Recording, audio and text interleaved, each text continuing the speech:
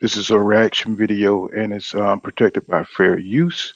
And I have asked for permission to use his interviews, and I'm just going to use and comment over any video that I'm analyzing. So once again, this is protected by fair use policy. So let's get it. Let's see.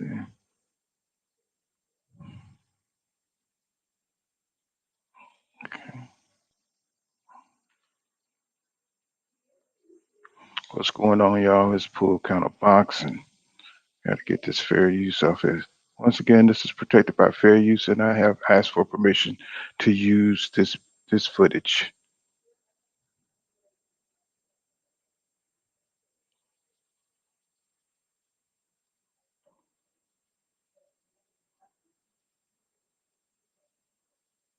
Let's get it, y'all.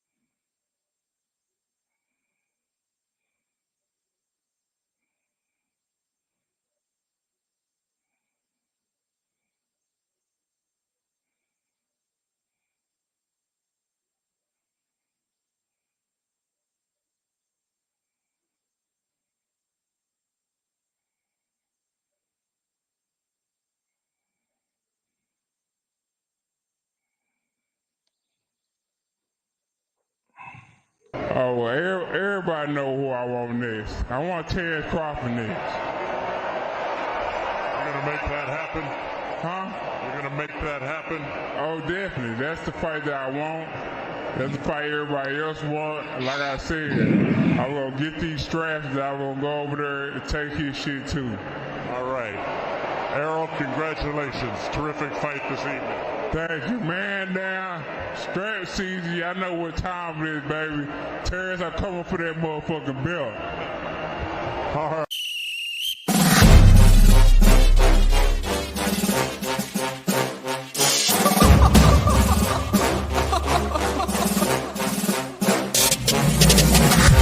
I'm not catching fades anymore. Gotta keep my hands clean when they come for the ball. Keep it smooth like a dawn, making moves in the dark. Cause I learned how to swim in the pool full of sharks. Now they coaches, cause they can't read all his motions. How the kid never switch codes, but he codes with focus. Staring down your team with a frozen, ice cold look that can end the summer solstice. Cause I'm more like the top dog. Keep on running game and the gang will accost y'all. I be calling plays from a plane while I'm off court. But we ain't the same, you a lame, I'm a mob star. Actually, I'm a top dog on a stat sheet. Off court, but I call plays for the athlete. Laughing when the cop cars try to catch me. Cause I rolled off in a taxi. Put my feet up, I'm relaxing. Singing Figaro with no accent. While I pour strings from the streets in. Do it all with a straight face, I'm the kingpin. Top dog, top flow, boss mode, I'm the kingpin. Showstopper, top dog, God five, I'm the kingpin. They know I'm a dog and a beast, man. Yeah, I keep the peace with a peace, man. I ain't got no time for appeasement. Why would I respond to a pawn? I'm the... Hold up! If I let my dogs off the leash, then you might want to get out of Dodge while they eat.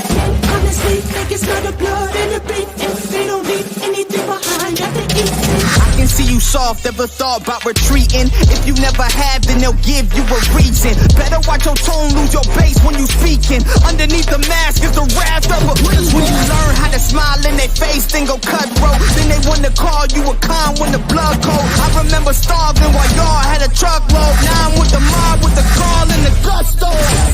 I'm a top dog on a stat sheet. Off court, but I call plays for the athlete. Laughing when the cop cars try to catch me. Cause I rolled off in a taxi. Put my feet up, I'm relaxing. Singing Figaro with no accent.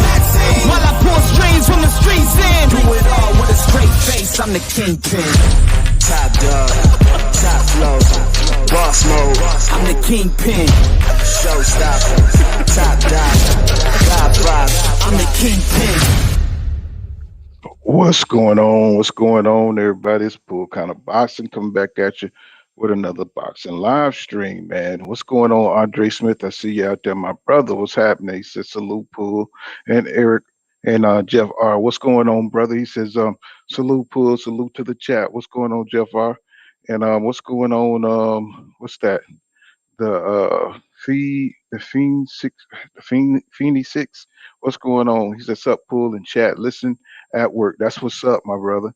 So, you know what I'm saying? I was just thinking, what I'm saying? We're always talking about, what I'm saying? We're talking about Terrence Crawford. We're always looking at that matchup, right? And if you think about, what I'm saying, Terrence Crawford may vacate. He may just, what I'm saying, just disappoint the entire boxing community, right? Well, then I say, well, shit. Well, that leaves Jaron Ennis, who's coming up on the WBO side.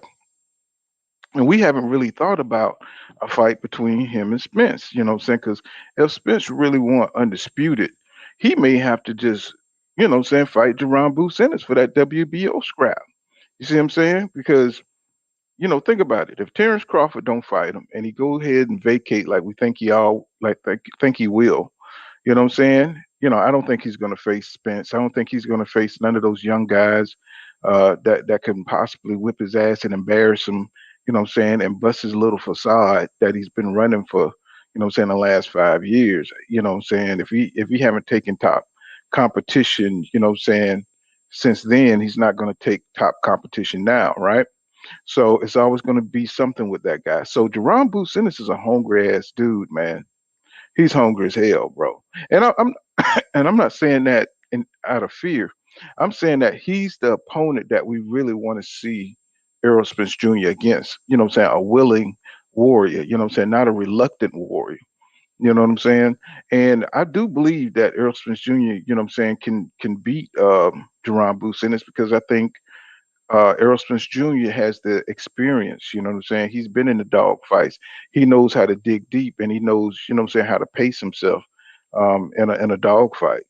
And I think Jaron Ennis, he's just right now he's so youthful and have so many arsenals, as a young offensive type of fighter, And not that he don't know how to, fight off his back foot, counter punch and that sort of thing. It's just that he hasn't been in those championship areas, where somebody's pushing you to your limit, pressuring you, and you have to make all these different adjustments. And you know what I'm saying? So I think EJ got the experience of how to pace yourself during those championship rounds. You know what I'm saying?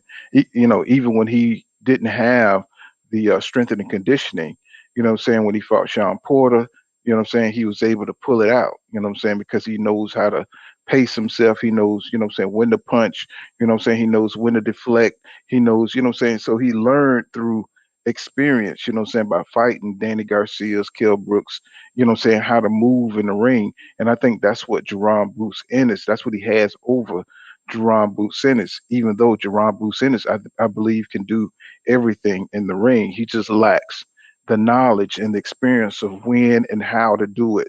Because none of his fights really go that far. You see what I'm saying? He's always blasting out opponents, and you can't learn a lot.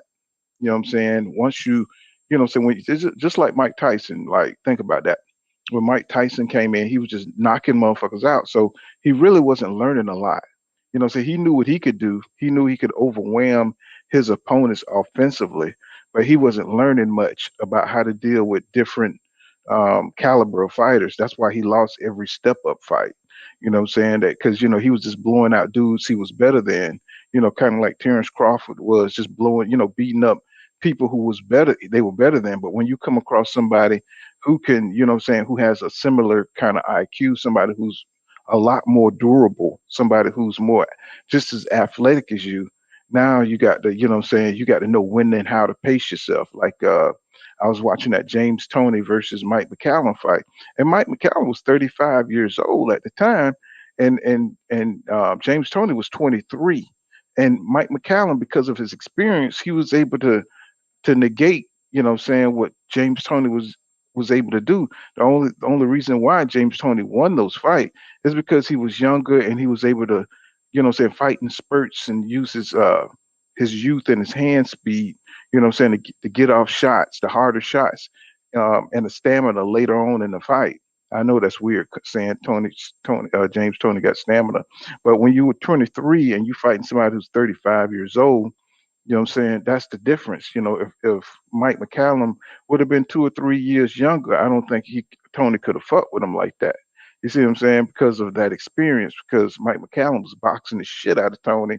And it was just only because he was an older man that was in decline that Tony won those fights. You know what I'm saying? Because that shit was razor thin close. And I think it's similar when you have athletic fighters like Errol Spence Jr. He's not old enough to be that slow. You know what I'm saying? To be that vulnerable to a young guy like Jaron Busin, especially a champion as rugged as Errol Spence Jr. So, you know what I'm saying? I went on YSM sports media, you know what I'm saying? I reached out to him and asked him could I use some of his interviews. And I came across this guy, AKOYE. I don't know how you say AK. I don't know how you say. I ain't gonna even try to. It's an acronym, and you know, he has some really good breakdowns of Jerron Business versus Errol Spence Jr. Had really great analyzation of it, and I'm gonna play that in a minute. But let me holler at some more of my people here. What's going on, Tremaine Smith? What's happening, my brother? He says, "Hey, bro, let's go hard, no doubt. You know, always. You know what I'm saying." He says, "I believe Spence would knock out Boots." He says, I'm concerned with Boots' low hands. And well, you know, he's a young dude. You know, a lot of young dudes, you know, they feel like their reflexes is all that until it's not. You know what I'm saying? What's going on, Master Khalid? You know, this is peace. And Cheddar Bob 1017 says, we also haven't, let's see, that shit disappeared. He said we also haven't seen proven durability from Boots, right? But see, nobody's been able to get through his offense. That's why I use Mike Tyson as a reference. You know what I'm saying? Nobody could like really survive. You know what I'm saying? That nigga, man, that nigga was just so raw. He was at the speed and his head movement was so crazy, you know what I'm saying? When he was on top of his game, you know, with Costamato. So, and Boots is kind of like, you know, like that. You know, you got to get by his offense. You got to be able to hit him with something so his ass to think and stop boxing. And I think Errol Spence Jr. got that kind of power. You know, plus he's a pressure fighter, so it's not going to be hard to find him. Um, let's say Jalen Cloud says, "Full kind of boxing salute. How are you? I'm doing all right, bro. Doing all right. Just waiting on them plates to come in so I can hit the road. You know what I'm saying? Waiting on them plates and all that stuff, you know. And um, you know, I got a lot of business to tie up, you know. Let's see. Uh, what's going on, Bree 87? What's going on, Ricky D? I see you out there, bro. I see you out there. He says, "What's up, Pool?" I see Trev Stover. What's going on, bro? What's going on, fam? And Bree 187, you know what I'm saying? She says, "Salute, Pool." And let's see, Aaron being Judah 38. He says, "I question Bruce Powell." He says his best KO is over 140 pound fighter. You know what I'm saying? I think the power is probably real. It's just that power just don't win fights. You know what I'm saying? When you're dealing with somebody who as durable as you know, somebody who you can't intimidate, you know what I'm saying, by throwing hard punches. You know, EJ's one of them dudes, you know, you're gonna have to like really break his will. You know what I'm saying? He's one of them dudes that could take a punch. You know what I'm saying? You saw how he was taking those Ugas punches. And even though I believe Jerron hit harder, but you got to if you're going to put yourself in a position to hit hard, you're going to have to commit the punches.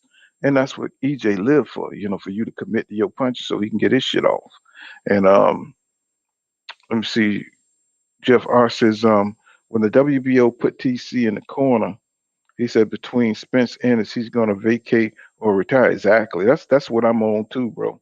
I'm on. I sense the same thing, and so for people thinking that Terrence Crawford is gonna revisit that fight, they better think again. They better listen to those interviews and listen to how he's talking, bro. He's not talking like he's interested in that fight at all. And I don't think it's like some strategy to get more money. He just don't want to get his ass.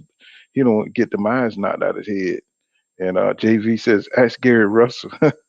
He said, ask Gary Russell. Gary Russell said he slapped shit out of Terrence Crawford and shit. That boy, they're crazy as hell. What's going on, Shade Girl 85? Trevor says Spence is able to move forward because his chin's so granite. He said he eats fighters' best punches like Skittles. You know what I'm saying? And that's true. You know what I'm saying? Another one who has a great chin like that is Javante Tank Davis. You know what I'm saying? I saw something where they was talking about Javante Tank Davis almost get knocked out, but shit, he took that shit, what I'm saying? And he took that shit, from Marius Boreos. And what I'm saying? He got a good chin, what I'm saying? He wasn't wobbly or nothing. He just, hey, it just woke his ass up that this dude got power. And he was, he said he was apprehensive about the dude power and he tasted it and then he began walking his ass down, right? Later on in the fight, right? So, you're not gonna walk down a guy if you don't have a chin, right? So Terrence, it says Terrence don't want to get. He said Terrence don't want to get pummeled. Of course not. Especially when you're older. You know what I'm saying. You don't want to get your ass beat up. You know what I'm saying. After you done made a reputation for being, what I'm saying, the best fighter at welterweight. You know what I'm saying. That's a reputation he's built up, right? So I mean, what you gonna do? Fight this dude that could destroy you? You know what I'm saying? And get in the ring and be embarrassed and stuff. He's not gonna allow that to happen. He's definitely not going to allow that to happen. You know what I'm saying? That's why he with all this pussy ass shit. He's bringing up all these damn different issues and shit. And then got the audacity to try to blame, what I'm saying, the PBC and shit. And they trying to foot the bill for everything. You know what I'm saying? And this nigga here fucking around. I would respect him more if the nigga just say, if you just say, man, what I'm saying, I'm too old, man, I'm gonna retire on what I've done, I'm cool, what I'm saying, instead of all this fronting ass shit, that's his problem. You know what I'm saying, that he's doing all this damn weak ass fronting and stuff, you know. It says this stroke Travis Stroker says Puma laugh out loud. And it says that's the perfect word. And let me see. Oh man, I got the wrong goddamn banner floating. Let's see.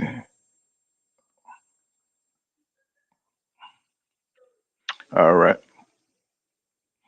Raymond, what's going on, Raymond Murphy? He says, I don't know why folks won't call a duck a duck. I mean, I don't know, man. That's the craziest shit, man. I'm like, this dude fighting a whole nother nigga, man. And then Terrence Crawford said that he agreed to everything. How can you have it both ways, my nigga? You know what I'm saying? You helped up the fight. You stalled. You kept making issues for revisions. I mean, you did everything for this fight not to happen. But yet he turns around and said he did everything he can. See, that's what makes you dislike the motherfucker right there. You know what I'm saying? That's the shit that make you dislike is the dishonesty shit, bro. You know what I'm saying? And his fans come in here with that old pussy punk ass shit, bro. Don't come in here with that pussy punk ass shit, bro. You know what I'm saying? All the lies and shit, bro. You can see this nigga you see him just turn. See, the whole thing make me. I don't even like talking about that shit, man, because shit make me mad, bro. When I talk about it, he says, "He'll be pummeling these niggas." Yeah. I mean, I always go back to that damn Ugas fight when he just constantly hitting Ugas ass in the neck, and you just see Ugas just putting them gloves up, trying to brace himself, and that shit is crazy, bro. I mean, that dude, I don't know what they talking about. This man ain't got no power, man. That dude, I mean, if you go back and watch that Ugas fight, it's like, ooh, wee, Jesus Christ, that was a hard ass fight. You know what I'm saying? No wonder why I think he beat Sean Porter because Ugas is a big motherfucker, y'all. Y'all just don't know. Um, I mean, if y'all seen him in the weigh-in side by side, you know, Uga's a huge boy. He's a big boy. Jalen Cloud says Crawford not built for a dog fight. Say he doesn't know how it feels when to be in front of a guy that will throw less than 60 70 punches around. That's the least, right? You know what I'm saying? And you know what I'm saying? You know, because Diaz Diaz was pretty aggressive, but he couldn't reach Crawford because he was too little. You know what I'm saying? You could see how small Diaz was, but he was pressuring, and he did hit Crawford a couple of times in that damn fight. He popped Crawford a couple of times, but see, he fighting such little dudes with little reach that he feels safe because you know he knows his range. You know, uh, let's see. Raymond Murphy says Terrence pop all that smoke and then exited stage left when it came into fruition. Right. And Jermaine Smith says he says Buddy will fight for the right price so he can retire and use the money to comfort his emotional hurt. Yeah, he ain't fit to fuck. He got a personal problem with EJ, bro. You know what I'm saying? That shit there, the rivalry is real with him. That nigga, it's all up in his ass. It's all on the personal, you know what I'm saying, on some real hoe ass shit. You know what I'm saying? That nigga do not want him to succeed. You know what I'm saying? Mesa Sheik Zulu says he says he said we were having a great year boxing until TC started the whole boxing world for 6 months on some BS. Exactly. That's why he's getting all this pushback. That's why he's getting this damn smoke from the boxing fans because we find out you're a big ass fucking fraud. You know what I'm saying? And your ass need to get the fuck out of boxing immediately with that David Avenesian bullshit. You know what I'm saying? Ain't nobody feeling that fight, bro, at all. I mean, how you gonna have 4 fights of goddamn MMA niggas, you know what I'm saying, up in boxing, bro. This nigga might as well go join he might as well go join Jake Paul them and shit. You know what I'm saying? Jake Paul them got a better damn production than BLK Prime. You know what I'm saying? I mean, go to their website and watch some of that janky ass shit they got over there. Black Star Sports TV says Uga still seeing double today. And you know, he still want that smoke too. You know what I'm saying? That's why Ugas is a real one, man. He's definitely he want to fight Jaron Boots Ennis. But right now, Jaron Boots Ennis is on the cuff of getting a big fight. So he really don't want to go backwards. Um let's say Batchy, I don't know how to say all that, bro. He says I got air for the win. And he said Jalen Cloud says Ugas back was huge. Yes, sir. And you know what I'm saying? If you go on BoxRec, you know what I'm saying? I think it says that Ugas got like a 69-inch reach. And then in actuality, when they, you know what I'm saying, when they on the fight and you see the measurements, the nigga got like a 73.5-inch reach or something crazy like that. You know, I say, God damn. It's like how did they mess that up on BoxRec? I know they have accidents on BoxRec, but I'm like, damn, that one there surprised the shit out of me. And GD says, I got Errol winning an action packed fight versus Boots and stuff. Yeah, me too. Yeah, me too. I'm gonna pull up AKOYE. I don't know if he's a coach or whatever. I just came across him on YSM sports media, and you know what I'm saying, he be giving like some really crisp ass analyzations and stuff. So I kind of like this dude. You know what I'm saying? He's like Dwyer but sped up. You know what I'm saying? He give you like one of those kind of like real nice deep analyst jobs on boxing. But Dwyer, you know, he just take too goddamn long to get to the point. You know what I'm saying? Dwyer was Andre Ward lawyer. You know what I'm saying? And that whole debacle shit that he had going on between his promoter, that was Dwyer work. And Dwyer, you know, he does boxing channel type of information, you know what I'm saying? But he just takes so damn long. He's like Howard Cosell, you know what I'm saying, on sleeping pills, you know what I'm saying? So let me see. Jalen Cloud says Spence has the same measurables as Crawford. Said he won't have a real short arms. He won't have real short arms, but be 3 inches shorter, say he would actually be the bigger man with the same reach. Yeah, you know what I'm saying? Yeah, I agree with that. And Spence, the pressure he puts on you, he knows how to, what I'm saying? He knows how to what I'm saying, kill that distance, what I'm saying? He knows how to keep that jab in your face, what I'm saying? He knows how to break your rhythm and all that stuff. So I don't think Crawford is not used to somebody putting that kind of pressure on him, what I'm saying, that can touch him and get to his body and walk through his shots. I think that's going to be the more shocking shit for Crawford to watch somebody, walk through his shots and get to his body and shit, and him have to actually absorb punishment. That's some shit that Crawford is just not ready for. That's why he really don't want to fight this dude, because he's seen how physical he was with Ugas. He saw that he's a real deal. The man is a fucking lawnmower. You know what I'm saying? He's gonna come in there and cut all the grass up, what I'm saying, rocks and shit. You know how it sound when a damn blade, that blade hit the damn rocks? That shit sound violent as shit. You know what I'm saying? And that's what that fight was. That's what it represented for EJ. You know what I'm saying? He was the lawnmower and goddamn Ugas was the grass. And he was cutting his ass down, bro. I'm talking about that shit was violent as shit.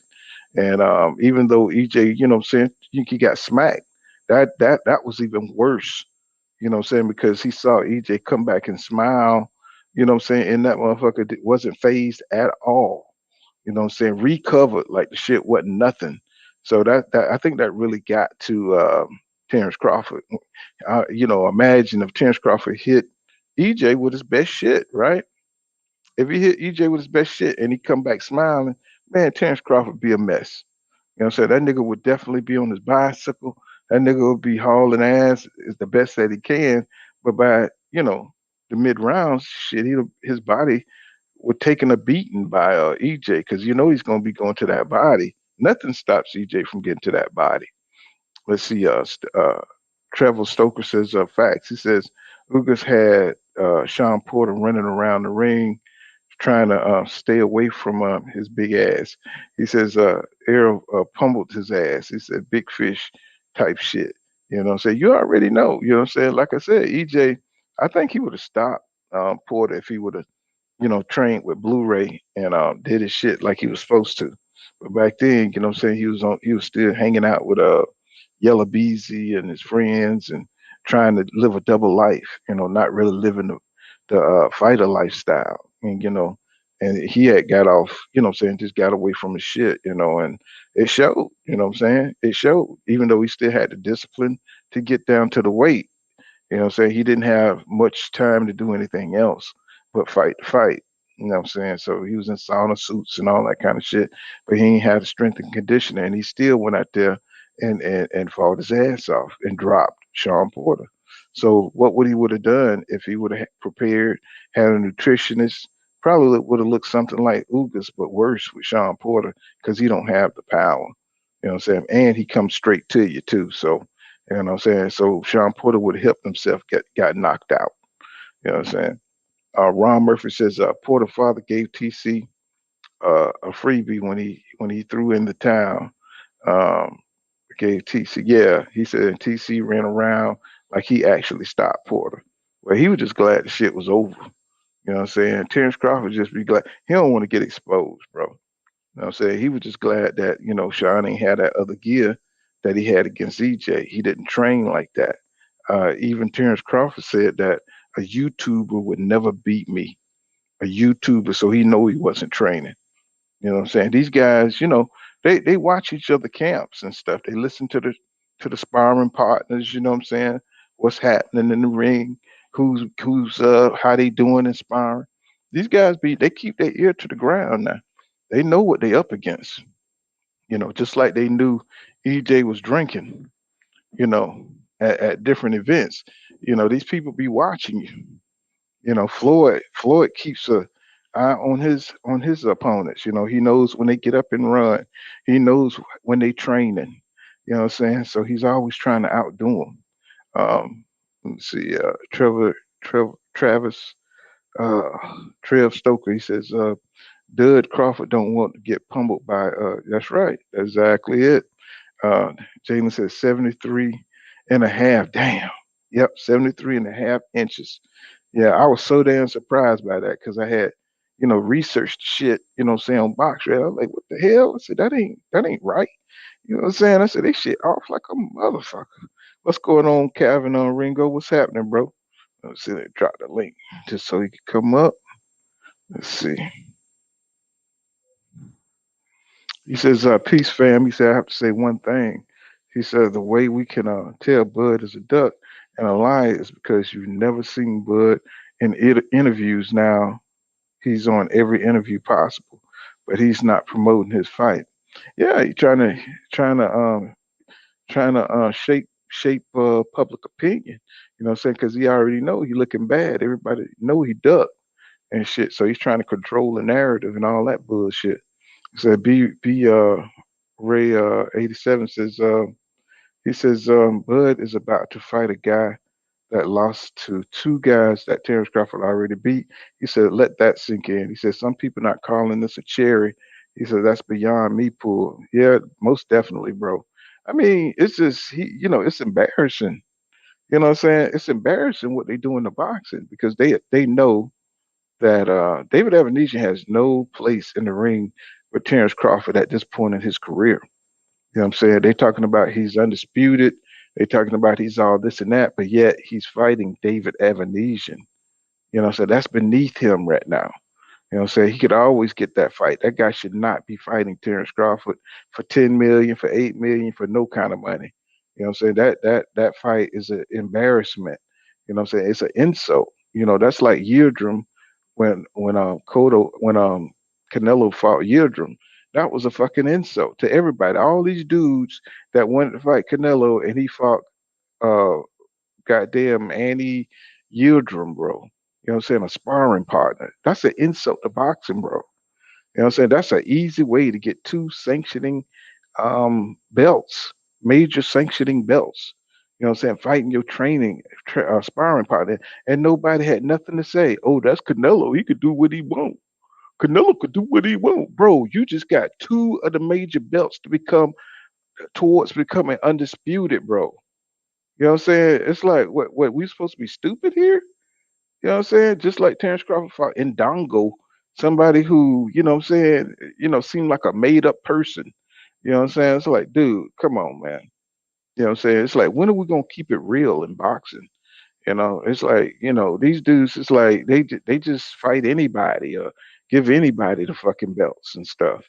It's like we don't have no special fights no more. Where the champion who had the belt had some grit, what I'm saying, had some special talent. No, we got niggas that just holding the belts and shit till somebody better come along. You know what I'm saying? And they don't even have to be much better. It just be another damn title holder. You know what I'm saying? Motherfucker may just have a little bit of power. Or maybe, you know what I'm saying? Maybe have a little footwork and, you know what I'm saying, outpoint the nigga and then that's another title holder and shit until somebody like a Terrence Crawford come along. So, boxing is just, just too much politics, too much business getting in the way right now. And it's just kind of killing the sport. He says Raymond Murphy says, he says Ugas threw some heavy duty vicious body shots and EJ ate them. He damn sure did. And I was just looking, if you go back, you just watch how EJ was like taking them shits, man, but he was staying in range so he could give his shit off too. And that's what I love about EJ. You know what I'm saying? He will take one to give one. Um, JV says, Pool, why don't you do Richard like that? He said, do Richard. Why don't he said why you do Richard? Oh, he says, why do you do Richard like that? Who is Richard? You know what I'm saying? It's like y'all gotta forgive me. I'm old, bro. You know what I'm saying? I be forgetting shit. It's a GD says Bud can lift them all. He said lift all them weights, wrestle with them little minions, fight local cab drivers, and he still can't fuck with EJ. Guess Bud trying to find his confidence. He says I really don't like that dude, Bud. He's a straight bitch. You know what I'm saying? I kind of feel the same way, bro. You know what I'm saying? Because I think he deceived us. So I think he deceived boxing fans by making us think that he was, something that he's not. And you just kind of feel fooled. He says Cavaringo on facts 100 says he's been clout chasing EJ the whole time, and see now we've discovered that. That's why he's doing all this bullshit, bro. Miss T says Boots at this point won't beat EJ. He said I give Spence. He said I give Spence. She said I. I'm sorry, y'all. I'm just like I haven't had no coffee or shit. I got my days and nights mixed up. He said Boots at this point won't beat EJ. I said I give Spence the win over Boots right now. Yeah, me too. And Tev Stoker says Dud Crawford is bad for boxing. He says boxing real talk. And my Jewish brother, he says who's gonna coach Duck Duck Duck? Is Bomac still Duck coach? And what's going on, Mr. Dixon? He says so Bud is just going to sit there and let EJ do all that. Oh, well, it's not about. See, yeah, you're not looking at it. See, you're looking at it from the wrong point of view. It's not that Bud is going to sit there. I mean, do you see how EJ pursues fighters? He's going to mirror you. You're not going to be able to just get away from EJ. EJ cuts off the ring. He makes you fight. You know what I'm saying? I don't know if you heard Derek James says you're going to fight. You're going to fight the fight that EJ wants you to fight. You see what I'm saying? You're gonna fight where he wants you to fight. He's gonna pursue you. So y'all keep thinking that Bud is gonna move like he moved at 140. He's at 147 now, bro. He's not gonna be moving like that. You know what I'm saying? Plus EJ go for your hips. You know what I'm saying? Why you think everybody think that Ugas, didn't move because, what I'm saying, some kind of flaw. No, it was them fucking hip shots. EJ learned out of that Mexican style to hit them hips. You know what I'm saying? And it don't take many shots to him, to slow you down. And all he needs is for Crawford to slow down just a little bit. You know what I'm saying? Well, really, he's constantly punching you and he's constantly putting that pressure on you anyway. So, all see, Terrence Crawford ain't used to fighting 3 minutes every round. Y'all need to check that out, man. You know what I'm saying? Stop using this fantasy shit where Bud is like Muhammad Ali and he ain't. You know what I'm saying? He is not Muhammad Ali, and he's not moving like he did at 140. But, you know what I'm saying? You can't tell these dudes nothing. In their mind, you know what I'm saying? Bud is going to float like a butterfly in the ring. You know what I'm saying? It's like a nigga 35 pushing 36. You know what I'm saying? EJ going to destroy his ass, bro. But it'll never happen because Bud Crawford ain't going to get in the ring. You know what I'm saying? You just saw this nigga just do a whole song and dance to get out the fight. You know what I'm saying? And then try to put it on back on EJ. You know what I'm saying? That shit tell y'all niggas are like, you know what I'm saying? Y'all like blind with love for a damn ducker. It's like y'all get a life, bro. Um, Jalen Cloud says if Crawford can't clinch Spence on the inside, he says game over because he won't be able to stay on his bike for 3 minutes every round. I'm gonna tell y'all something. EJ is gonna turn up on him. He's gonna really turn up on Crawford. You know what I'm saying? Because he already sensed that Crawford don't want to fight. He just want to get in some counters and try to dissuade EJ from throwing. That's not gonna happen, bro. That's that's not gonna happen. He knows Crawford's soft to the body. How many people have y'all seen put any kind of punishment besides Jose Benavidez on Crawford body? That's all EJ do. Break you down, bro. You know what I'm saying? If he's not used to taking shots to the body, you know what I'm saying? That's all this dude specializes in.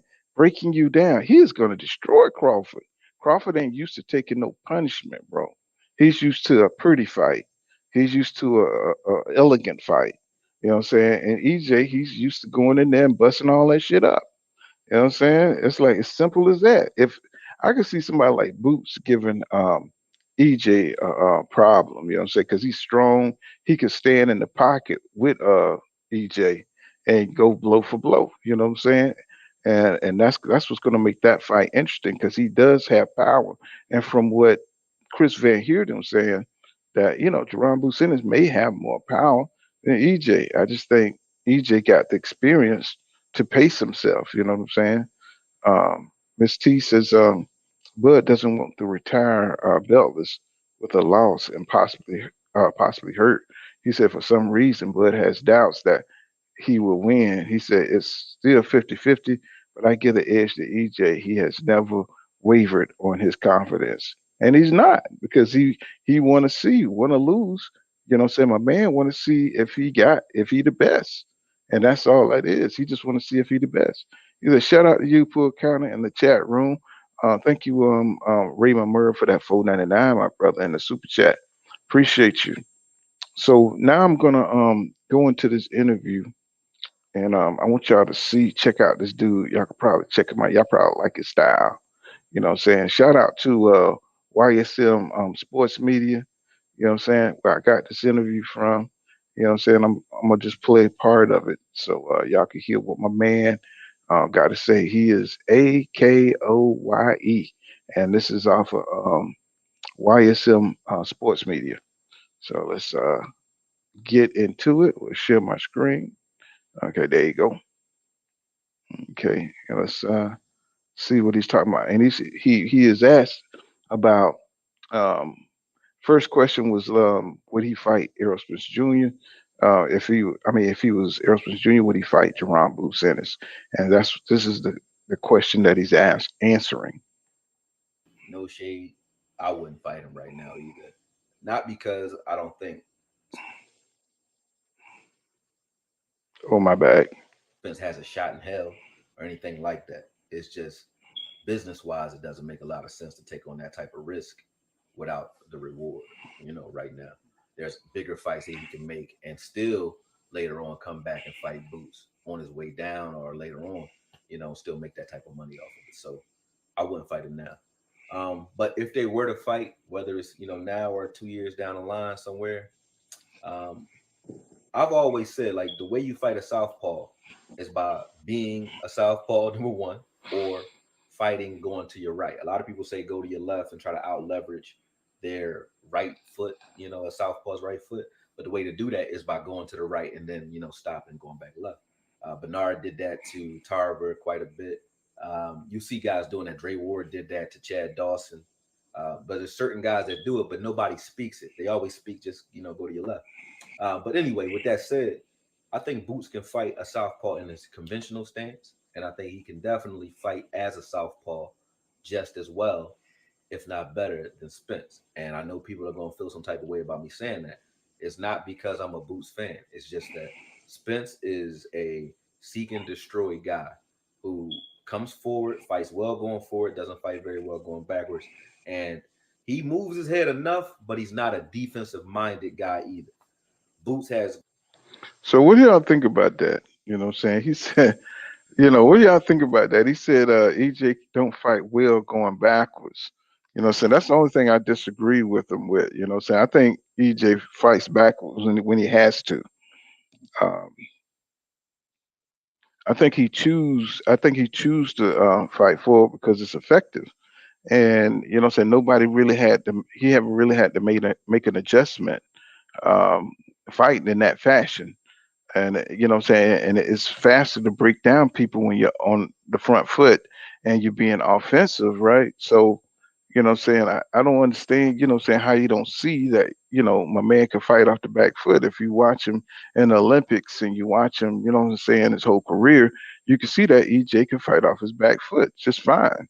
So I don't know why he say he don't fight off his back foot that well. Maybe because he don't do it as often as he would like, but it helped him win the fight by moving forward. So if it ain't broke, you know what I'm saying, don't try to fix it. And I'm saying that's just my opinion. Um, you know what I'm saying? So until somebody makes you have to make an adjustment, you know what I'm saying, you keep hitting them with hit the same shit, you know what I'm saying? Because it works, right? So let's get back into it. Great defense out of both conventional and southpaw stances. And I haven't seen Spence have to deal with a guy who can literally jab you out of the southpaw stance all night. I haven't seen Spence have to deal with anybody that can do that to him. That's why the Spence and Crawford fight is going to be interesting, because Crawford can do that too. But I think as far as transitioning from offense and offensive creativity that Crawford has, but the defense of like a James Toney type of guy, Boots got that. So it would be difficult for Spence to I think, change his stripes this late in the game.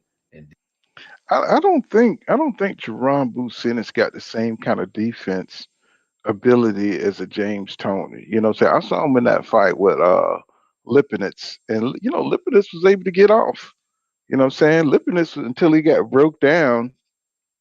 By Boots' offensive artillery. Excuse me. um, I think listen, I didn't see no James Toney type of Philly shell type defense or nothing like that. I think he had nice feet footwork in that fight. I think but he got whacked pretty good. He get hit by that right hand a lot. So I don't know what he mean by that. What I'm saying, I don't know what he mean by that. I mean, I know they all like the Philly area and shit like that. I thought no, I think James Toney out of Michigan. But I don't know. That's a weird statement right there. You know what I'm saying? But let's see what else what this got to say. and deal with the things I think Boots brings to the table. But I know Boots is the type of guy. You got problems, right? And you got problem solvers. And a problem can be a problem forever, and people may never solve it. Like you see guys like we going back to Bernard Hopkins, but Tito Trinidad, that left hook was a problem, right? Until he met Bernard Hopkins. Then once somebody solve it or crack the code, those problems usually they on their way out, or other people come and mimic that style to beat that problem. Andre Ward, Sergey Kovalev. Exactly that. Dre Ward, Sergey Kovalev. You got Margarito, Shane Mosley. You know what I mean? So on. So it's like you got guys that come in, Jarrett Hurd and J Rock. You know what I mean? You got guys that come in and they present a certain style that seems so dominant that you can't deal with it. But you usually can pick those guys out because they're not very fluid, meaning they don't have a lot of different styles. They, it's like remember the Titans, you sort of speak. They come in, they're gonna do what they do, and you just gonna have to deal with it. And as soon as somebody learns how to solve that problem, other people can mimic that. Like the 4-minute mile back in the day. Remember, nobody could run the 4-minute mile. Then once somebody did it, everybody could do it. You know what I mean? Yeah. So he's saying that Boots Ennis can solve Errol Spence Jr. What I'm saying, that I guess the blueprint to beat Errol Spence Jr., which is, I guess what he got different styles or something. I guess because he could switch. A lot of people put a lot of emphasis on that damn switching shit. You know what I'm saying, or being able to fight on different sides and stuff. Because I mean, when I watch Boots Ennis, yeah, he can adjust and what I'm saying? He's young, he's got good footwork. I don't see all this stuff he's talking about, but I know he's in the gym with him. So, what I'm saying? I don't know what else. And I think they underestimate my man, Spence. He was an Olympian, so what I'm saying, the man can fight in different styles. He just like keeping discipline in this one style. Let me see. Miss T says, he says, Bud doesn't want. Okay, I read that, and Jonathan Park says, we got to remember that it wasn't not the same EJ that fought Porter that fought Ugas. He said he beat Porter while not even being focused. He was going to destroy Bud if Bud get any nuts. You know what I'm saying? And that's pretty much true. That's the truth right there. I'm saying, okay, they talking to each other. Jalen Cloud says, save face. Yeah, that's what he doing. And he says, Mr. Dixon, yeah, bro. He says you're not going to have a choice. He says everyone ends up fighting the way EJ wants to fight to go. He says, listen to Derek James and other boxing people. He said, cuts off the ring. Yeah, I mean, the thing about EJ is, you got to knock him out, bro, because he's going to continue to come forward and he's going to continue to make you fight. And it's not that he just comes all the way in. It's just that he stays so close to you that he's going to make you make a move. If you don't make a move, he's going to punch you. So, you know what I'm saying? So, and he's never going to back down from that space unless you hit him with some really good shots. You know what I'm saying? But then he's going to come right back and do it all over again. And that's mentally that will break you down. You know what I'm saying? Somebody who keep putting pressure on you, keep touching you, keep hitting you, keep making you work. That's mentally exhausting. Drake State Farms Reloaded. He says, "What's up, Pool?" He says, "Little Reggie Bud knows that he has to fight Spence or forever be a duck, getting heckled at boxing events." Facts. You know what I'm saying? He got his own little world up there. He'd probably be wrestling white folks and stuff for the rest of his life. You know what I'm saying? Up there, start probably be a wrestling coach for some college or high school or some shit up there in Omaha. He says, Tremaine Smith says, "Do you like how PBC has cornered Bud where he has to come out and fight or stay in the house?" Yeah, of course. Anytime they go silent, radio silent on your ass like that, Al Heyman them, they cooking up some shit. They setting up some shit. And you know, I just want to see that look on Bud face when he know he's been outmaneuvered again. You know what I'm saying? Calvin Ringo said, "Thanks for the morning live." He says, "I'm at work and getting to enjoy the show." Oh, no doubt, my brother. You know what I'm saying? I be trying to, get on here and do my thing, while I'm off and stuff, you know what I'm saying? So I said, let me get on some live streams and stuff. And let me see. Tremaine Smith says, let's get the likes up. No doubt. I appreciate that, Tremaine. Let me see. Did I rent you? Let me see. That's Let's see. Make sure you reached out, Tremaine. Film study. Why you not reached out, bro? Let's see. Film study. Let's see. Hit that like button. Add as moderate. Right for you. It's like I don't be looking at my phone. I can only see who's what when I look at my phone. Let me see. Uh, so Jonathan Paul. Okay. So easy to for two. Yeah. So I don't think let's see what's going on 52 Blocks Boxing Network. He said, I got Arrow. He said, I haven't seen Boots fight anybody on Arrow's level for me to believe he can beat him. Right. So, but you can still see um offensively what he can do. You know what I'm saying? The kid is a nightmare offensively, although I don't think he can open up like that against EJ. And if that's what he depend on, overwhelming people with offense, I think that's what's going to hurt him. You know what I'm saying? Because he's going to have to box and use his other tools to beat EJ. You know what I'm saying? If he can. You know what I'm saying? Jalen Cloud says, Bud in naturally the smaller man who's those hip shots would slow him down faster than a naturally bigger guy. I mean, that's just what EJ do. You know what I'm saying? He naturally boxed that way. He don't even have to think about it because it's a part of his muscle memory. You know what I'm saying? To go after the hips, to slow a mover down. So EJ conserves his strength. I mean his stamina. You know what I'm saying, by not jumping all around everywhere. And Terrence Crawford, to have somebody pursue you like that and constantly be pummeling you like that, that's going to wear him out, bro, mentally. You know what I'm saying? Not only physically, but mentally. You know, Miss T says, but not going to be able to do to, he said, not be able to do to Spence what he did to Poster. He said, Spence for work and ring IQ levels above anybody CC5. That's what I'm saying. And I think, see, a lot of people don't understand that Terrence Crawford understands this. Why you think he's bullshitting? You know what I'm saying? If you thought you could beat somebody, you would make that deal. You would go ahead. You would do everything you can do because you know you can beat this guy.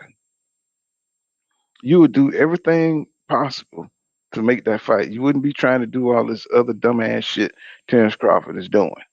You know what I'm saying? And I think everybody, instinctively know that.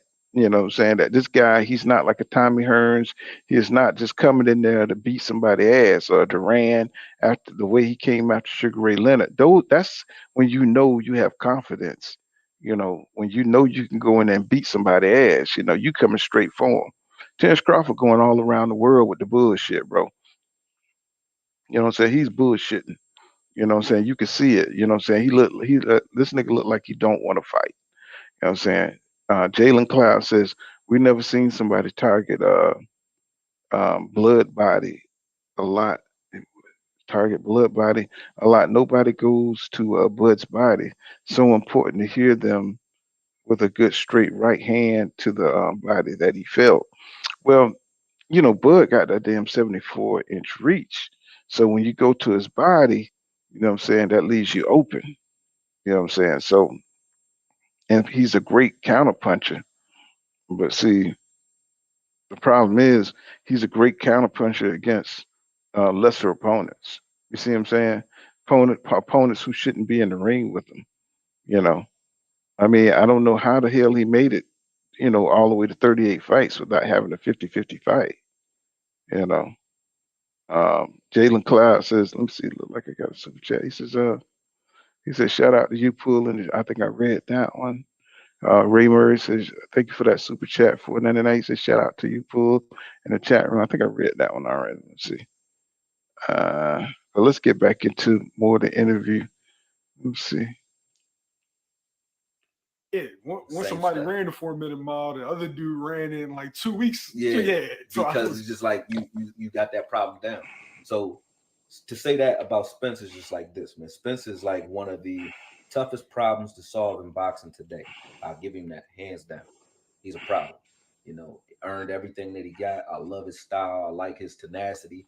He's evil. He fights with evil intentions. But I do think that Boots has what it takes to be able to deal with that. That doesn't mean he just walks in and wins, but it does mean that style-wise, stylistically, Boots brings more to the table than Spence. That's just my opinion from what I've seen out of both guys. So that would be interesting. That would be an interesting fight. Spence definitely got the power where you've seen Boots hit, so he has the power to hurt anybody he hits. So, like I said, it's not like he doesn't have a chance to beat Boots or anything like that. I wouldn't even say that. But, and that's, this is boxing. Anybody can lose on any given day. You only take one punch and it's a wrap. So, but with that said, I feel like Boots has what it takes to be able to solve that type of problem.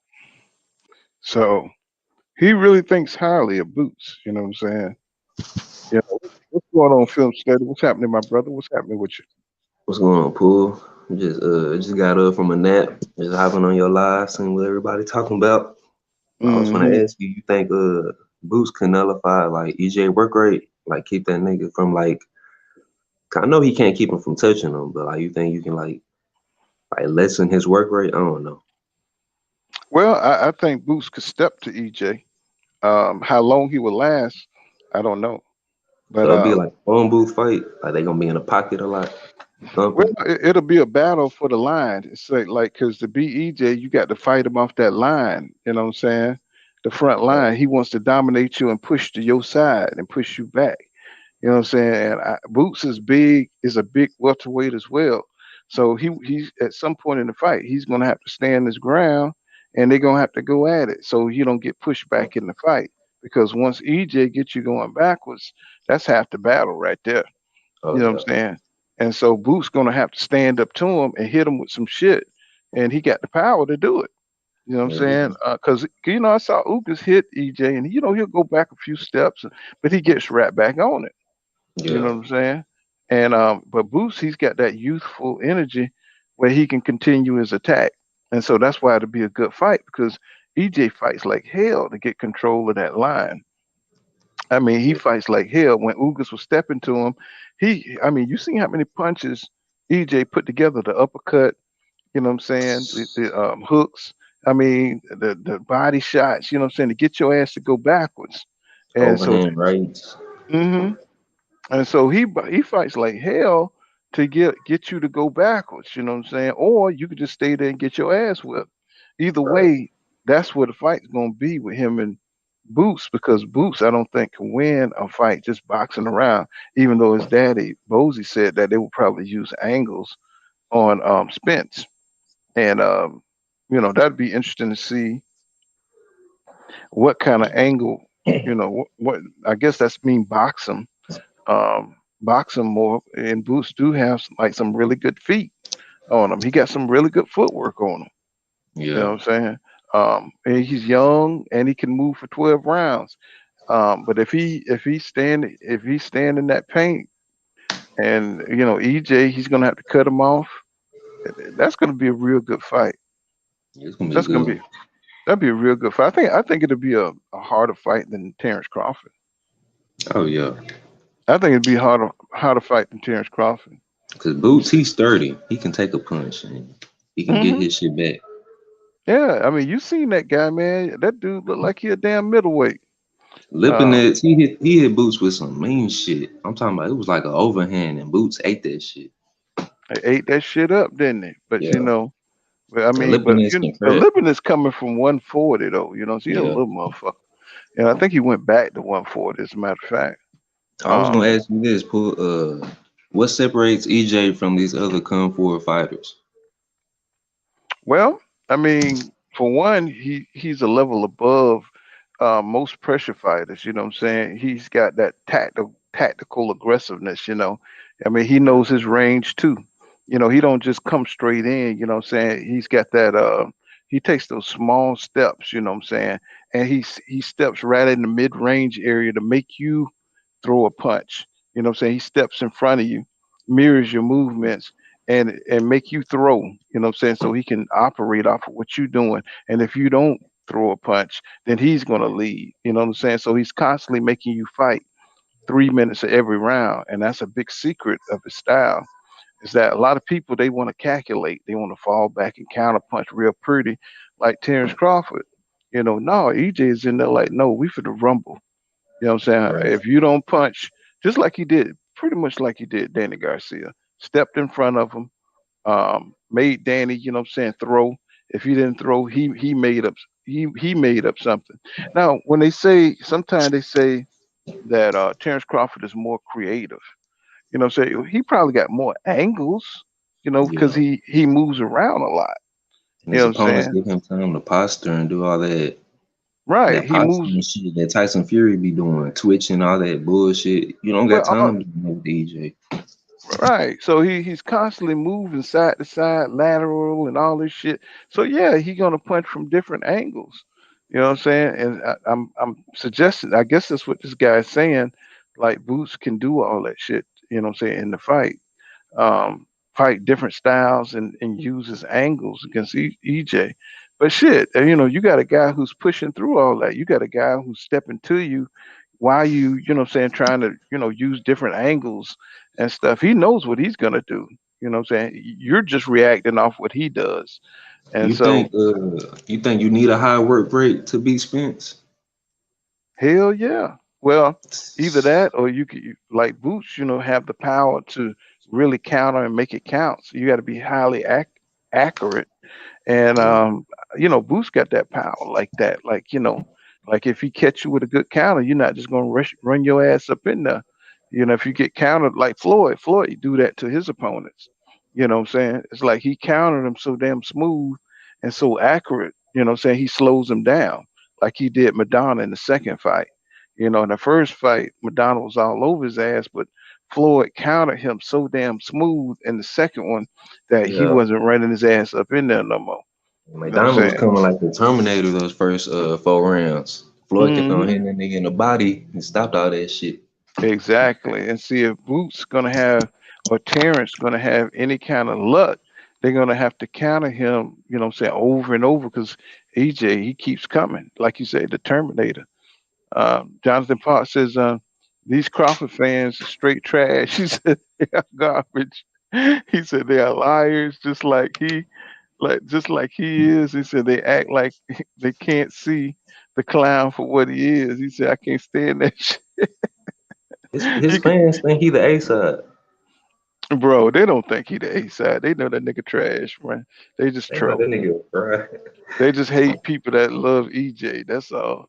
You know what I'm saying? They'll say anything to your ass to make you mad. Uh my man, my Jewish brother says, he says, and Crawford eyes swell fairly quick, yep, and easy.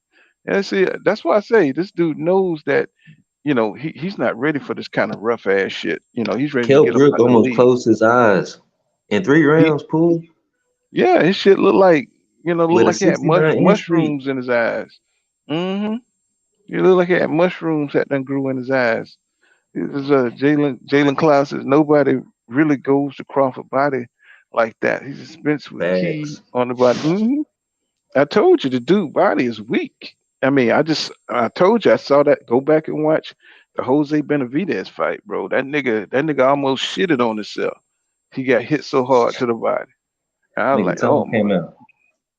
I mean, his body like did something weird. I said, man, if he go in that EJ fight with that bullshit, with that weak ass body, bro, he finna get folded like a lawn chair. And He finna let hit me that see. nigga hard as fuck, man. Yeah, I mean, go watch that shit, man. I was like, damn, he knocked out Terrence on his feet. Hey, EJ gonna hit his ass with a body, and that the punch you gonna show through that nigga bud back. Mm-mm. And EJ, once he see he got you, man, he's gonna really turn up on Bud. He's gonna make Bud fight at a pace that he's not used to. And I think Bud understands that. That's why I Just like, give Boots a good shot at like beating Spence, cause he's 30 and he don't have like EJ work rate, but he got a good work rate to give EJ problems. Bud, he don't. He hmm waiting on you to make a mistake. Don't do that shit. That's exactly what it is. They keep acting like Bud throw all these punches, and they think that counter punching bullshit is gonna work. But if they see how EJ come in that motherfucker, man, that dude coming, he don't be worried about no damn counter punches and shit because No. he's gonna deflect your shit, man. He's gonna deflect your shot, and then he's gonna give you his best shot. And see, Bud ain't ready for no fight like that. That's why I don't even think the shit gonna be as intense as most people think. Because Bud ain't used to taking no punishment like that, bro. Bud got to get past his jab. He got to get past EJ jab before he want to do something offensively. And we know Bud defense is not good. It's Well, I can see Bud catching EJ, in some jab like shit, you know what I'm saying, oh yeah, sometimes in the fight. But I don't see it affecting EJ like that. hell no. Cause but I do see Bud being able to you know what I'm saying, he's gonna have some moments in the fight. Oh yeah, But I think EJ is just gonna gauge his power and see where the punches are coming from, and he's gonna make his adjust. It's gonna be some adjustments. It's gonna be some adjustments. But with Boots, I think Boots is more creative than Terrence Crawford because of his youth, because of his agility. Just like like if this was Terrence Crawford at 32 or 30 when he was younger, what I'm saying, it'd probably be a different fight. probably. Probably be a different fight because he have access to more of his athletic ability. Yeah. It'll be his. I mean, he wouldn't have the slowness or he'll be able to bounce. He'll be able to do more things, stay away. But now that he's older at 35, he's gonna get broke the fuck down. He's gonna get Mentally and physically, he he's gonna get gonna get broke the fucked. fuck down. At 35, he's gonna get fucked up, bro. But let's get back in. Let's see what my man what else he has to say here. Last question on this particular subject. Is there any way that we can know who's the best in the division unless they fight? Because a lot of times we anoint guys.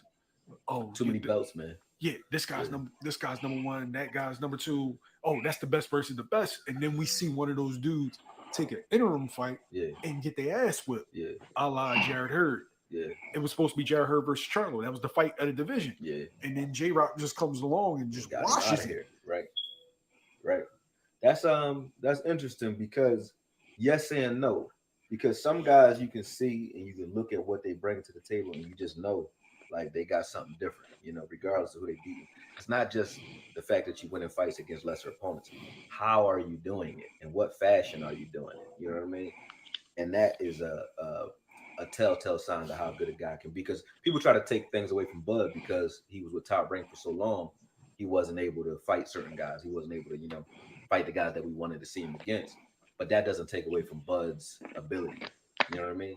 So for Bud Crawford and guys like that, I would say you can still call yourself, you can't call yourself the best. You can say you're one of the best in your division and hands down one of the best in the world for sure without fighting the other guy in the division. But the way boxing is today and the way fans are, I think they give too much credit to losses. And I think that's why you don't see it. You know what I mean?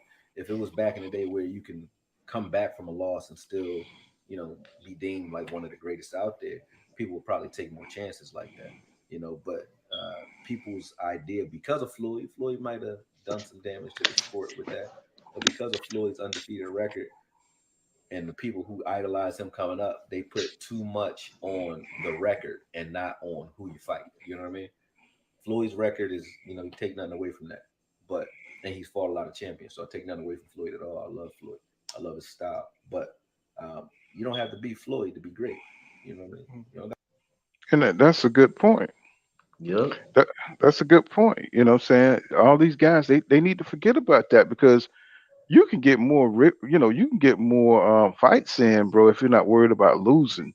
And for the boxing purists, the problem is we got a lot of casuals that come into boxing. They don't understand that even the best fighters are going to lose, bro. I mean, every last one of my, heroes lost. You know what I'm saying? In boxing, whether it's Mike Tyson, Sugar Ray Leonard, Muhammad Ali, it just don't matter, bro. They all lose. Yep. So when people come to my channel and they be like, "What are you gonna do when Crawford beats Errol Spence Jr.?" I was like, "Bro, get the fuck out of here, bro. You are not a boxing fan. You don't know shit about boxing. That's You know some what I'm saying? fanboys. If you don't know anything about boxing, everybody loses, bro. It's not boxing ain't about that. It's about finding out who's the best in each division or in each fight. Who's the better man that night? That's all. It's like all this other shit. You know, not that Terrence Crawford is gonna beat EJ. Let me just straighten that out. They But not even if even Bud fans, Pool. They EJ haters. Just like what you right, said. What you gonna do when EJ lose to Crawford? What the fuck y'all gonna do? Ain't y'all gonna celebrate Crawford win? Ain't y'all his fans? They yeah, still gonna be worried about EJ. but that's how you can tell you're not dealing with a boxing fan, because that's crazy to a boxing fan. It's like, what are you gonna do if what I'm saying, your favorite fighter lose? That I mean, we're gonna watch his next fight. I mean, I Right. don't get it. When Deontay Wilder lost to Tyson Fury, I We mean, watch this shit.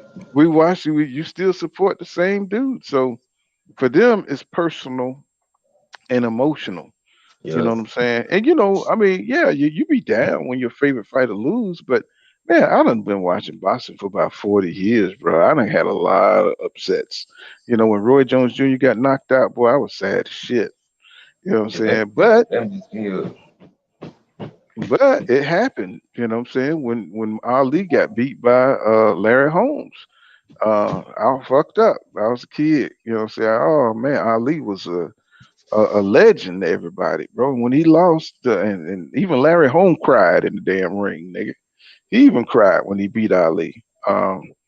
So And you Mike know what I'm Tyson got saying? his way. So Sugar Ray Leonard lost to Duran. You know what I'm saying? It was a nightmare, bro. But he came back and won it. So so to us, it's just like, what are y'all talking about, bro? It's like that's how they can tell that you're a casual fucking fan when you ask a question like that. Because we love the sport of boxing. We love the fighters too, but we love the sport. Because the fighters will be gone in a few years. And I've seen quite a few of them transition in, transition out, and now EJ them, it's about time for them to transition out because they're getting older. So we Yep. got the new, you'll see Kid Austin in my shorts. Kid Austin, you'll see Shoo Shoo. You'll start seeing the new people coming up. Delonte Tiger Johnson, you'll start seeing a whole new batch come in. You know what I'm saying? So, we're starting to see the transition now. Devin Haney, Tank, they starting to take over. So Mike Rhythm says, he said, "What's up, everybody? I see you, Mike Rhythm." And Dungeon Top says, Crawford already know everything Spence would do to him. He said it's his fans who can't see it. They see it, Dungeon Talk. They just like film studies say, they just hate Spence. They don't want to give him no credit. You know what I'm saying? They know he the boogeyman. No, they don't want him to succeed in nothing. But I don't understand where the hate come from though, It's He like, don't want to lose suspense. Pool. He do not want hmm, to lose suspense.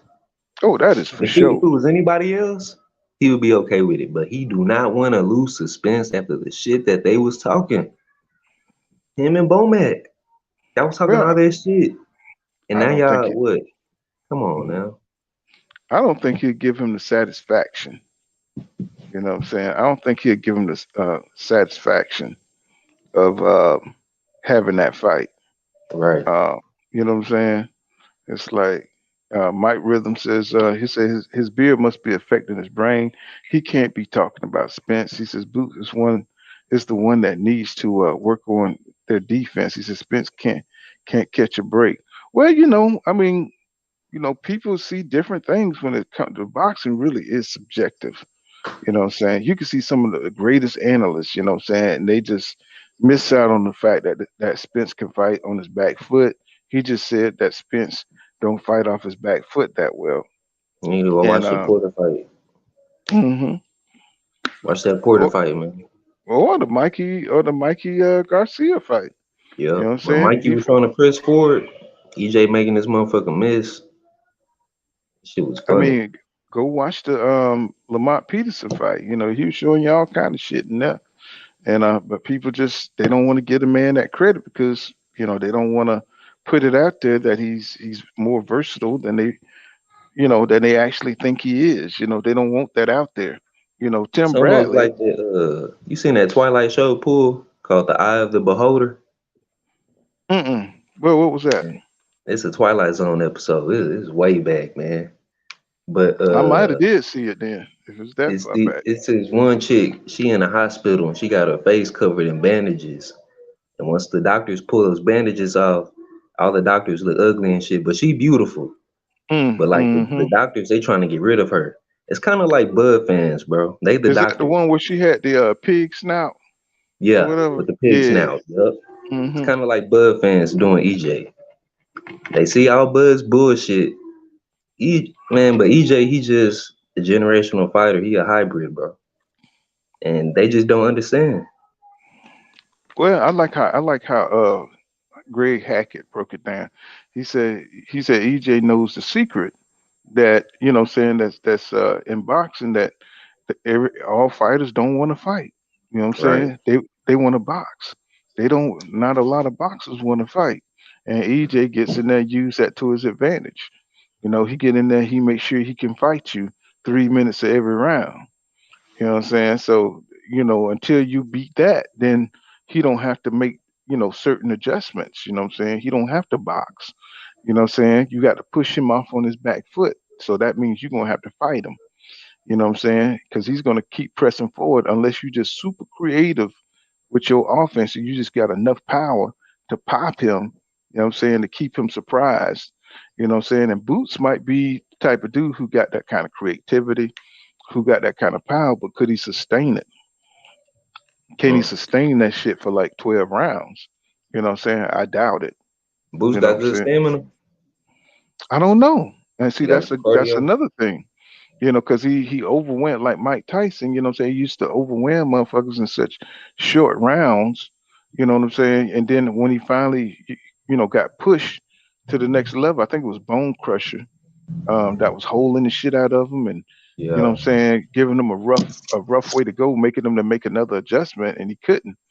And so that fight went to the, went to the cards, whatever. Um, so and then he fought the top guys. Then he looked different. He didn't look like Mike Tyson. You know what I'm saying? He looked like a regular heavyweight when he fought Lewis and he fought Holyfield and he fought somebody on his level. And that's what I'm trying to tell folks. When we've been watching boxing this long, we've seen people who look like they were just crazy good, and then they get in the ring with somebody who's, a elite level, and they don't look so good. You see what I'm saying? They don't look the same. You know what I'm saying? He didn't knock out Ricky Burns. You know what I'm saying? Right. You know, he didn't knock out Ricky Burns. You know what I'm saying?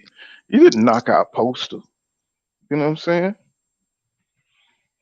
So all this. So when you see somebody who got that many TKOs, and then he didn't even KO him.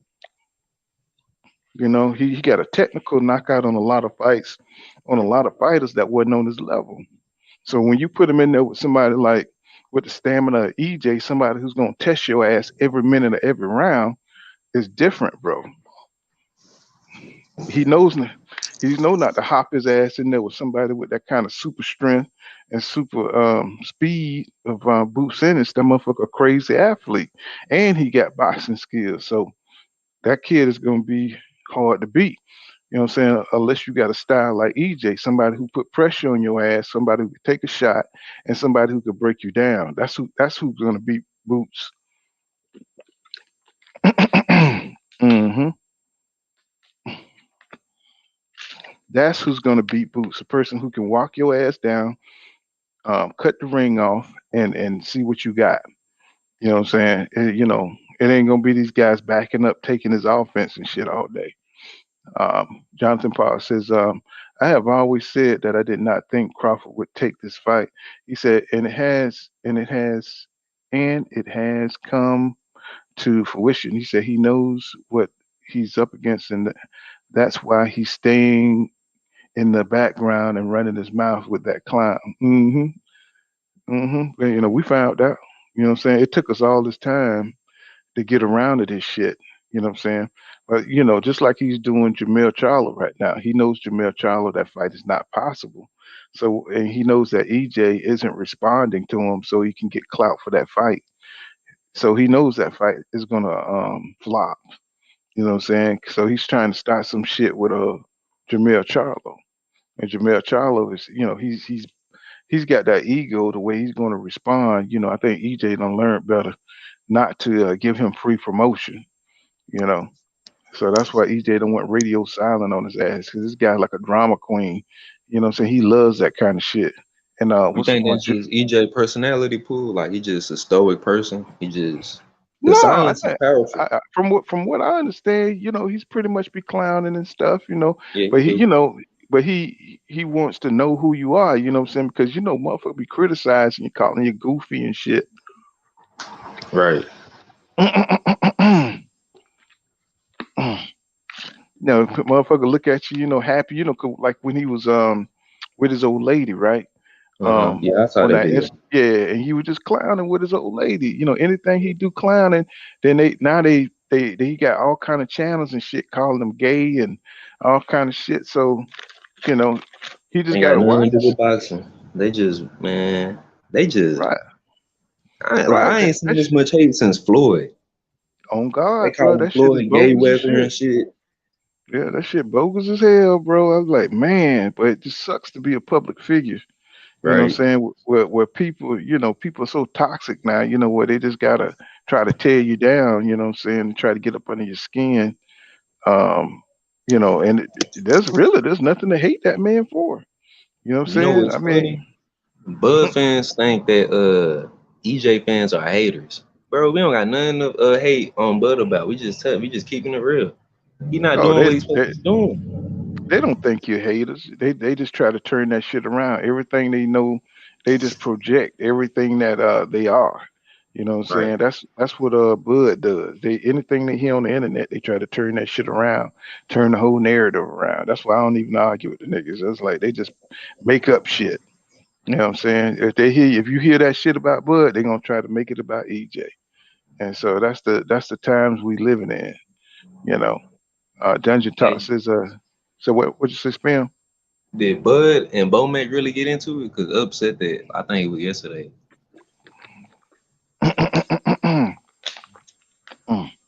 Did who get into it? Bud and Bomac.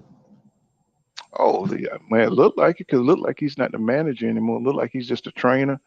Look like Bud is going for this money as his, what I'm saying, as his own promoter or as his own free agent.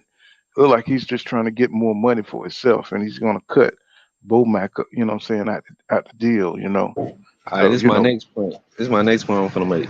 You said how Bomac is a trainer. Do you honestly believe that Bud listens to Bomac while he in the ring?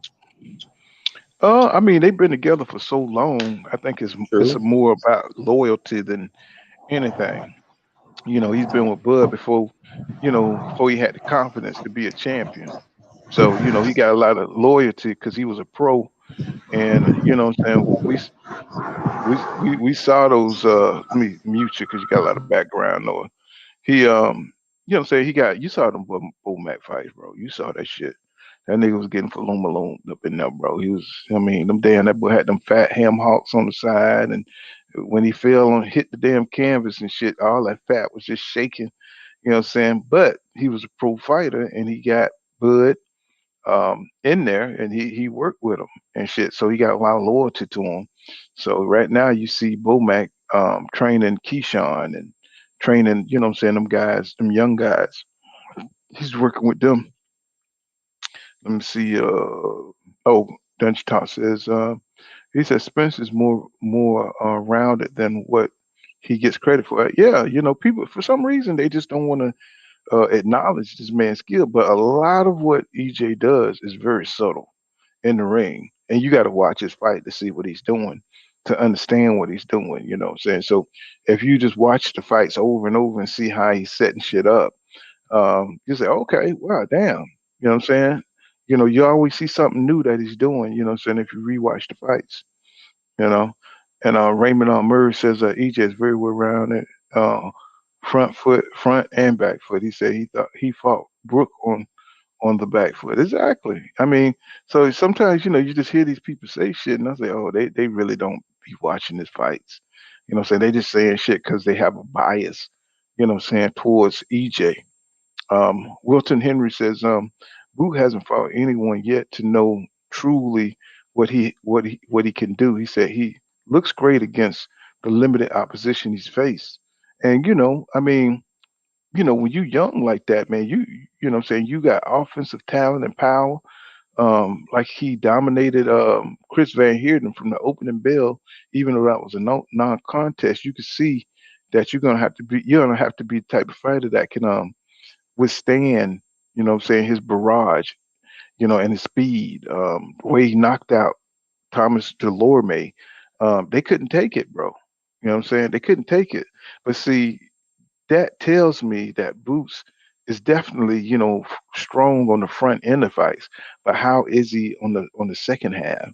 So is he going to be able to sustain that kind of power? Is, you know, like Keith Thurman, you know what I'm saying? He's hellified in the first 3, 4 rounds, but later on in the fight, you don't see that power again. Roy Jones Jr. was the same way. You know what I'm saying? You know, he'll be powerful. He'll come out there and hit your ass with some hellacious shots so you don't rear up in the fight. And you know, so he may, you know, knock you off a couple of times more, you know what I'm saying, maybe in the fifth or sixth, but he's gonna coast the rest of the fight. And we gotta see if Boots like that. If he's gonna fight like Zab Judah, he was the same way. You know what I'm saying? That motherfucker was super powerful in the first 6 rounds. But you know what I'm saying, after that sixth round, that motherfucker power just started to, you know what I'm saying, deplete. You know what I'm saying? You start seeing him box and looking crazy, and you just see his energy level drop, and you be like, damn, you know what I'm saying? That nigga turned into a whole nother fighter in the second half of the fight. And we got to see if Boots is on some kind of shit like that, where he's trying to, you know, kind of, you know, overwhelm motherfuckers in the first few rounds, and you know, and fade in the second half. And you know, EJ will find that shit out. That's something EJ will find out. 52 Blocks Boxing Network says, he says, Trev Stover right. He said they tried to go crazy on me last weekend. He said I like Boots though, and it's nothing wrong with that. I can understand why you would like Boots. You know what I'm saying? It ain't nothing wrong with Boots. He just needs the experience, and he just need to get the fights, and he's doing a great job of you know what I'm saying, getting in there and proving everybody wrong. So he could be he could actually beat EJ, you know what I'm saying? But will he? I doubt it. He How said long you Boots, see Boots staying at 147, Pooh? shit, he probably gonna try to get undisputed if he can, and that's gonna hold off the fight between him and EJ at 154. Would he You know still what I'm be saying? there with the guys at 135 going up to that weight class? No, ain't nobody gonna fuck with Boots coming up from 135. I would be surprised as hell. I don't think none of them dudes want to fuck with Boots until he leave. I could see Shakur trying him, Yeah. but he'll be up at 154 before Shakur get up there, unless he have problems with the politics of boxing becoming undisputed. Um, you know, I see Devin Haney. That's gonna be a problem. But Devin Haney got a lot at 140 right now. Yeah. You know, to deal with. Let me see. Dungeon Talk says that's a lie. He said Crawford don't jab like that. You know what I'm saying? Crawford can jab though. He's just basically a counterpuncher. You know what I'm saying? He don't like leading at all. He He's resorts gonna to have to counterpunching a lot. he's gonna have to jab in the EJ fight if he's gonna have a chance to win. He's gonna have to jab. He ain't gonna just be able to lay back. You know what I'm saying? He's gonna have to use that jab. And he got one. He just he don't like to leave himself open. But he gonna have to. You know what I'm saying? Because EJ gonna make him. He's just Ginger Talk said that's let me see.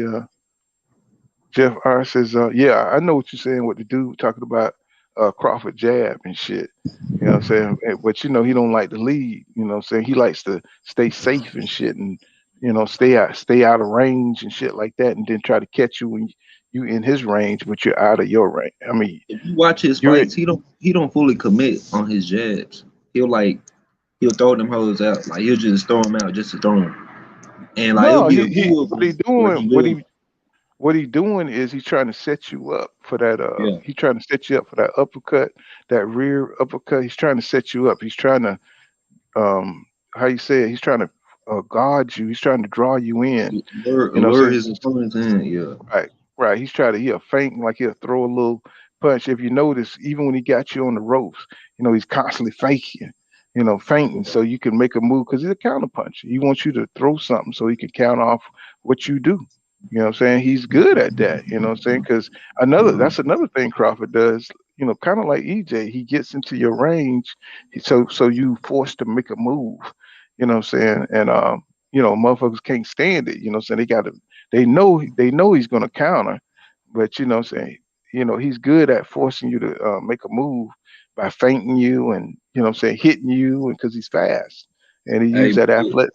Hmm. watch that Porter fight. I'm not saying Porter can fight like Bud, but like we can see what EJ would do if Bud try to feint on him. He'll like jab his ass every time he feint. Every time Porter feinted on Spence, Spence would just jab at his ass and take a half step back and keep Shit, on jabbing after that. Porter would faint, boy, and EJ just knocked the shit out of him.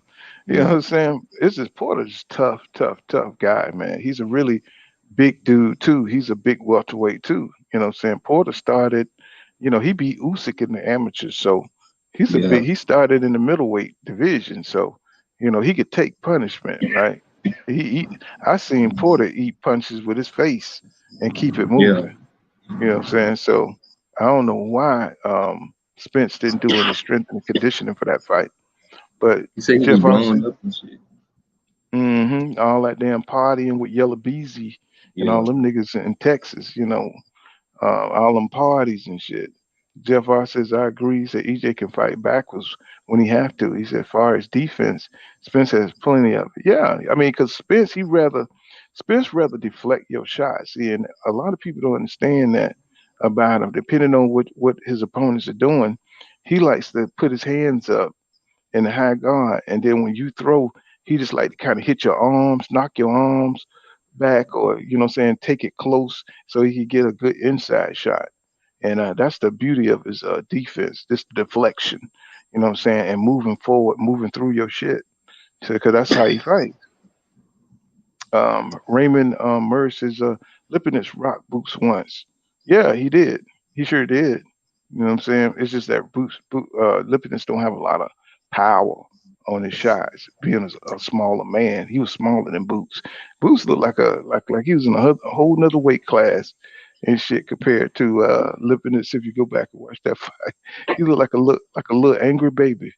You know what I'm saying? Miss T says, he said, I would disagree with that as well. He says, nobody had ever made EJ go backwards. He said, EJ is a true southpaw.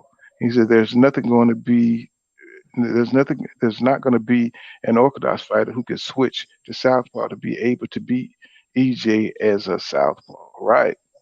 You know what I'm saying? And I could see, you see how quick Boots switch up. He does it, seamlessly.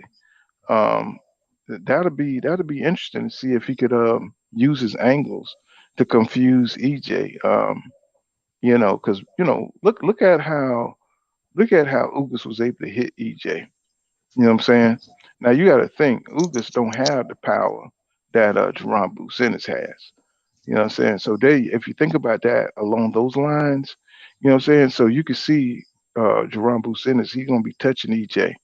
You know what I'm saying? EJ gonna just have to break his ass down. He's gonna have to withstand the storm, um, and he's gonna have to break him down. You know, Does that and I fight think come down to punishment? Who can levy on more punishment on the other opponent? You know, because Boots got that youthful speed. You know what I'm saying? He's gonna be able to put hands on EJ, but EJ gonna be there for him to be hit, but also he gonna be there to be hit for EJ. You see what I'm saying? And I think with EJ placement, he's got that pro placement shit where he keep hitting you in the same spot. See, a lot of shit that EJ do, people don't understand, and That's we why I don't call him know. a hybrid. Right. They don't understand that he keep hitting you in the same spot. He keep breaking down your hips. You know what I'm saying? That nigga is good, man. He beat Oh, you up. EJ, a motherfucker, man. Like, Right, right. So, we got to see who can get to who, you know what I'm saying? Like I said, I think it's the experience, the pacing, when to throw, when not to throw. mm, Um, you know what I'm saying? All that shit gonna come into play. Who can dig deep? I think that'll be a better fight than Terrence Crawford.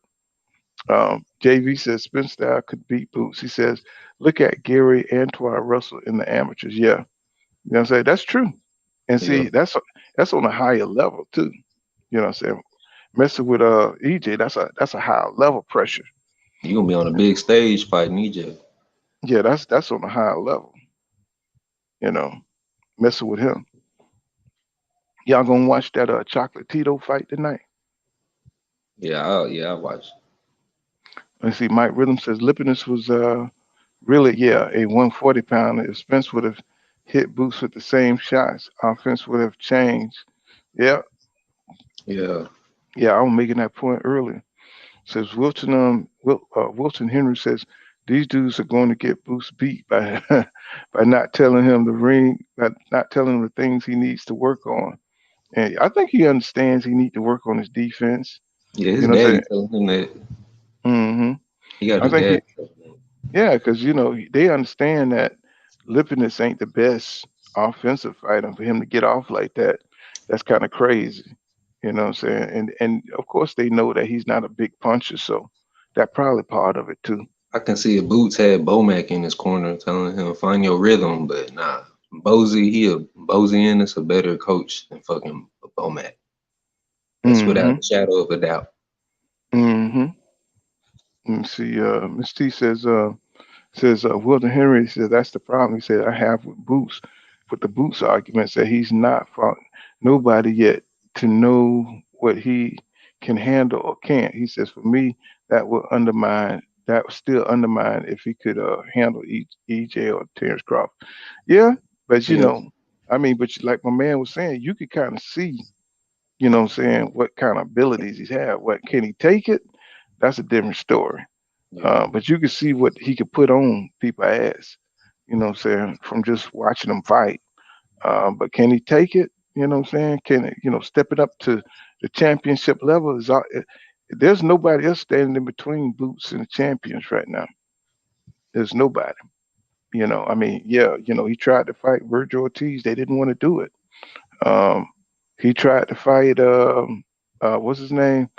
Speedy Ellis, you know what I'm saying? But now Speedy Ellis wanted to fight, but they didn't want to do it because, what I'm saying, he hadn't had a tune up yet.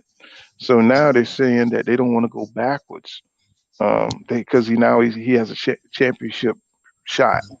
So now they don't want to fight Speedy Ellis. But that would be a great test for Yeah. Boots, to tell you the truth. Um, he said EJ doesn't show everybody his full toolbox, so they think they know him when they don't. Yeah, my man discipline. His discipline separates him from a lot of people because he stays within his fundamental style. Um, I would say he don't game. let he don't let nobody get him outside of what he do, and that way you don't know what else he can do. So if you have to switch it up, now you got something else you got to contend with from scratch. You know what I'm saying? Let's say he stopped moving forward and he stopped boxing on your ass. Hell, nobody's seen him as a boxer like that. You know what I'm saying? So now you got to figure out what the hell is he gonna do? You know what I'm saying? What how is he gonna play this? Because now he done switched shit up. You know. So It's a whole different type of fighter we dealing with, Pool. This dude came back from a car crash and said, "Fuck his tune-up." He could have took his hmm tune-up like everybody else doing, sitting on the shelf. He said, "Fuck his tune-up. I want Danny Garcia, who been talking that shit, and you D Danny Garcia. well, I Fuck think that." I think Spence realized he started late. You know what I'm Yeah, saying? So he got to make up for time. You know what I'm saying? He know his time is about his window is about to close. You know, which Terrence Crawford he don't seem to think about. You know, his window is about to close. So for him to fight at his peak, you know what I'm saying, he's got to get all them fights in right now. You know what I'm saying? So if he's gonna, be able to make it, stay to the top and be a legend in the sport. the time is He now. said, do you think Boot nullifies EJ work rate? Hell no. No, No, I no, just think they match up well though. yeah, Eric Johnson says Boot's the biggest threat to EJ, but I give EJ the edge. I'm same way. Same way. He says, Miss T says, film study said, I don't think there's no one that can stop the work rate. It's crazy because his work rate is like he's still in the amateurs. yeah. So I, Fighting 8 I, rounds. I don't know because if you notice the way EJ punched, the reason why he don't punch with a lot of speed is because he paced himself. You know what I'm saying? So, that's why, he stays, he has a certain amount of punches that he throw in the first round. If you can't deal with that, you know what I'm saying? EJ, he could switch it up, bro. You know what I'm saying? You can see he can switch it up. I think he keeps that work rate because a lot of people can't deal with the pressure. A lot of people can't handle it. Danny Garcia couldn't deal with it. Sean Porter matched it. Um, Kell Brook couldn't deal with the pressure. So, it's just a good way. That's an effective tool for him to break motherfuckers down. I don't think it's amateurish because I think in the amateurs you don't look to knock out nobody. You don't look to break down nobody. You only look to touch and score in the amateurs. So I'll just give you some pushback on that. You know what I'm saying? It's about who touches you, to the face or touches you, with the top of the glove. So, EJ had a pro style in the damn amateur. You know what I'm saying? That's why he lost so many because he was trying to sit down on his punches and shit, and instead of just touching you and go, what I'm saying, flurry, doing like a little flurry and hauling ass. That's how you win in the amateurs. Just touching motherfucker with the gloves, just little taps and what I'm saying, little jabs and shit like that. 52 Blocks Boxing Network says he said EJ pretends like he let me see, let me you got a lot of background. Let me just play. 52, he says EJ pretends like he can only fight in one style, but watch him against Lamont Peterson. Porter checks out his movements and those fight. EJ is hot. Yeah, of course. I try to tell folks, what I'm saying, to go watch the fights, bro. If you watch his fights, even Tim Bradley had to come back and let you know that this man can fight off his back foot if he want to. Um, Eric Johnson says EJ work rate and pressure is key. He says like someone put in the chart in the chat says that's how Gary Antoine beat him. But he's learned a lot since then. You know what I'm saying? He's learned a lot. He's a better fighter since then. But like I said, EJ brings a higher level of pressure. Film studies say he says EJ is look. He said EJ looking to mentally and physically exhaust his opponent more than he is trying to knock them out. No, I think he's trying to knock him out. I just think he has to catch him in the second half because his conditioning is another tool that he used. He's got a big gas tank, and what I'm saying, EJ, instead of tiring himself out, he trains himself to fight at a certain pace. What I'm saying, to put about 80% on his punches. What I'm saying, so he don't have to continually. He can fight at that constant pace, that jab, that going to the body. That's a lot to take. What I'm saying, before before you a motherfucker is mentally destroyed. What I'm saying, in the ring. You get discouraged. You know, if a motherfucker just keep beating on you, constantly coming forward, cutting you off, making you fight. What I'm saying? It's kind of like when people in wrestling, kind of like kind of like wrestling, by attrition. Motherfucker just constantly folding you up, constantly bending your arms, and then you get fatigued. What I'm saying, mentally, because motherfuckers stronger than you, motherfuckers just balling you up, motherfuckers constantly choking you and shit with the forearm, and all of a sudden you just get broke down, bro. You just get tired. What I'm saying? That's kind of what EJ do in the ring. Mike Rhythm says, like Spence said, if you can't make me do nothing different, he said, I'll just keep bulldozing you for you full bag. Yeah, yeah, that's exactly what he does. You know. Let's see, Drake State Farm Reloaded says, so he's basically saying EJ never seen a fighter do such and such, right? He says, but what have the opponent's boots fought brought to the table and table that makes you think he's ready for a fight like EJ? Well, I don't think it's. I mean, I think Boots. You can just see he got the intangibles. He's got the fast feet. He's got the fast reflexes. He's got the power. So we see that. So now we just need to see him in there against better competition. See, it's the same with Terrence Crawford. You know what I'm saying? We just need to see him with better competition, right? He's got the same thing that Boots had, but we just need to see him in there with some of the top dudes. And we haven't seen that for the last 5 years. So that's why he's getting the same heat that Terrence Crawford's getting. But he don't have a belt like Terrence Crawford. So it's worse for Terrence Crawford. He don't have a fucking belt, bro. You know what I'm saying? So and he don't have the fights. He don't have the people who want to fight him because he don't have a belt. Yada 10 says Boots got to get Bud beat before they get in the ring. He said because he's scared. He said they don't underestimate. He said that, but don't underestimate EJ for the shiny new toy. No doubt, bro. You know what I'm saying? But he's gonna vacate that damn belt, bro. He ain't gonna fight them niggas, man. He says Don Jenkins, the gamer. What's going on, bro? He said, what it do, Pull? No doubt. He said, just chilling, bro. Film study said it's not revenge. EJ is after the reckoning. That's my boy right there. That's that tombstone. It's the reckoning. Um, Don Jenkins, the gotcha gamer, says, you see EJ at the Big 12 game? Nah, I ain't see it. I ain't see that. You know what I'm saying? He's just chilling right now. He says, I wonder if he's gonna fight Keith Thurman. You know what I'm saying? I know it's been approved by the WBC, but has EJ really agreed to do the shit? Um, Jonathan Park says, this dude is a real boot fan, which is cool, but he said just don't know about EJ. EJ get to will get to in touch boot often constantly. I actually picked EJ to beat Boots in a great fight. A great fight. He may stop him. Yeah, I could see that. You know what I'm saying? I could see that.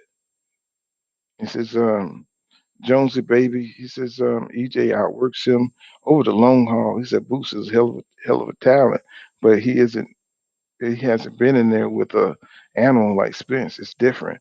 No disrespect to Boots, but I got EJ in this one. I think so too. You know what I'm saying? He says Don Jenkins, the gotcha gamer. He says, don't realize EJ did no strength and conditioning. Now with the strength and conditioning, it's gonna be all bad. Hmm. I don't think Boots care. You know what I'm saying? I think Boots just want to get in there and test himself, which is I mean, that's why I'm high on the guy because he want that smoke, and he's not intimidated by say EJ's success. He says film study said what separates EJ from the others, the other come forward fight. I think we already talked about that. Let's see. He says, y'all says love your channel. Oh, I appreciate that, bro. And Jay, he says, how you say that? Scarvy film something. He said, did you see EJ do the coin toss for Kansas State versus TSU? Big Fish. No, I ain't see that, bro. I've been trying. I've been having my days and nights mixed up. I've been trying to get my business together and stuff. Trying to get it on track. And Jonathan Park says, there's a problem. So there's a problem. He's thinking EJ is a herd type. Oh, a herd type. EJ has multiple styles. I knew it. Yeah, they're gonna learn today. They're gonna learn today. You know what I'm saying? They keep thinking this man is one dimensional, and it works out in his favor. You know what I'm saying? Because it's better to be underestimated than overestimated. You know what I'm saying? Trev Stoker says 52 Block Network. Laugh out loud, Boots. He said Boots definitely got some fans. Be safe out here. Yeah, it's because that's those Terrence Crawford fans. You know what I'm saying? Who was Keith Thurman fans. You know what I'm saying? He's the only hope to get EJ beat in the ring. So that's what that is. He says Don Jenkins, the gotcha gamer, says he says Bud ran his mouth one too many times, Bull. He says EJ said he had some shit he needs to get off. He said Pull Jamel has a 74-inch reach too. And he got pound. You know what I'm saying? And that motherfucker got a chin. You know what I'm saying? So yeah, Bud would never, ever, ever in a million years fight Jamel Charlo. Somebody who can absorb all this shit. You know what I'm saying? He ain't gonna be able to stay away from no crazy. That nigga got red hair. You know what I'm saying? Got blonde hair, blonde tips. You know what I'm saying? You don't want to fight nobody look like that. And Eric Johnson says, them dudes out there in all booths, he says because he beats them all. He beats them dudes in that gym. He says he ain't seen a dude that's gonna really fight him back yet. Yep. That's why I say you got to get past that crazy. That motherfucker got crispy offense, bro. And just like EJ, you know what I'm saying? You keep getting pounded by a motherfucker for speed and power. You gonna fall. So that's why this gonna be a good matchup. Because I don't think Boots would be afraid to get into the you know what I'm saying, what they call it, get into the pocket and battle it out with EJ. I don't think he'll be afraid at all. As a matter of fact, I think he looks forward to it, you know. And my Jewish friend, he says Crawford has made he says Crawford was made be top rank. I don't think he is real, and he knows Arrow will show the truth. I think so too. I mean, I don't believe in Crawford the way I used to. When he turned around at top rank and he could have went to the PBC, I knew he didn't want that smoke then. I knew he was faking then. I said, nah, this nigga ain't real, bro, at all. Is that Errol Johnson says in that gym, I got you. And Mike Rhythm said also in that confrontation, Bud had Spence body work on his mind. He said on his mind, like when he said, "Don't try that. Go." He said, "Don't try. Oh, don't try to go to that body." Shit. He said he knows. He knows Stone always breaks sticks. He's always just selling out, bro. He said he's not a clown and shit like that. But he kind of seemed like he kind of like Bozo right now. Nigga acting like he Bozo now. Let me see. We drop the link just in case somebody want to come through. Let me see. So let me read some more comments. Yada 10 says EJ my guy. He said I'm riding with him, lose when I drop. No doubt. So you should always ride with your guy. No matter what these motherfucking fans be talking about. You know. He said EJ might ruin Boots. Well, you know what I'm saying? If he get ruined, he get ruined. You know what I'm saying? If he think he feel like he's good enough to fight for a title, guess what? You get for Lumaloom, it is what it is, my brother. You know what I'm saying? Anybody could get for Lumaloom in this business. Mike Rhythm says Boost throw a lot of hooks that could be dangerous against Spence. Like I said, Spence get hit. He just tried to deflect a lot of the shit. Once you hit him, he has a high enough boxing IQ. Like when Ugas hit him, you know what I'm saying? He was hitting him with that right hook. EJ stopped blocking that shit. You know what I'm saying? He's not going to keep getting hit with the same shots. You know. So I mean, he got a high boxing IQ. So you can see that. Yeah. Miss T says Spence can box too. Yes, right. What's going on, Anthony Jones? I see you out there, bro. He says Mikey says lipping is crack harder than. He says Mike says lipping is crack harder than air. Maybe. You know what I'm saying? Maybe. But didn't he beat Lipinets? Didn't he beat Lipinets? He didn't beat EJ. You know what I'm saying? So that should tell you a lot right there. You know what I'm saying? Mikey beat Lipinets, but he didn't beat EJ, right? So the man who didn't hit harder won the fight. You know what I'm saying? All 12 rounds. You know, Eric Johnson says Mikey beat Lipinets and lists every round and lists lists every round of EJ. He says Michael Lyon. Well, I mean, Lipinets didn't make his ass retire, right? He said Lipinets did not make his ass retire. Let's see. Okay, there it is. Okay, drop the link. So Yada 10 says he says Boots is a big welterweight. He said, in my opinion, I hope EJ fight Boots at 154. He'll be stronger. Yeah, I think that's where the best EJ, 154 and 160. We're gonna see some of the best shit that EJ got. You know, say if he ain't broke down by then, if he ever had a lot of wars and shit like that. Um, Mike Rhythm says Spence is not reckless. He's come in with a plan, tactical punishing. Says Spence is not reckless. Yeah, exactly. He comes in with a plan, tactical punishing aggression. You know what I'm saying? But even with that, you know what I'm saying? If a fight is good, you know what I'm saying, you're gonna take some shots. You know, I mean, like I said, Ugas was, he was giving EJ some resistance. You know. Eric Johnson says, Yada 10, EJ say he's fighting Boots at 154. And that's where it's gonna might have to take place. Because right now he got Terrence Crawford. But if Terrence Crawford vacate, we may get that fight. We may get that fight. He said Boots with ease. He said, in my opinion, he said his style is a problem for an aggressive fighter. Mm. Well, I see Boots got some support. You know, a lot of people believe in Boots. Eric Johnson says you got to knock Spence out because he's coming like the damn Terminator. Yeah, how you say this name? He said Batcha, Bachler. I don't even know how to say that, bro. He says, yeah, you have to. He said you have to match his work rate and slow him down with body shots. And we see, the interesting thing, you see Boots be doing that body shit. You know what I'm saying? Every time you see his training video, he's going from one side to the other. You know what I'm saying? On that body and shit. So I like when he do that move. You know what I'm saying? When he going and he go from one side to the other. You know what I'm saying? I like Boots. I don't hate him. I just think EJ would just win in a close, rough ass fight. And we got to see if Boots got any kind of stamina. You know what I'm saying? To last for the second half of the fight. And I know he stays in the gym, so that might not be a question either. So Eric said, I didn't know that. He said, I just hope that what he do. He said, oh, thanks, friend. And Yada 10 says, Buck got a slave mind. He said, if EJ looked like Amir Khan, he said he wouldn't be having these discussions. What's going on, TZ Frank? He says, we haven't seen Boots take a punch from a true welterweight. Yep, not from a natural welterweight anyway.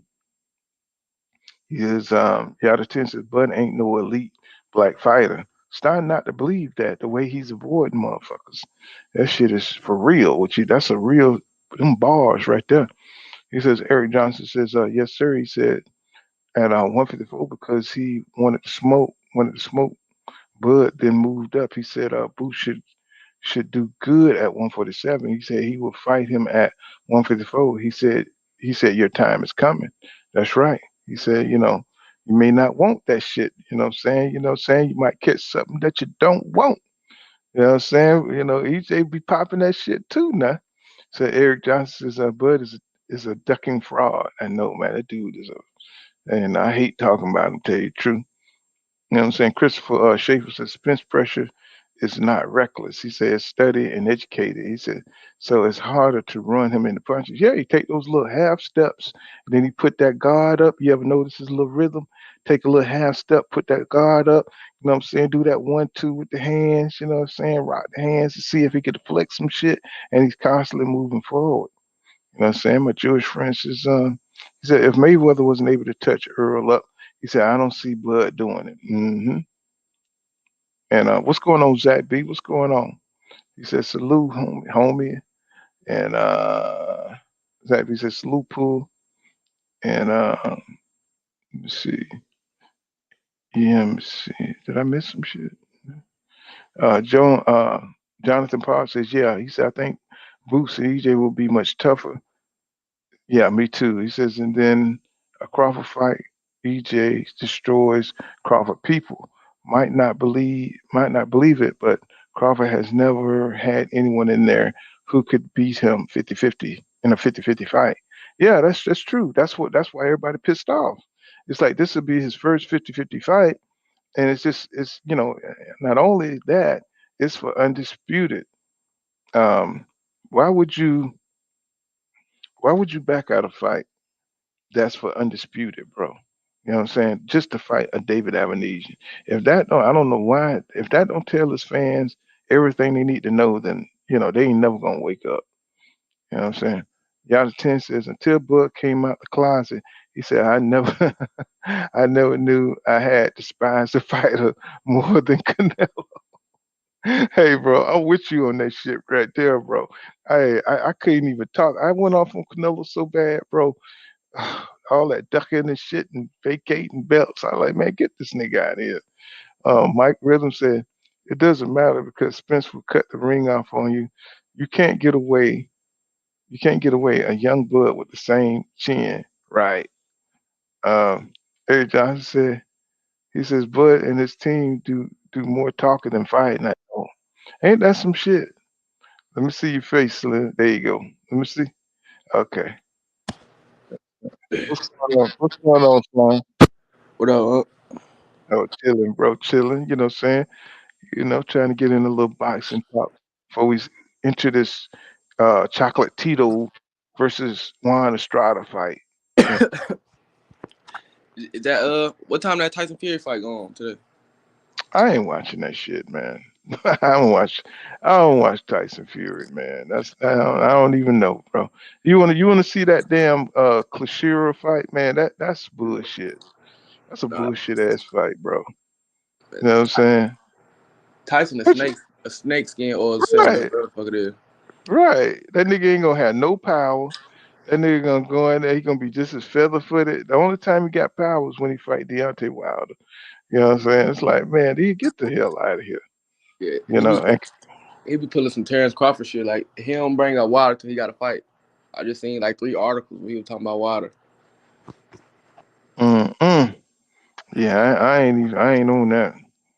And I don't even know if excuse me.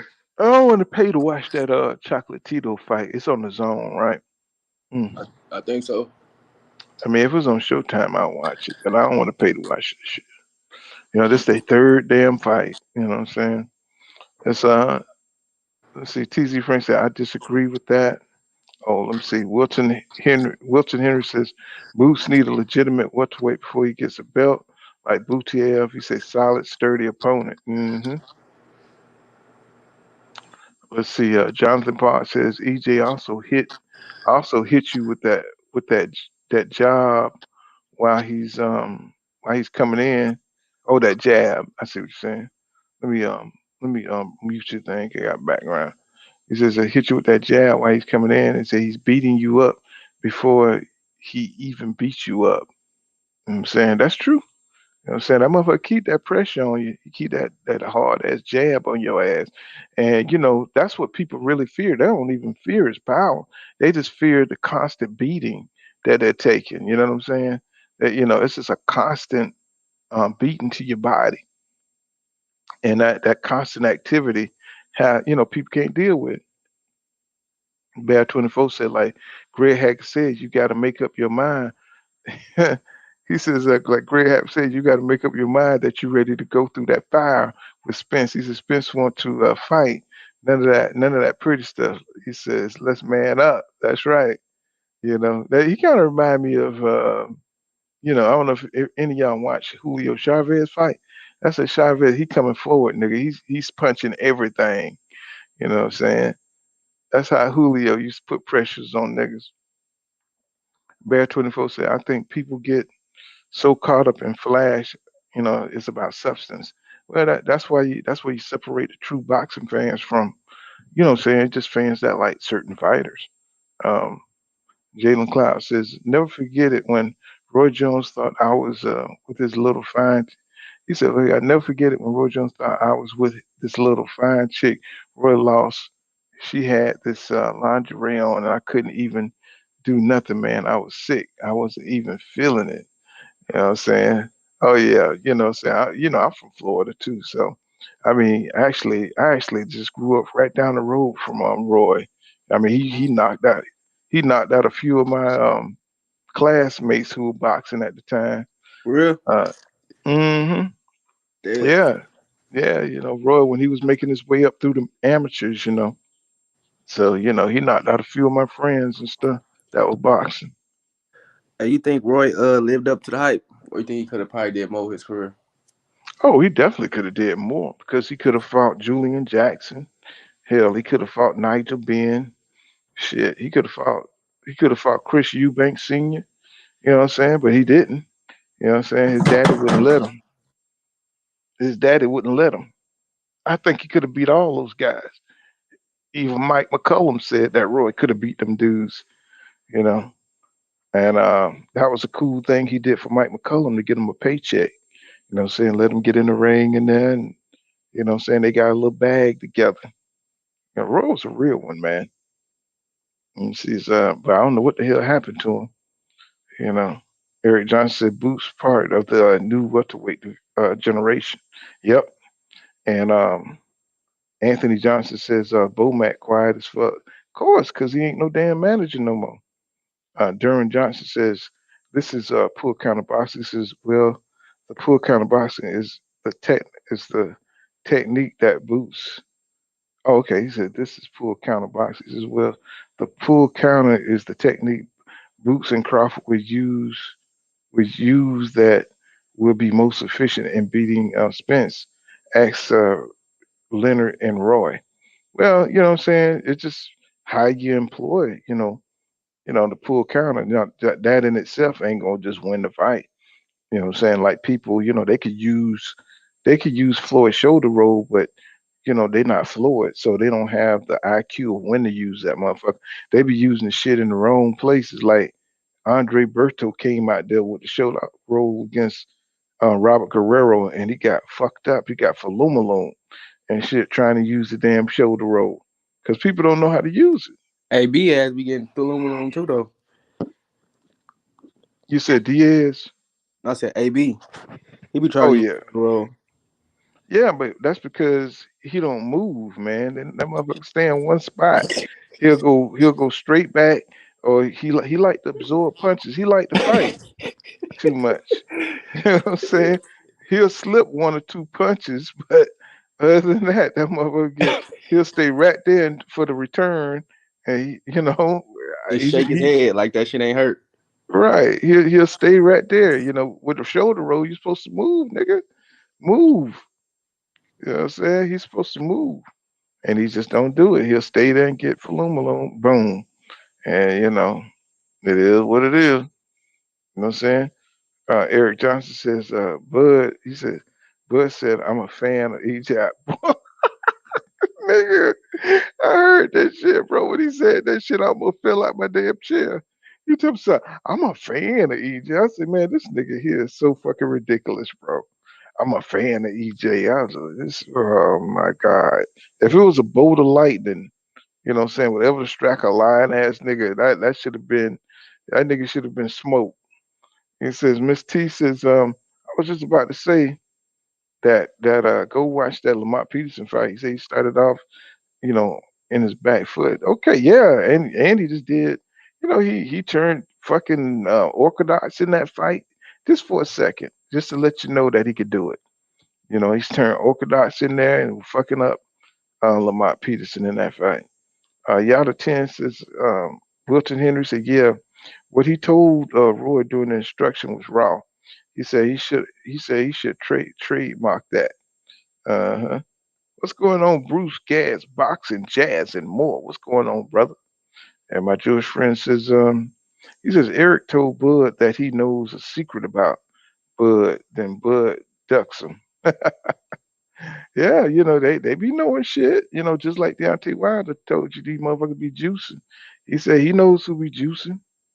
You know what I'm saying? He just don't care because he just felt like he got that one hitter quitter.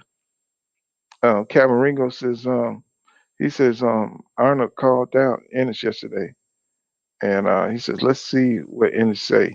That would be a great fight. There's a lot of people calling out Ennis, and a lot of people right now. Ennis Ennis is up in the WBO, and he's the number one in that IBF. He's not going to take those fights. Excuse me, not before he get a shot. You know what I'm saying? He's not going to take. He's way up there. You said where's Bomac? Bomac chilling. He's with Keyshawn Davis. You know they got that top ranked fights on December 10th. So he got a lot of young dudes. He's training over there. Kevin Ringo says Anna called out Ennis yesterday, and I read that. Let me see. I read that. He says Robert Pitts, what's going on, bro? He says calling Spence fans aerosexual is really just Bud fans knowing they have no argument and want to troll. Yeah, that's all they do. Troll fucking all day. Okay. Oh, didn't I drop the link? Yeah. Okay, that's you. I'm just way up in the comment. And say Miss T say he's getting that Floyd hate because they want to see him lose and he's beating everybody and other boxers. Think he will lose too. Uh huh. When they when they see a good fighter coming, excuse me. When they see a good fighter coming, the hate be real, bro. He says real Nico Bryce. He says more Spence haters than Bud fans. Of course. Yeah, what's going on, Perry? He says Perry UD.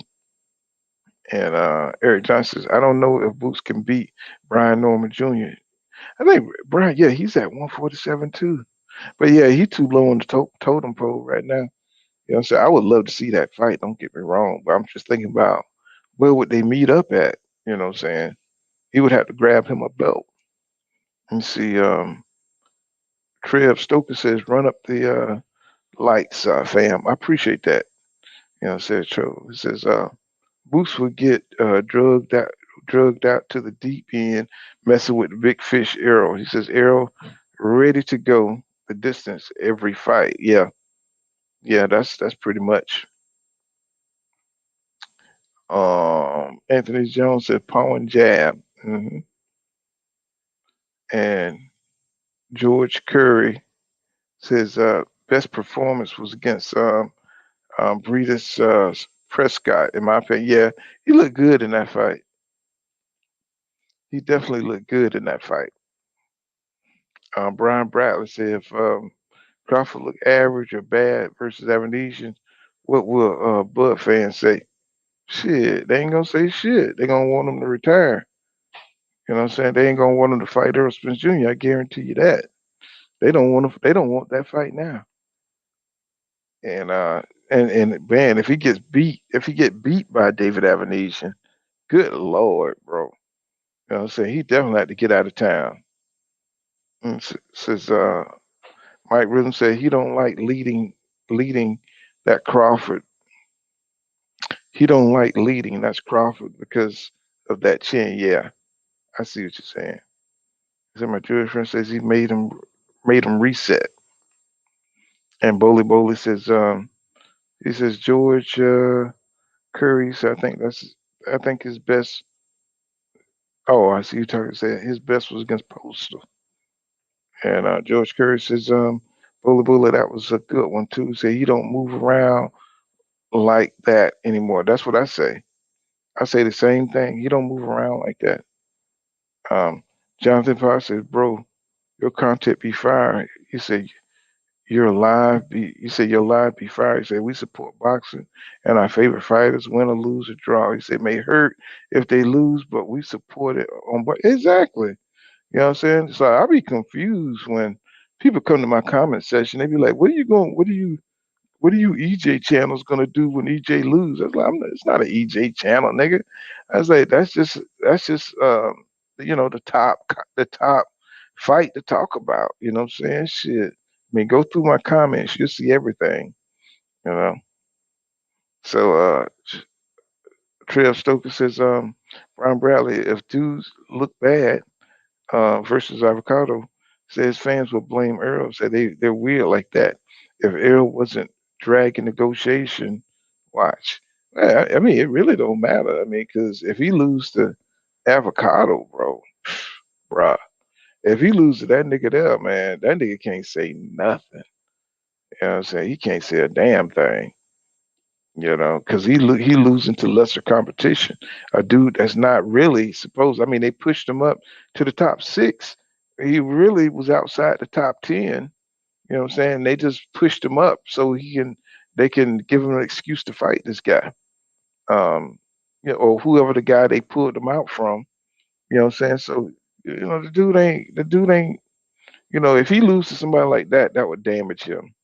You know, he can't claim to be top pound for pound number one. Anymore. He said Trev Stoker says, Jonathan Parks, all facts fam. Said 100. Poor kind of said got the chill vibe where all fans can get their ish out. He said this is good for box. Oh yeah, no doubt, bro. You know what I'm saying? Because it's a lot of channels, they try to make it feel like you don't know shit about boxing, but you know what I'm saying? If you've been watching boxing, bro, you know boxing. This is Mike Rhythm says you see Spence would fight Boots definitely once he feels the power. He said it would be more tactical aggression. You know, let's see. Miss T said I would have to disagree, Pool, with the statement that Boots has more power because we don't know that yet. He said I don't think people realize EJ is actually right-handed. You know what I'm saying? Really? Say that's actually right-handed. Huh? That's a new fun fact. You know what I'm saying? Huh. Hmm. He says, the content file. Bless the likes. I appreciate that, Trev. Huh. I got to check that out because I'm in Dallas, so I'm just have to ease on down the road to see if I can get some information on that. You know what I'm saying? So, what's going on, Sean Clark? I see you out there. What's good, bro? And he said, "What's good? What's good?" You know what I'm saying? Brian Bradley says, "Yes, sir. This is a knowledgeable panel. I appreciate that. You know, come from watching boxing many, many years and watching all kind of different styles and matchups."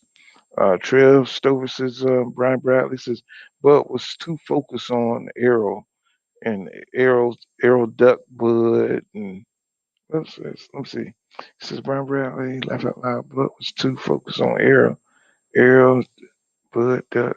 Let's see, Arrow. So be obsessed with the man, but we the aerosexuals. Well, you know how it is, bro. Motherfuckers are super fans out there, super trolls and everything else. PGH Big Dog in the building. What's going on, my brother? You know what I'm saying? Just trying to do a little boxing talk in the building. Well, PGH Big Dog was here when my shit was all. I was trying to figure out how to put the screen on and everything. PGH Big Dog be there from the beginning. Bowley says 3 out of 4 times. 3 out of 4 times it's a pattern. Yeah, true that. What's going on up? What's happening? Going on, Pool? What's going on? You finally got my text. Yeah, Uh, I took a nap. yeah, not much, not much. Just doing a little box talk. You saw I said, out of Boots, who you think would win out of EJ and Boots? Earl all day. hmm It'd be a good fight though. Yeah, I had did the same thing. Who you think would win out of? Let me see. Say something. Yo, Can you hear me? yeah, I hear you good.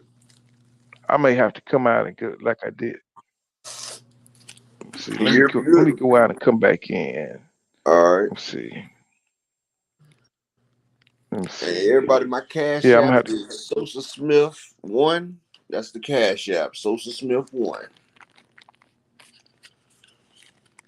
And you can give thanks on the videos. I appreciate it all. Yeah, I had to go out. Can you hear me now? Yeah, I can hear you first time. Yeah, but I couldn't hear you. Oh yeah. So I had to go out and come back in. So yeah, who you think will win? How you think that fight will go between Cook Boots and EJ? Oh, I think Earl Spencer take the fight though, because Boots is a great fighter. Don't get me wrong. I take nothing away from Boots, but Boots is like Earl before Earl fought Kell Brook. Mm-hmm. I mean, he got the good wins. He shows you he got the caliber, but the Earl that fought Kell Brook couldn't beat the Earl that just fought Ugas, even though it's still the same person. Mm-hmm. Because, see, you get better with the trials and tribulations in which you go through. Like, God puts us through trials and tribulations to make us stronger. Everything you go through that don't break you make you stronger. Mm-hmm. Like, I'm gonna give y'all a reference from the Bible real quick. But I'm not trying to preach at you, but you remember in the Bible, God told David to go out there and push on that boulder, right?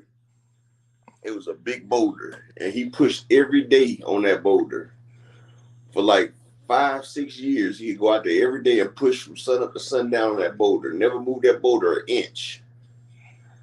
And finally, he said, "My God, why do you just me, man?" He says, "Every day I go out here from sun up to sundown and push on this boulder and push on this boulder, and I haven't moved it not 1 inch in all these years." And God says, that wasn't the point for you to move the boulder. He said, "Look at your arms. Look at your body. Look at your legs. Look at your arms. Look at your shoulders. And see, from pushing on that rock, this man done developed muscle mass all throughout his body. Even though he didn't push on that, he pushed on that boulder. He didn't move it. That wasn't the point. The point was to get himself stronger and bigger so he could maintain. You feel me? Mm-hmm. And prepare himself. And see, Boots, he got the common knowledge of it, but to get to that next level, he has to have adversary. He has to have somebody come through and push him past that limit that he knows. Like if he's on a scale of 100, he needs somebody to show him that it's a 105. Mm-hmm. He has to have somebody take him to the brink of oblivion, the brink that he doesn't know, where they call it no man's land. He has to go to no man's land and has to come back. That's how he can make himself better.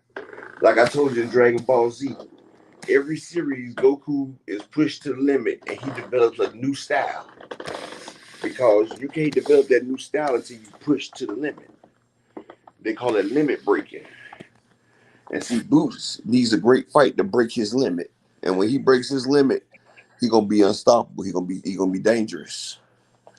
But until then, right now, he's just a 45 with 3 bullets in it.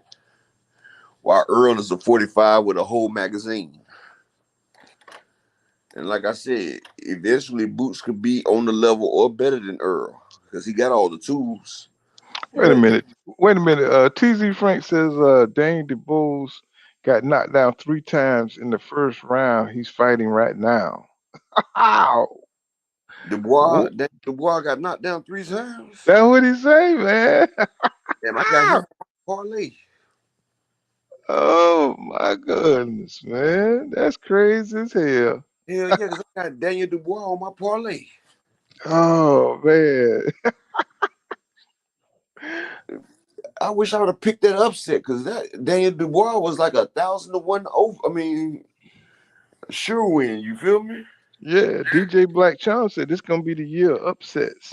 He said a lot of motherfuckers gonna get upset last night. He said, if I knew that right there, that would have turned my parlay into $150. It's about $1,500. wait a minute now. TZ Frank said he just came back to stop his opponent in the third.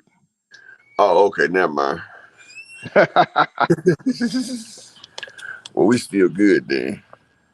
Because I was about to say, Daniel Dubois was a 1,500 favorite. Say who did he fight? I didn't even see anything where he was fighting. I didn't even look at the undercard. On Fury fight. Yeah, Fury fighting Chisora in a minute. I ain't watching that shit. I don't like that nigga, man. And it was like 20 fights on the day. I mean, I don't like Chisora either. Even though Chisora be fighting his ass off, that nigga. He just ain't got what it takes to party. Right. with the situation. That nigga look like he's 56 years old and shit. Be trying to fight and shit. Yeah, You know what I'm yeah, saying? but like I was breaking it down, though, like shit. If Boots had a couple of good fights, then it'd be different. But right now, until he gets the experience of going against somebody equally as skilled as him, Mm-hmm. he's gonna be outmatched and outgunned right now. But Cream rise to the top. If he was going against somebody like Crawford, I feel like that he could make it over there and turn the tide. And Mm-hmm. I think that his pedigree will go through enough to show that he'll beat Crawford. I feel like he'll beat a Thurman too. Yeah. He'd basically be a Ugas, a Crawford, a Thurman. Rashidi Ellis might give him problems because Rashidi Ellis is better than a lot of people think. But I think Jaron Boots washes Crawford because Crawford can't use his size on him. And Jaron Boots Ennis, he's a true switch hitter, and he's a lot faster than Crawford. And Crawford may get his shot off in there every now and then, but Jaron Boots Ennis gonna get him because age done got a hold of Crawford. And see, Crawford can't defend himself with his legs now. That was his Mm-hmm. best attribute, was his legs. But when he came up from 140, he left them legs behind. So he ain't got them legs no more. So now he's basically applied them down, walk them down.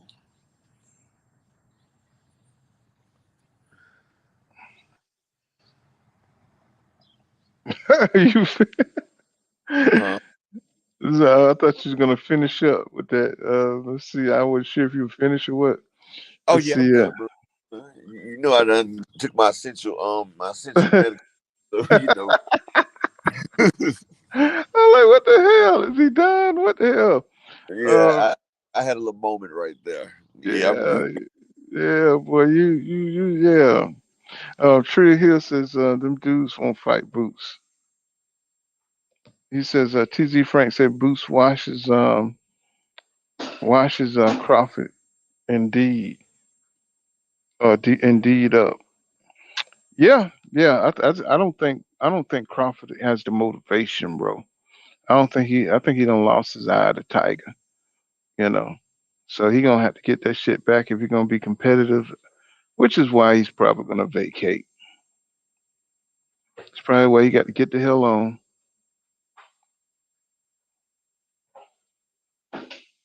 Yes, he gonna have to get the hell on. So, but I had this dude on. Have you ever heard of that guy Akoye?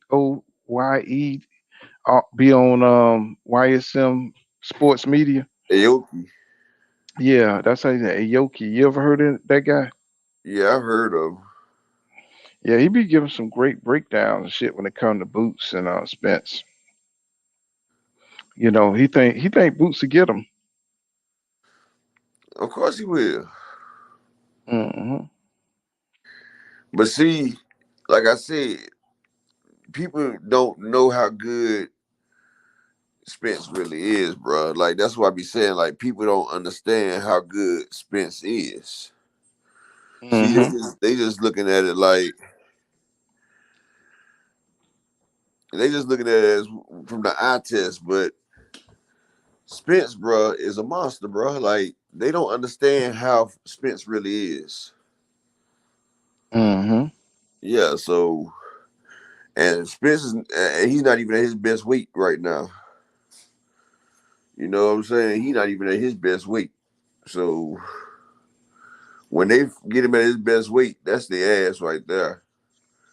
But Spence, he can take Boots down because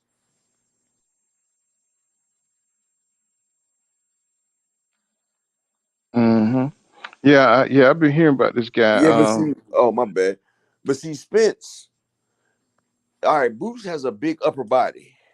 His upper body is huge. You feel what I'm saying? And so it's gonna be hard for him to protect his whole upper body while Spence goes to work. And Boots is a good fighter, but he hasn't really had much of that inside fighting like Spence do. You feel what I'm saying? Like I said, he's young. He's young. He has to get that experience. He's still Hmm. inexperienced when it comes to the down and the dirty. That's why I Mm-hmm. say Spence got that down in the dirty when he fought Sean Porter, Mikey Garcia. You know, he had to fight top fighters to become great like that. He already Mm-hmm. had the tools because, you know, he was sparring with Floyd Mayweather and all that shit right there. So, you know, each time you fight somebody great, you take a part of them with you. Like they Mm-hmm. say, when you fight a monster, you know, you take a piece of that monster with you. You know what I'm saying? And he's been doing that. That's why he's been moving that way. Like he's been moving that way right there. And you know, it ain't much nothing you can say because that's the way he moves. Like he's been moving that way. Each part that he has a part of his game that's low, he would correct it by fighting that type of a fighter. So he's actually trying to get that skill level. You know what I'm saying? Like Mm-hmm. if he's not good at southpaws, he fights one of the best southpaws out there.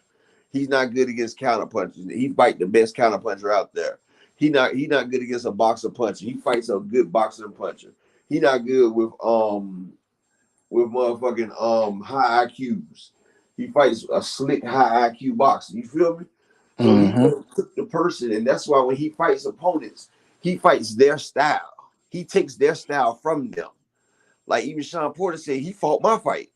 See, Earl takes your fight and becomes your fight. That's like when African warriors, they used to eat the heart of their opponents because they felt like that gave them their power of their opponents. So he's like Highlander. He's taking in everybody's power that he defeats. Hold on, bro. Yeah, that Harry Cole O'Caron guy. Yes, I've been hearing more and more about him. Like you said, I haven't seen him fight though, but I've been hearing more and more about him. I mean, I don't know where the hell he been. You know what I'm saying? But I don't think he's somebody that Boots is afraid of. Boots want all that smoke. I mean, you know, he's a young man that's ready for battle. You know, that motherfucker like a damn a Zulu warrior, man. That nigga ready. He don't care who it is. But I think the people that's around him, his dad, I don't think they want him taking any risks until he fight for a belt. You know what I'm saying? So he's on that trajectory right now. Now before, you know what I'm saying, he moved up in all the other rankings, I think they would have took that fight. But you know, like when he was fighting Lipinets and what's that Canadian guy, Clayton, that Clayton guy.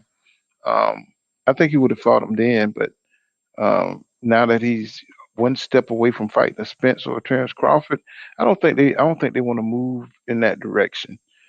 Even though that would be a good win, you know what I'm saying, on his belt. You know what I'm saying? That'd be a good win right there. You know what I'm saying? But I don't know this. I just heard about him, and I've been hearing more and more about him. I don't think he a boogeyman. I don't think nobody know who the hell he is. You know what I'm saying? Slim, excuse me, yeah. Kelly, what's going on, Slime? You want me to drop the link? He says, Pool. He says, salute, Pool. Yeah, I got to look into him and see more about him. He says, I think Boots beats everybody except Errol. He says, he good, though. He said, I want to see him and Virgil. Oh, you forget about that. You know, Virgil team already said they talking about that fight 3 years down the road, which lets you know, they ain't trying to fight no Boots. But yeah, I'm so goddamn tired. I'm gonna have to, you gonna have to leave it there, man. I'm so dang tired. I see, you know, we're gonna pick it up again probably tomorrow, early morning. You know what I'm saying? We'll chop it up some more. You know, yeah. You know what I'm All right, I'm saying? back, So, bro. I had to get that phone call out the way, but what I was gonna okay. say, my nigga, like people don't realize it may look good for a lot of people on that thing, but Boots is the truth. I'm gonna tell you that now. He's the truth. But you can be the truth, but if you don't fight nobody, you know that's just wasted talent. Like Crawford, people don't realize when Crawford came into the league, Mm-hmm. Crawford wasn't no decorated amateur. Like people wasn't sitting there thinking Crawford was gonna be some special person. Like he was getting his ass whooped in the amateurs. But you know, Bomac was allowing him to maneuver through the he got a chance to maneuver through and he got away. He maneuvered through and they helped him get away without getting his butt whooped. You feel me? Mm-hmm. So he What's maneuvered going? without getting beat. And now that he got that record, he trying to hold on to that shit. But like, dude, your shit's like Zerto Ramirez. That shit's fraudulent for real. Because if you think about it, he hasn't fought nobody in their prime. He hasn't fought nobody that was truly dangerous. He hasn't fought nobody that has more skills than he has or close to him. He hasn't Mm-hmm. fought nobody for a belt that was dangerous. He fighting belt holders. He's not fighting champions. All the damn people he fought are belt holders, not champions. And then he just bragging on accolades because he's surprised that he even got that far. That's why he's so happy about it. Mm-hmm. And that's why, you know, he don't want to mess that up. But if you give that man enough money, he gonna do it. Because Mm-hmm. no matter what, Terrence Crawford, like I said, is like a female. And you know, money make them people come, you know, and he gonna sell it all out for money. And I don't blame him though. He done got took through the mill house because they done sat there and been doing him dirty financially. That's why he was so critical about this stuff right here. Mm-hmm. Because Bomac and them done took him through the ringer. Wow. Yeah, if you go watch on Southern T with the TWT, he got the Mm-hmm. video. But Bomac and them, they've been having, man, they didn't get him for just $1 million. They got Crawford for millions. Like Wow. they've been sitting there getting millions off the top of Bud Crawford. And then when Bud finally seen what was up, they told him. That's why, like you said yesterday, that's why they was trying to keep him away from Al Heyman. Because Al Heyman would have seen the discrepancies and be like, man, what the hell is this? You feel me? Mm-hmm. And that's why Bud trying to be in on every part of in every aspect because now he's so scared that somebody else going to jip him out of his money. And which he should be, but you can't blame the PBC for that. You can't. That's why Earl was like, he don't even trust his own people. Because his own people got him. And see, that's Mm-hmm. why you can't do shit with niggas that you hang out with. Because them be the same motherfuckers you try to put on, the ones that gonna get you. Mm-hmm. And that's why That, we ain't that been hearing that's from him. that's why you hate that relationship between EJ and Al. Yeah. Mm-hmm. Mm-hmm. Who that just came in? Oh, that's I think that's you, Sly. Yeah. Mm-hmm. And Sly got about 18 different goddamn profiles. You know what I'm saying? I just recognize. Yep. But see, that's gonna be a pretty good fight, though. If Earl got to fight Boots, because then that's still gonna make him have the hardest road to undisputed. Yep. Because they vacate if Crawford vacate that belt and they give it to Jaron Ennis to go against Spence for it. Honestly, I think Jaron Ennis and Spence for undisputed is bigger than Crawford and Spence. Honestly, That's what I said. I said the same thing. You know what I'm saying? Because that kid's skill set is incredible. So, because if you're not a hater and you sit there and look at it for real, Crawford ain't on the level of Spence, man. He really isn't. If you sit there and go back and just look at it, not as a fan, but look at his fights critically.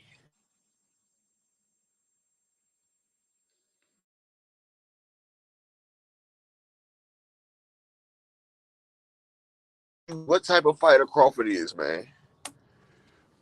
This man has one leg, and he's a welterweight. Crawford was fighting a welterweight that was game. The only problem is he had one leg. He wasn't a has-been. He wasn't an old welterweight. And you see how much trouble he had. He fought Mean Machine. Mean Machine was a welterweight that was game. Like, he wasn't one of the best. He was a C plus, maybe B minus type fighter. But you see, he mm-hmm. was able to drop Crawford. You feel me? Yuriorkis Gamboa, 2 divisions lower. He was able to rock Crawford. Come on now, Hank Lundy. First 3 rounds, he was getting in there with Crawford. See, people not realizing people that are not old and retired And damn, out of their passion and prime, and it's not real small, they work him. Kell Brook, the first 2 rounds, he had that man eye swole up like a beach ball. But Kell Brook was damn weight drained before the fight, bro. Like Kell Brook ain't been down to 147 in over 3 years. That's why his trainer said, "I'm not about to train you for that shit, bro. Mm-hmm. You can't win it like that." And that's what happened to Roy, trying to come back down from heavyweight. Roy, you can't do that. Not at no 35. Yeah, you tearing up your body. Tearing your body up that way, and you're gonna be weak. And you can see Kell Brook start to get weak as the round 3 and 4. As round 3 started. Hey, Like, keep it going. I got groceries. okay. And you can see Kell Brook, his that he fatigued in round 3. Like the muscles gave out because they're not used to functioning with such small amounts of nutrients. And that's what people don't realize. They keep looking at Crawford, but look at when he fought the people. He fought Amir Khan after Amir Khan was washed out. If you see after the Crawford fight, Amir Khan got washed out by Kell Brook, and Kell Brook was already washed out. Sean Porter, after he fought EJ, he fought a regular welterweight, a regular gatekeeping welterweight. Struggled. Showtime Sean Porter struggled because that fight he had with EJ took a lot out of his boxing career. When you fight Earl, you lose years off your boxing.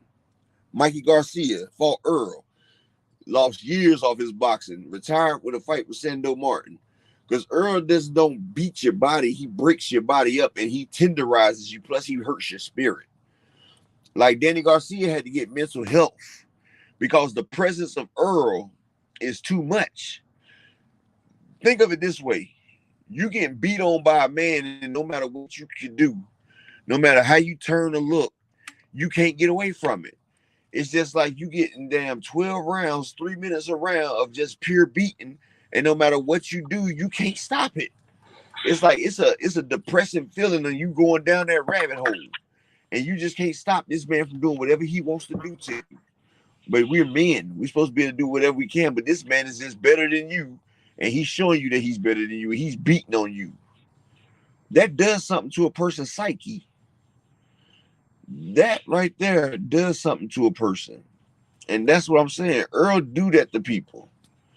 Mikey Garcia, he said it does it to people. So Crawford fighting Earl's leftovers, he know they wouldn't be much.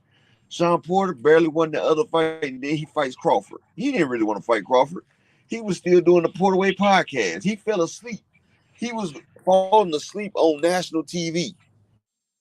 Supposed to be talking about the fight, and he up there falling asleep because the man's so tired and fatigued. Because he's trying to do a podcast. And his dad said that Porter wasn't doing the stuff that he was telling him to do in the training camp. So when your trainer said that talking about you not doing shit in the training camp, so now you're not coming there 100%. And even though he wasn't 100%, he still took Crawford to the late round. And they still told Crawford, you down. So if Porter would have came in there 100%, the way he traded for Earl, he would have beat Crawford. Because if 50% of Porter can have Crawford down in the 10th round, 100% or 75% of Porter could beat Crawford. And David Benavidez with one leg was giving it to Crawford for 12 rounds. For 12 rounds. He hit Crawford, damn near spent them around. And this man can't run away or run too because he got one leg as he got shot. But he was controlling Crawford with the jab. He was getting off on Crawford, but Crawford's supposed to be this world beater. That's why I'm telling y'all, it's a facade. Whenever Crawford fights something, Mean Machine put him on his ass. Like, it's a facade. Crawford's not a world beater, man. That's it. He just picks and chooses his opponents like Canelo used to. But Canelo ran into a brick wall named Bivol. What's going on, Sean T? Hey, blessings to the panel. Blessings, blessings. What's going on? Okay, man. Man, I'm kind of fed up with boxing, man, altogether. Yeah. To be honest, man. And really, man, it's this Terrence Crawford dude, man. This dude just, man, I don't even really know what to say, man. I'm so disgusted with this dude, man. Like, Like seriously, like I really thought this dude wanted this fight. You know what I mean? Yeah. Now I'm a Spence fan, but let me back it up, man. So while Crawford was with Top Rank, the reason I started liking this guy a little bit because I felt like Bob Arum was, you know, mistreating him. He was showing more favoritism towards Lomachenko, Mm-hmm. Fury, the rest of them. He came out, he kind of, I thought he was berating Crawford when in fact the man was telling the truth about him. You know what I mean? Mm-hmm. Yeah. I kind of had the dude's back because I'm just like, man, who's this dude to sit up and say this man is losing all this money and this, that, and the other, and you know he's difficult to deal with and yada yada yada. But you doing good business with Lomachenko and the rest of these, Tiafimo and the rest of them, right? And all of the negative stuff I was hearing was coming from Bomac and Bernie the Box. I wasn't really hearing anything from Terrence Crawford, so I was kind of giving him the benefit of the doubt. And man, when this dude started talking, man, I'm just like, man, this dude's a real clown.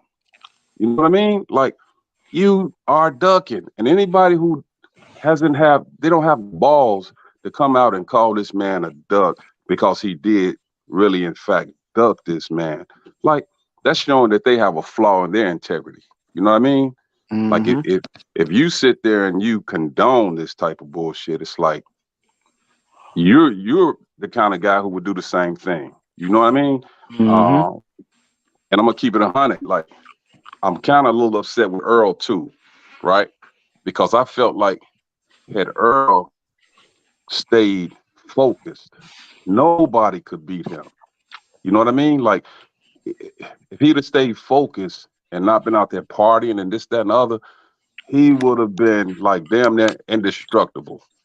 You wouldn't even be thinking that Boots would have a chance with this man because he's beating some of the top guys being unfocused. Mm-hmm. You know what I mean? But man, this dude Terrence Crawford, man, like I don't think he wants that fight. I don't think he's ever gonna accept it. I think that he's using all these distractions and all these ploys just to try to, dodge this fight. You know, I've never heard a so-called pound-for-pound champion say, "Oh, I hope that the fight's gonna happen," or if the fight doesn't happen, I'm cool. I'm going to the Hall of Fame.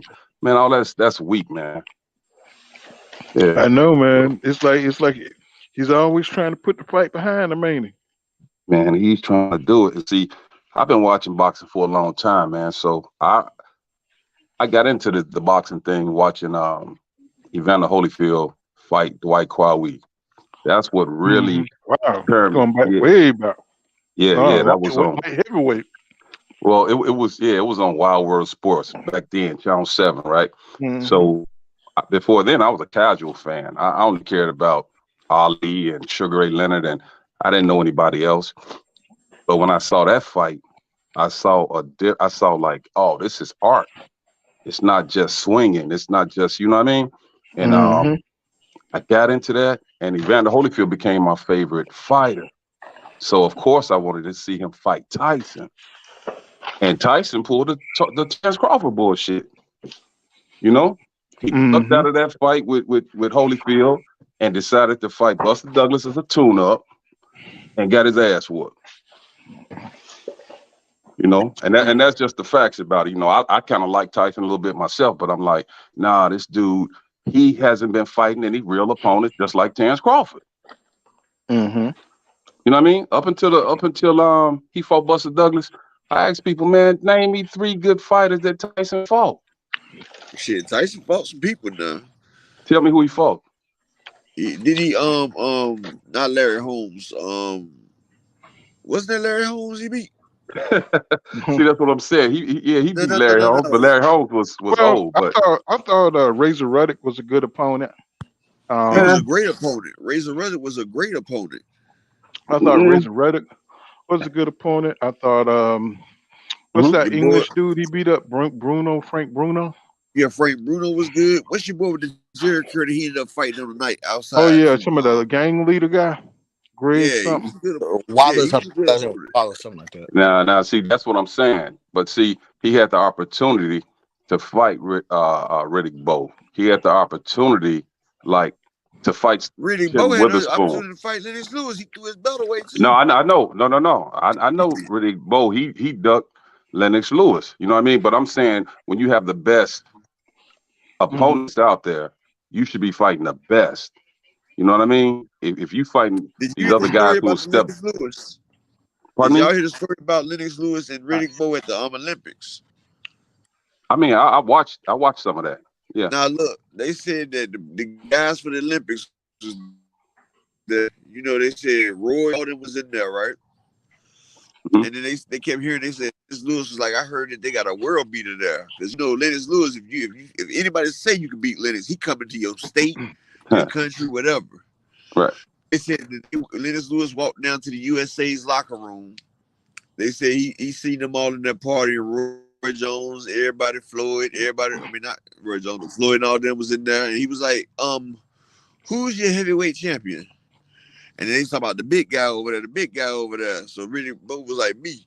They said Lennox Lewis looked square down. He said, I'm going to knock you the fuck out. And he walked right out the ring right there. And they said everybody was looking at him. They said everybody was looking at Lennox all crazy. I mean, at Riddick all crazy and everything. And they said he got in the fight. Motherfucker Lennox Lewis had him shook before he got in the fight. And then the motherfucker got stopped on his feet. So Lennox told me he was going to knock him the fuck out and stopped him. Yeah. And that's why he threw that belt in the garbage. And I'm from Chicago. He still ain't got past that.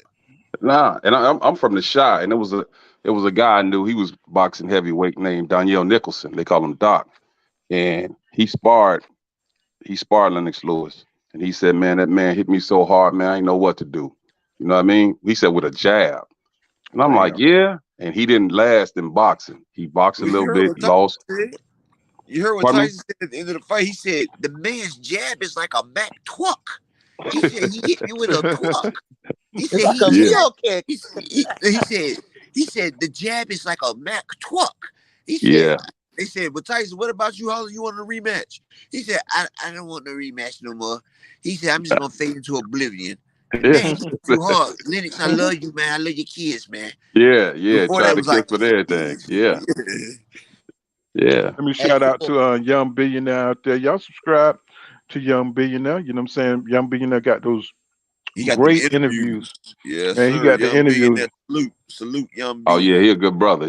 I've been on the panel with him a few times. Yes, sir. Yes, sir. Young Billionaire be killing the game, bro. Yeah, he don't play no game. Not fighting. Bud is not going to fight Spence after what Ugas put on his Instagram.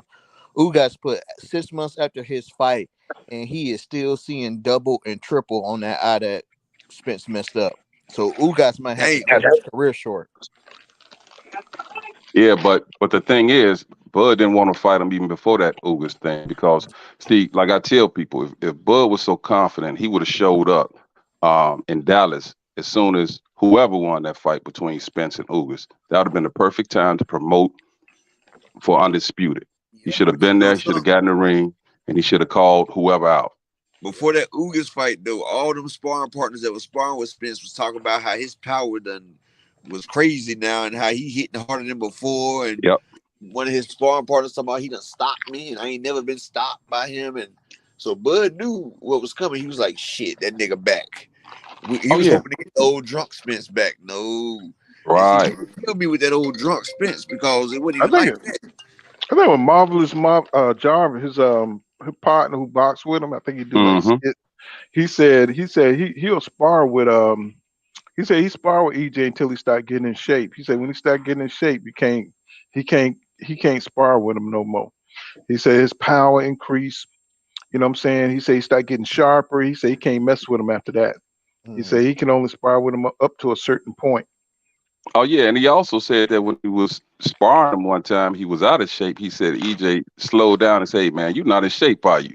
And he said, no. He said, then he said, EJ kind of eased up off me, you know? And I'm like, Terrence Crawford, everybody could look at the difference before that Ugas fight, how Earl looked bigger. He looked stronger.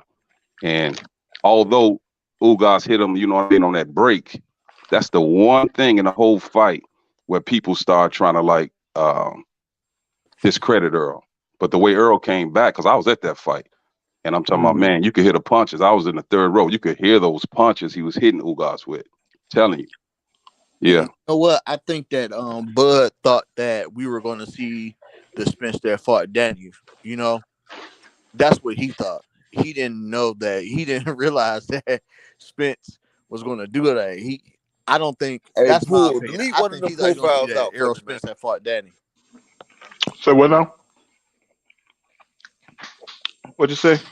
Who, me, Poole? What'd you say? He said something. What'd you say? No, he said something about Danny. He said the Earl that fought Danny. Something about that. No, he said something about the profile or something.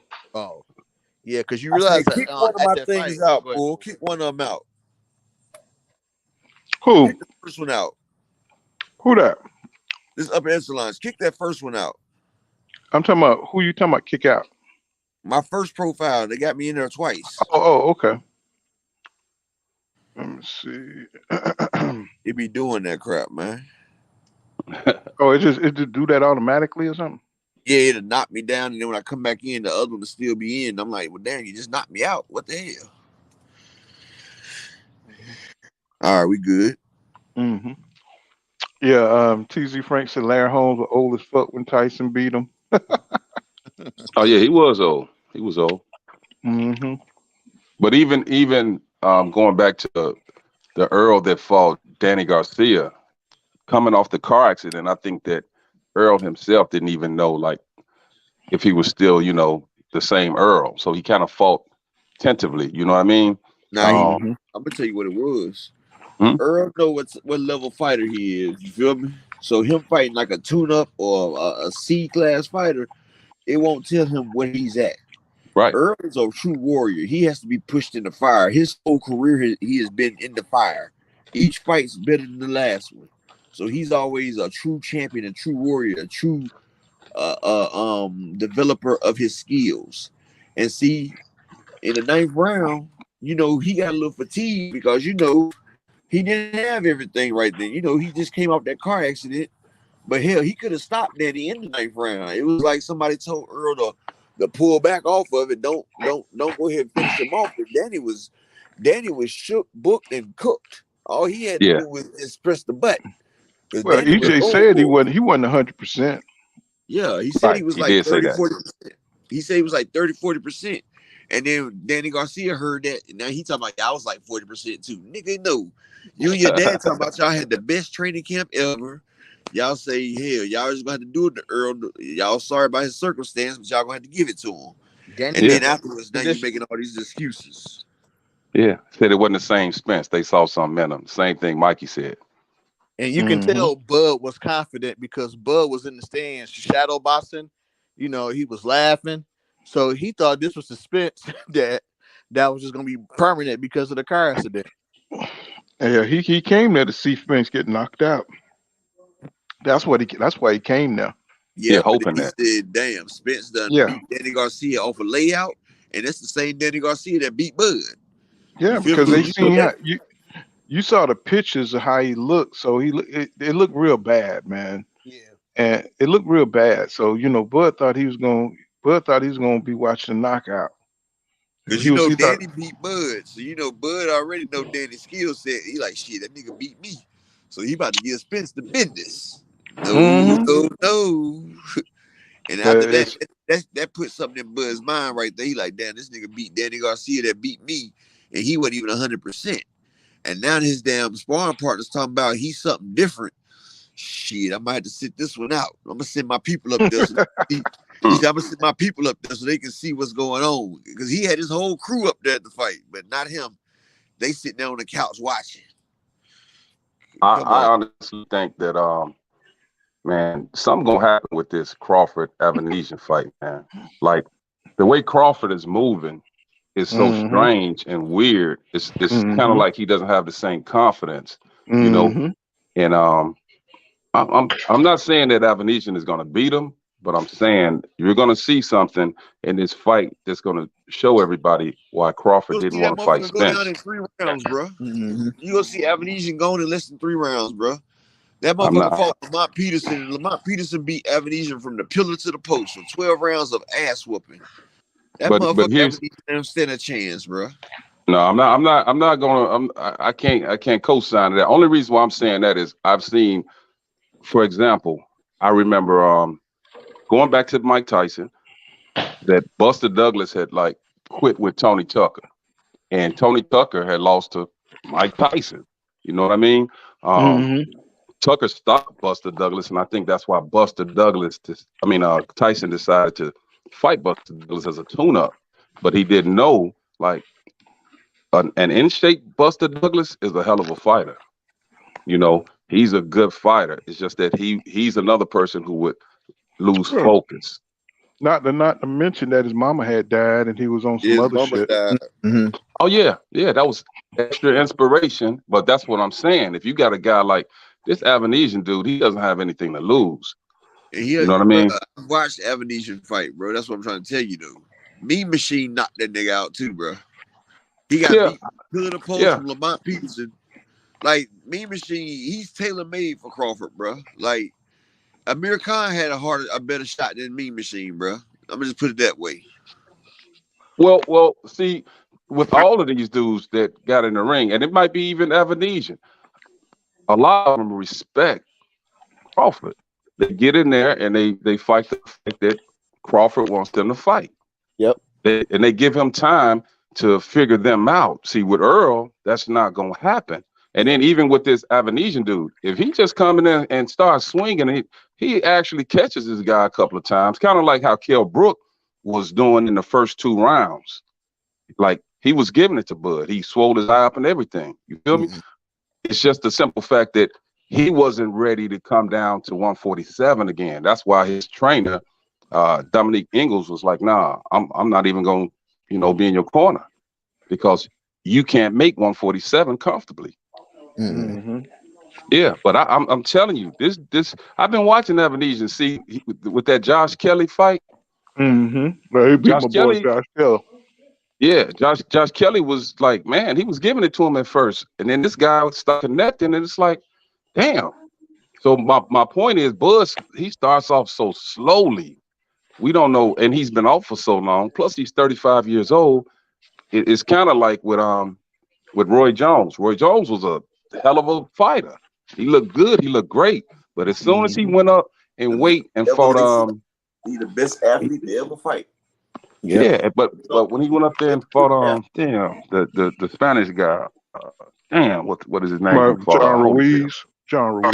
Yeah, John Ruiz. That's who it was. And he came back down. It's like he lost a little something. He lost something. 25 pounds of muscle mass. Yeah. He had put that shit on, but he lost that shit in less than 4 months. You know what? I had a whole feeling about the whole BLK Prime, man, because they still looking for ring girls too. Man, this shit is trash, man. And I want to take the opportunity to say this, man. See, a lot of YouTubers and shit, man, like supporting this Blue Blood dude. Like, I watch Blue Blood. So, and I don't even ring dude now. I'm gonna scratch his name. I'm gonna say the YouTuber. But with all of the shenanigans talking about, man, they met each other at 7-Eleven and all this bullshit. The next thing you know, you end up being a partner with, you know what I mean? It's like, nah, man, y'all fucked up the biggest fight that we've been waiting for years. For some BLK bullshit. We don't even know what this is. And you know what? I'm not mad at him going to get the bag. I'm just more mad at him lying to us. Yeah, that's the only part. I don't like being lied to, but the rest of it, I just don't even get into it, bro. It's politics, so I try to stay out of it, though. You feel me? But yeah, shit don't sit right with motherfucker, but I just don't say nothing, bro. Yeah, but I just wanted to speak on it, man, because for years I've been hearing nothing but Errol Spence is a duck. Errol Spence is a Earl. Yeah. So I'm like, you know what? He changed his narrative on Earl, though. I'm like, damn, Blue, you was just in Earl corner now. Now you, yeah. That right there, that shit kind of shicey the way you just turned on Earl like that. Let's go ahead and keep it real. Let's keep it 100 now. Dude, you got on your show, he a duck. And there's no way around it. But kind of like the boxing voice with Nestor. With Nestor and Canelo. Yeah, he switched out. Yeah, he switched out on And these dudes, I don't know if it's with Blue. I understand. Okay, man, this is my way of getting in. I want to make some bread. I want to be a promote, whatever it is. But my thing is, it's a conflict of interest if you sitting there trying to report on an upcoming fight when you know that fight is not gonna happen because you backdooring this shit too. Exactly. That was my only issue. Yeah, man. I know it's kind of fucked up because you listen to him and Blue big in this YouTube boxing world. Yeah. Because I think he's related to Larry Hazard. You know what I mean? But it's like, and maybe Larry Hazard has a lot of connections and trying to pull him in. But it's like, man, as fans of the sport, as supporters of the sport, we deserve more respect than what these guys are giving us. Yeah, I agree with that. Cause this fight should have never been made. No. It's an embarrassment to Crawford career. Yeah. We're fighting the David Avenesian at this point in his career. Yeah, and it's unfair to all the guys who sitting on the sidelines who are waiting for a shot at the title. You know what I mean? You have your Stanionis, your Boots, your Virgil Ortizes, and the rest of these guys who they want to make money too. They want a shot at the title. And then you want to sit there and hold it up. It's kind of like with Keith Thurman. It's like, damn, man, had you given Earl his shot when you should have, we wouldn't really be going through all this shit because Earl would have 3 titles. He would have had it way back then, and he would have went for Terence Crawford's 4th for the WBO belt. Yep. Well, check this. This dude got the audacity to duck. He got that audacity to duck Errol Spence Jr. and then say Earl is ducking his mandatories. I was like, get the fuck out of here.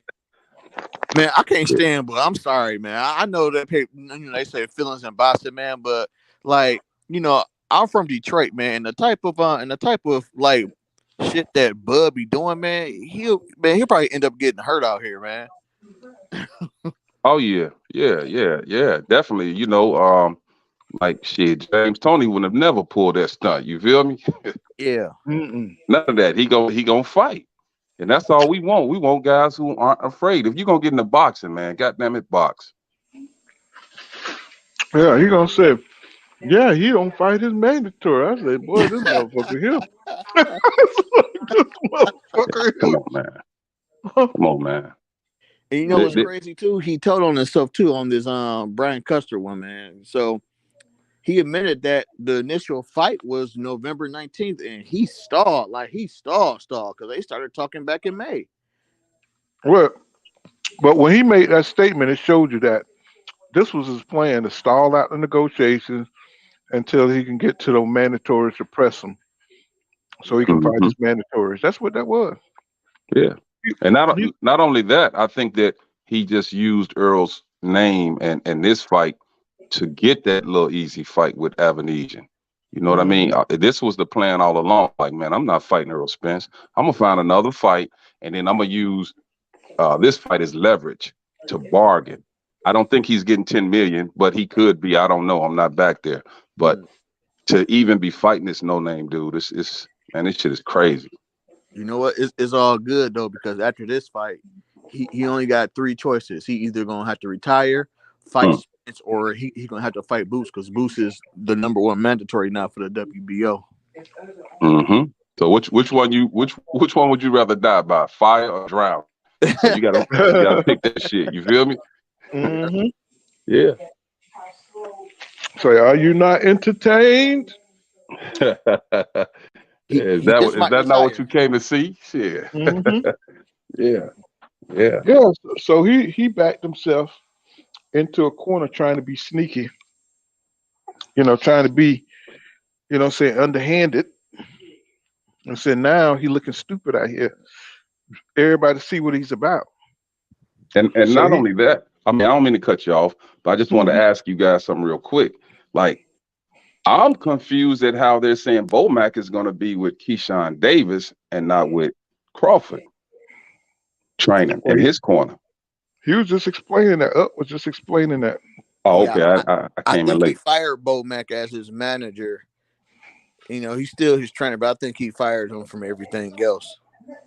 Yeah, but what I'm saying is Crawford has a belt.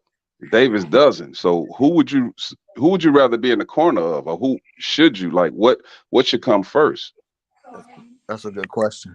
Well, the You know thing what? is, I think he would Crawford. do so more with Keyshawn because Bud. I think he has it in his head that Bud already know what he needs to do because Bud is more of the veteran versus somebody like Keyshawn who would need Bomac there to talk to him because he's still young. Yeah, but No, what I'm saying, I think what it okay, is Bud realized that they've been getting them for that loot. You know what I'm yep, saying?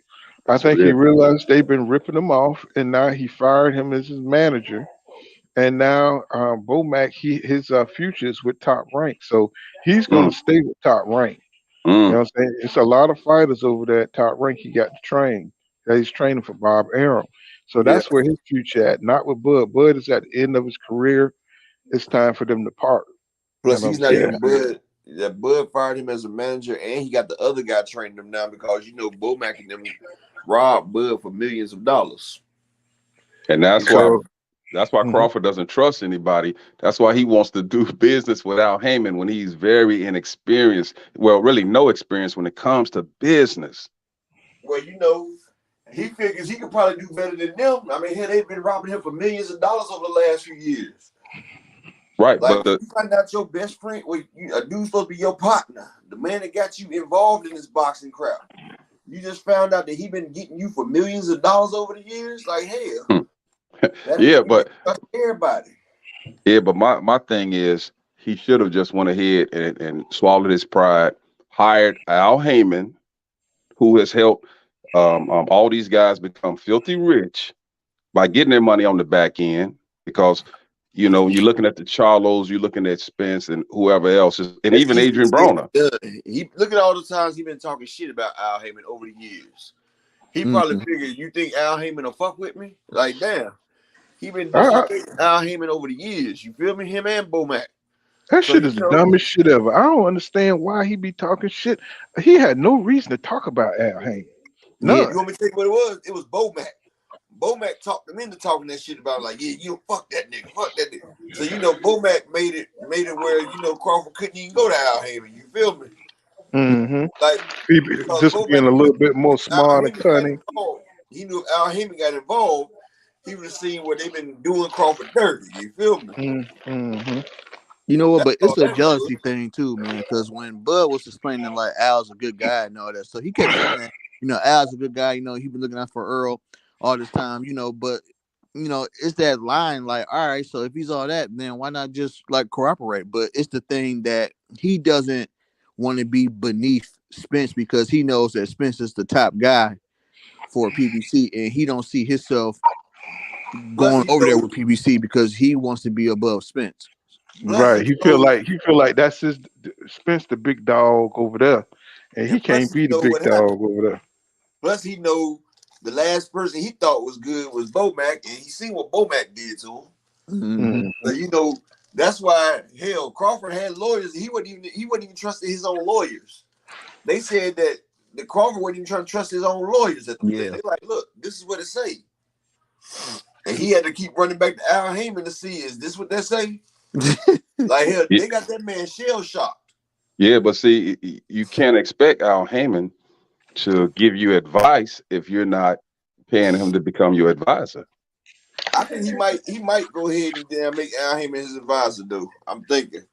I Because mean, he that's the smartest move for the simple fact, like what the Crawford fans keep pushing for is, man, Earl should have did more to make the fight. Earl should have made Al Earl Heyman. did It's like, everything he was supposed to do, man. Like, yeah, come on yeah, now. People know yeah. if you sit there working a job, if me and you working a job and I'm working 40 hours overtime and you going home on time every day, when we get our checks and my checks is $2,000 more than your check, am I supposed to break my damn extra $2,000 in half with you? Hmm. Fuck no. You've been taking No. your ass every day. You know what I think people don't understand is with the contracts, they keep saying Spence could have did more. What they don't realize is Spence was good with his contract on his end. He was already good. So it wasn't nothing for him to do. He was even giving up 45, 55 percentages, bro. Like Steven Espinosa said, it was almost 50-50. Yep. Like, bro, you don't even sell shit, and they was giving you almost 50-50. It don't get no better than that, dude. Yep. He had a free retirement check. And you know what else? And salute to everybody on the panel. Shout out to OG Pool, man, and everybody else on the panel. What's going on, young Salute. billionaire? Salute. Oh, Man, there go my brother. Yes, blessings to sir. y'all, man. I hope y'all having a good Saturday, man. Y'all been cooking, and I just been listening. But you know what else?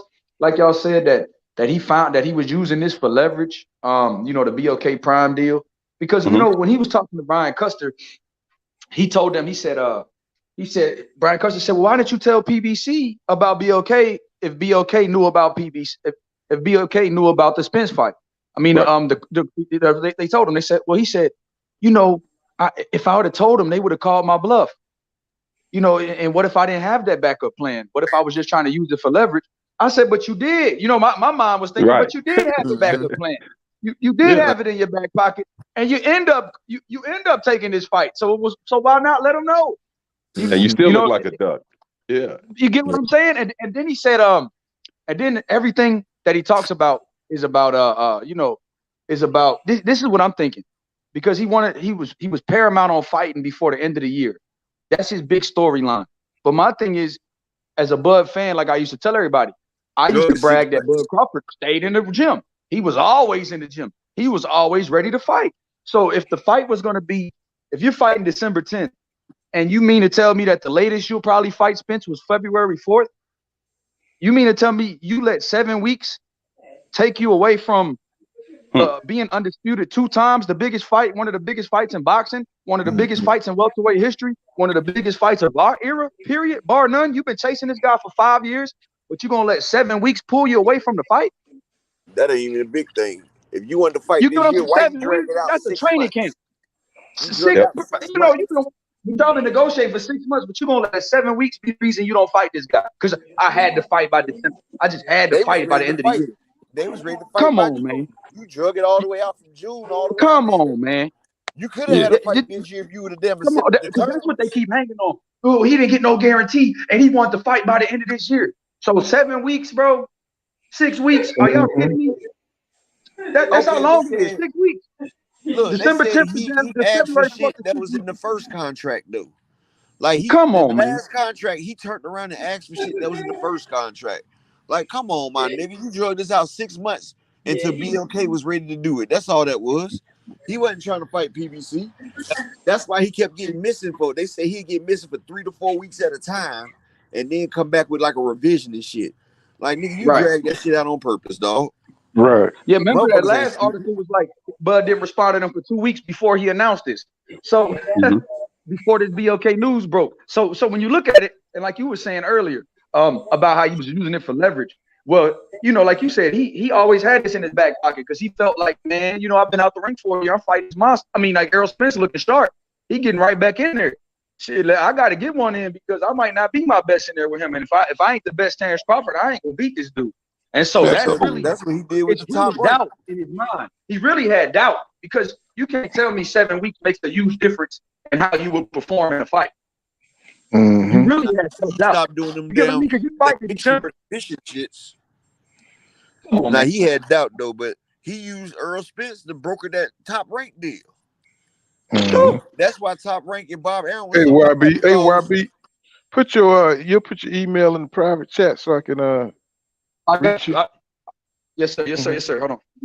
That's why Bob Aaron and Top Rank and ESPN still sitting around it because hell, they were supposed to have one half of the biggest fight. You know, Bob Aaron was mad that Terrence Crawford left before he get that Earl Spence fight because Bob about that money.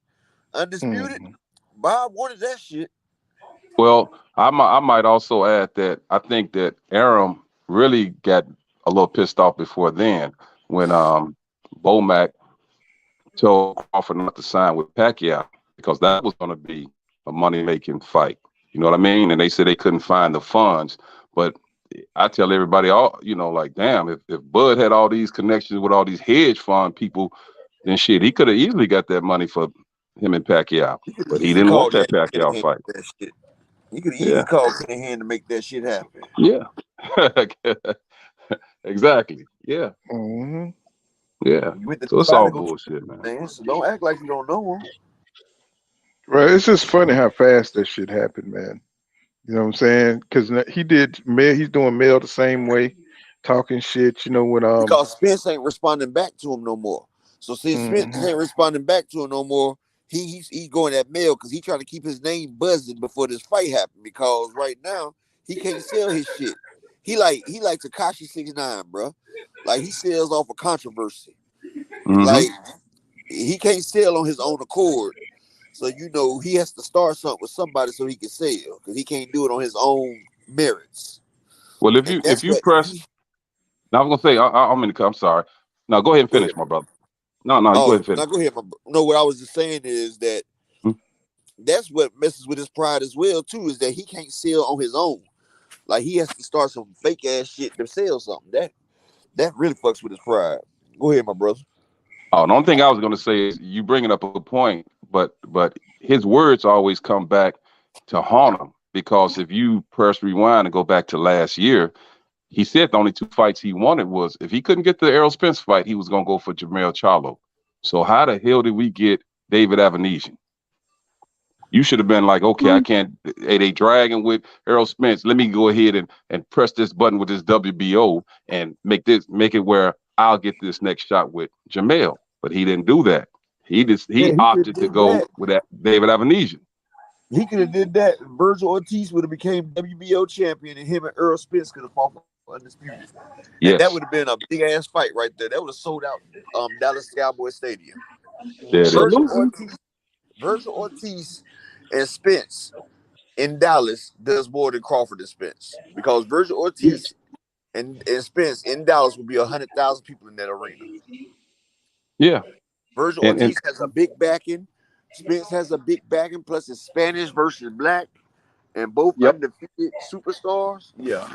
Yeah. And if you look, you'll see, hypothetically speaking, if Avanesian was to somehow beat Crawford in this next fight next week, and Earl would get him to, you know what I mean, to become undisputed, it's going to be a lot of distractors to say, oh, Avanesian ain't nobody. The same people try to build him up for Crawford. Well, Earl became undisputed off of Avanesian. You feel me? But look, he got 3 other people. Look who Crawford won off of Ndongo and shit. Come on, bro. Man, trash. Hey, and you know what else? You know what else symbolizes doubt? Did y'all remember that IG live story he did when he said Al Heyman is putting Errol Spence in the best position to win the fight? Did y'all remember when he said that? Yeah. He said he's putting him in the best position to win the fight. And then he said they sacrificed Mikey Garcia for Errol Spence. He said, look what they did to him after the Spence fight. And I was like, are you envisioning yourself getting dead like that if you take a loss? Like, First off, what does that signify? Why are you bringing that up to me? And see, I'm a big but people don't know I used to fight for Bud, but Bud Crawford, I can't stand by because look, the things I used to believe, I don't believe them now. And I'm like, Bud, man, you strung me along. I feel like how I can't imagine how Spence feel, but like when you see the light and you're like, man, I used to rock with this dude and cap for this guy, and now he playing games, and it wasn't Errol Spence all along. Now it's like, oh man, you know, you kind of it's like you feel shocked.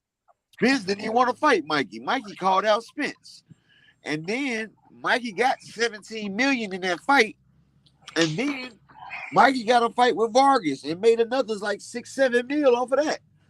Then he lost to Sandor Martin. Mikey is the one that stopped boxing.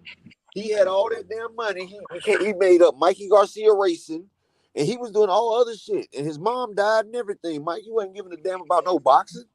But Mikey was set. Mikey, but you know what? Look, like out of you all said, 3 divisions that Mikey went through, Mikey was a 4-division champ. He went through all 4 divisions, fought all them fights, and they say he never made over 5 million altogether. He got 17 in one night. He made almost undocumented what Robert Garcia told me, Paul. He said Mikey pulled in over 10 against Spence. Yeah, I heard that too.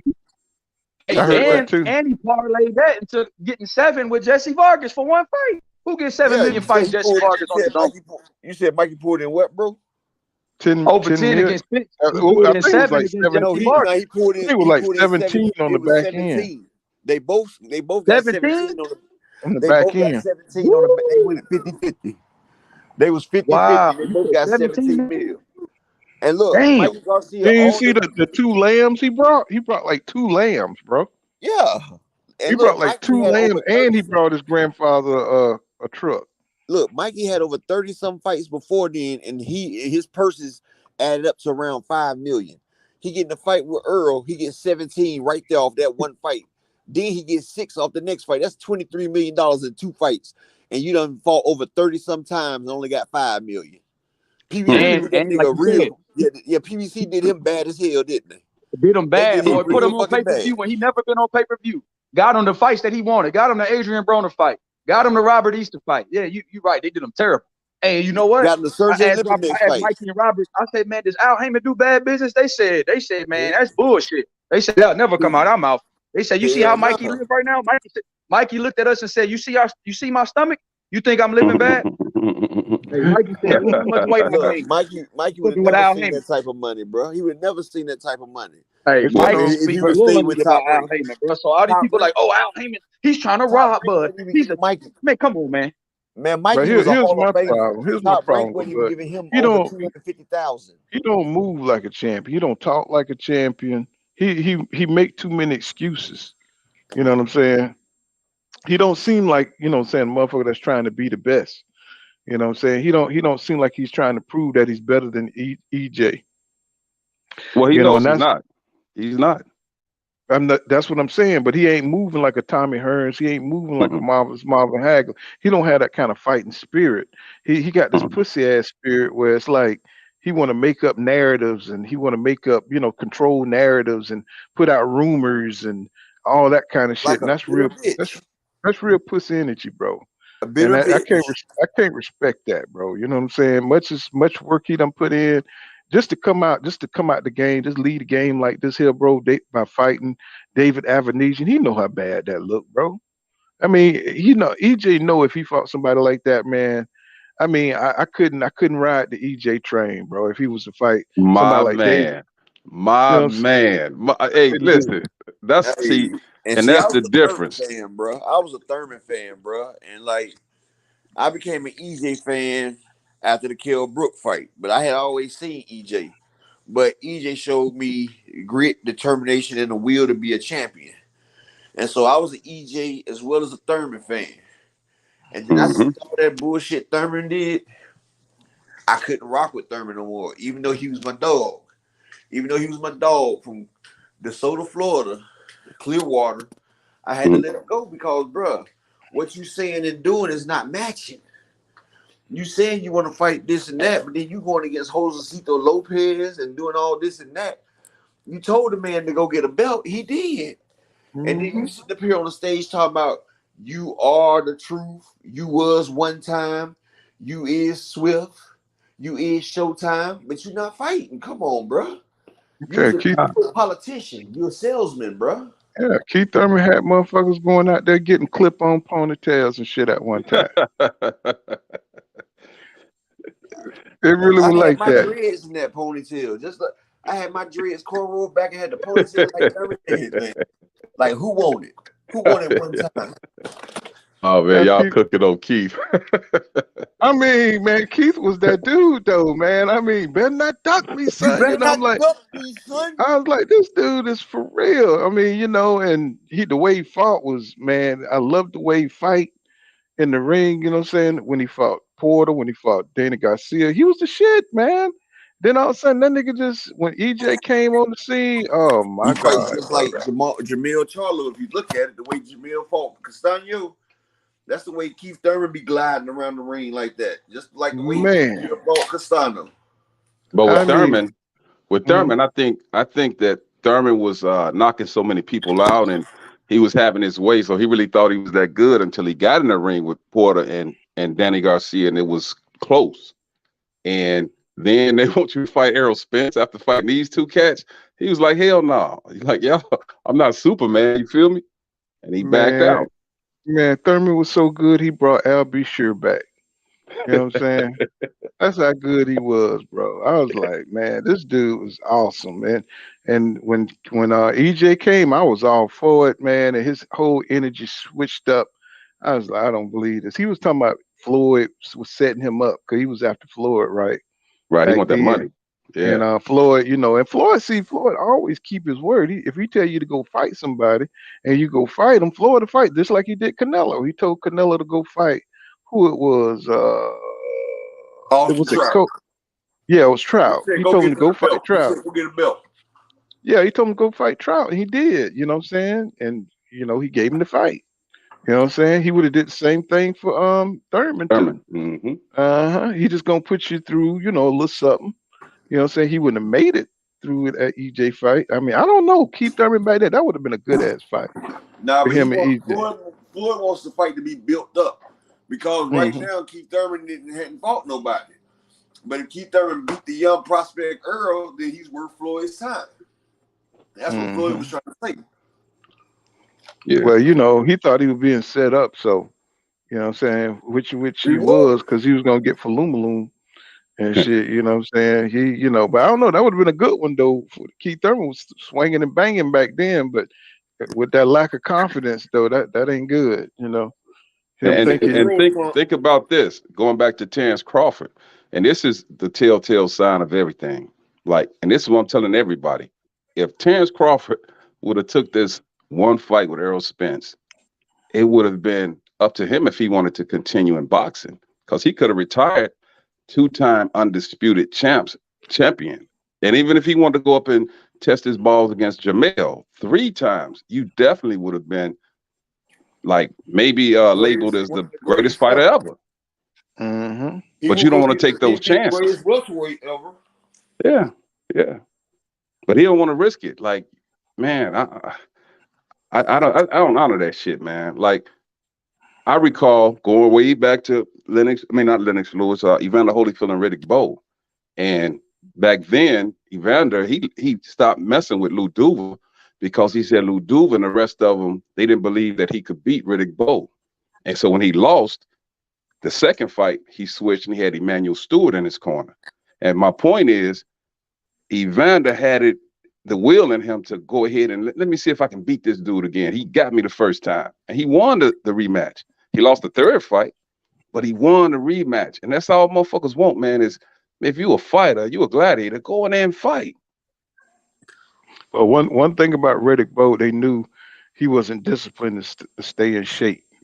You know what I'm saying? That nigga, he'll be in shape one fight, and the next fight, like Lennox Lewis. You know what I'm saying? He'd be lazy and shit. You could get him one of them damn fights. You know what I'm saying? It'll usually the first fight. Usually, you know what I'm saying? That nigga was lazy, man.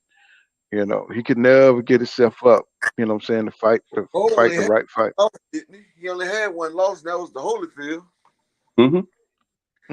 Yeah. We had 2 he with the Lennox, but he wasn't trying to do that. Nah, he trying to fuck with Lennox. A lot of those beat Riddick Bowe ass twice to the balls, bro. Yeah, I'm about to say low balls. Riddick had, lost his ass in the Olympics. He already knew what time it was. He knew Lewis already felt like he could beat him. That, you know what I'm saying? So, he wasn't trying to, after coming out. Get away from. You never get away from that one ass whooping that you got.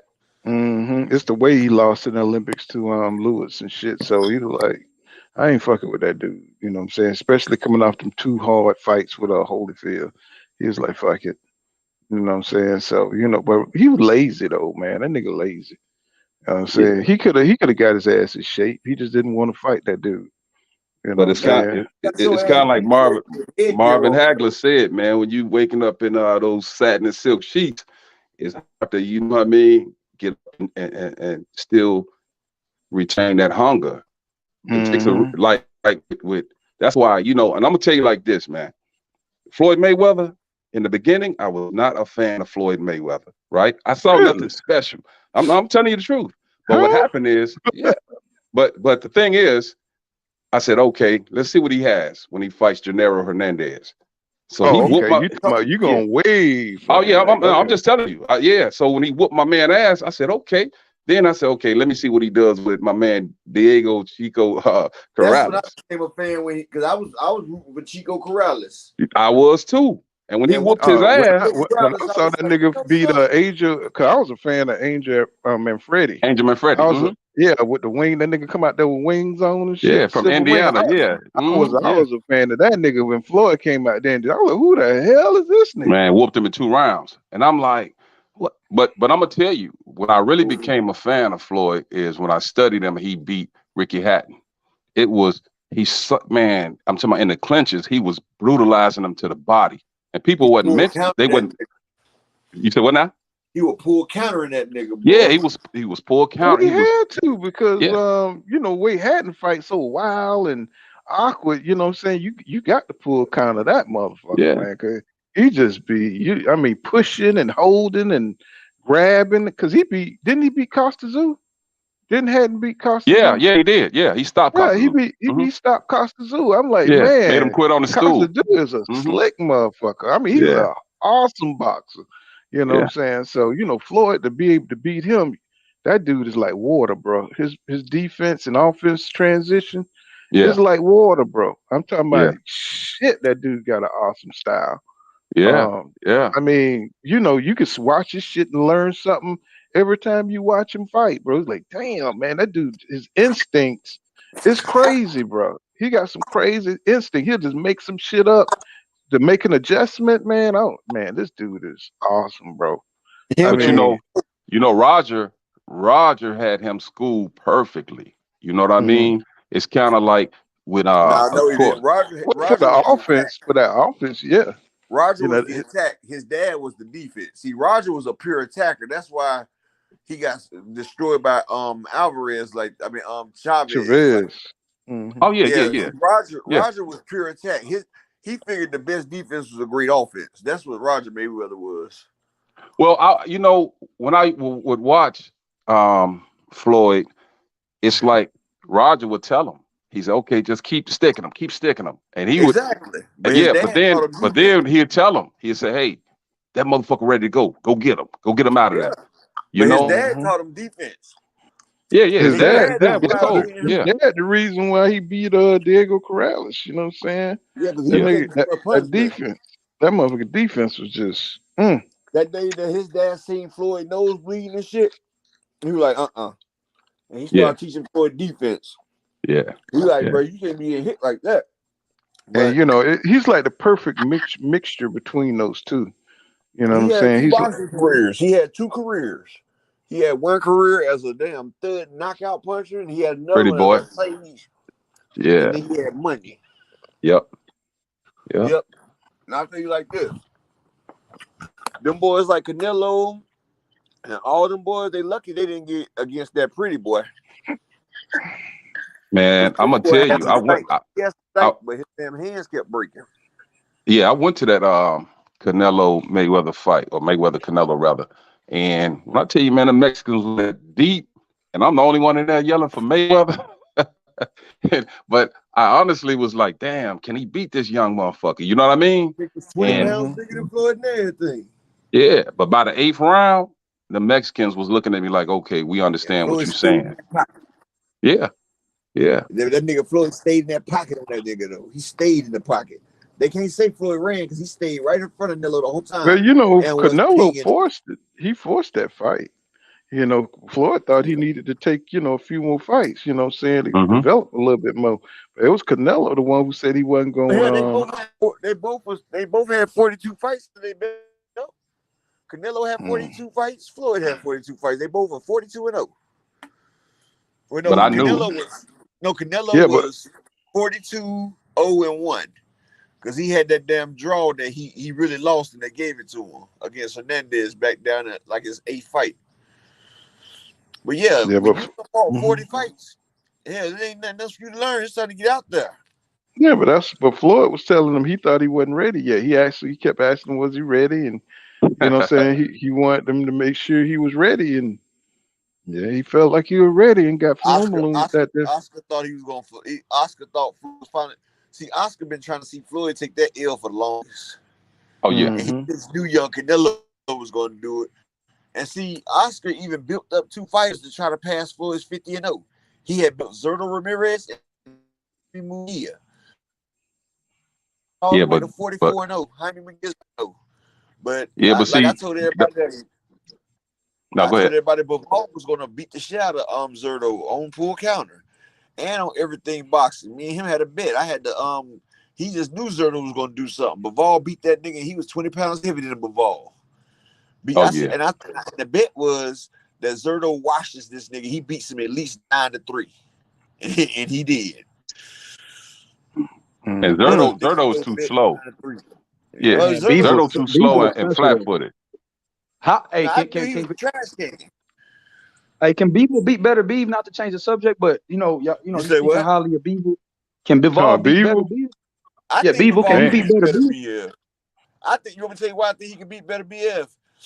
Because the same way Usyk beat better BF. Like, Bivol has that same style that Usyk had when better BF was number 1 and Usyk was number 6. In the last Olympic Games they fought like 6 years ago. Usyk beat him. But Sir Marcus Brown was beating better BF, busted him open and everything, but he just his foot off the gas.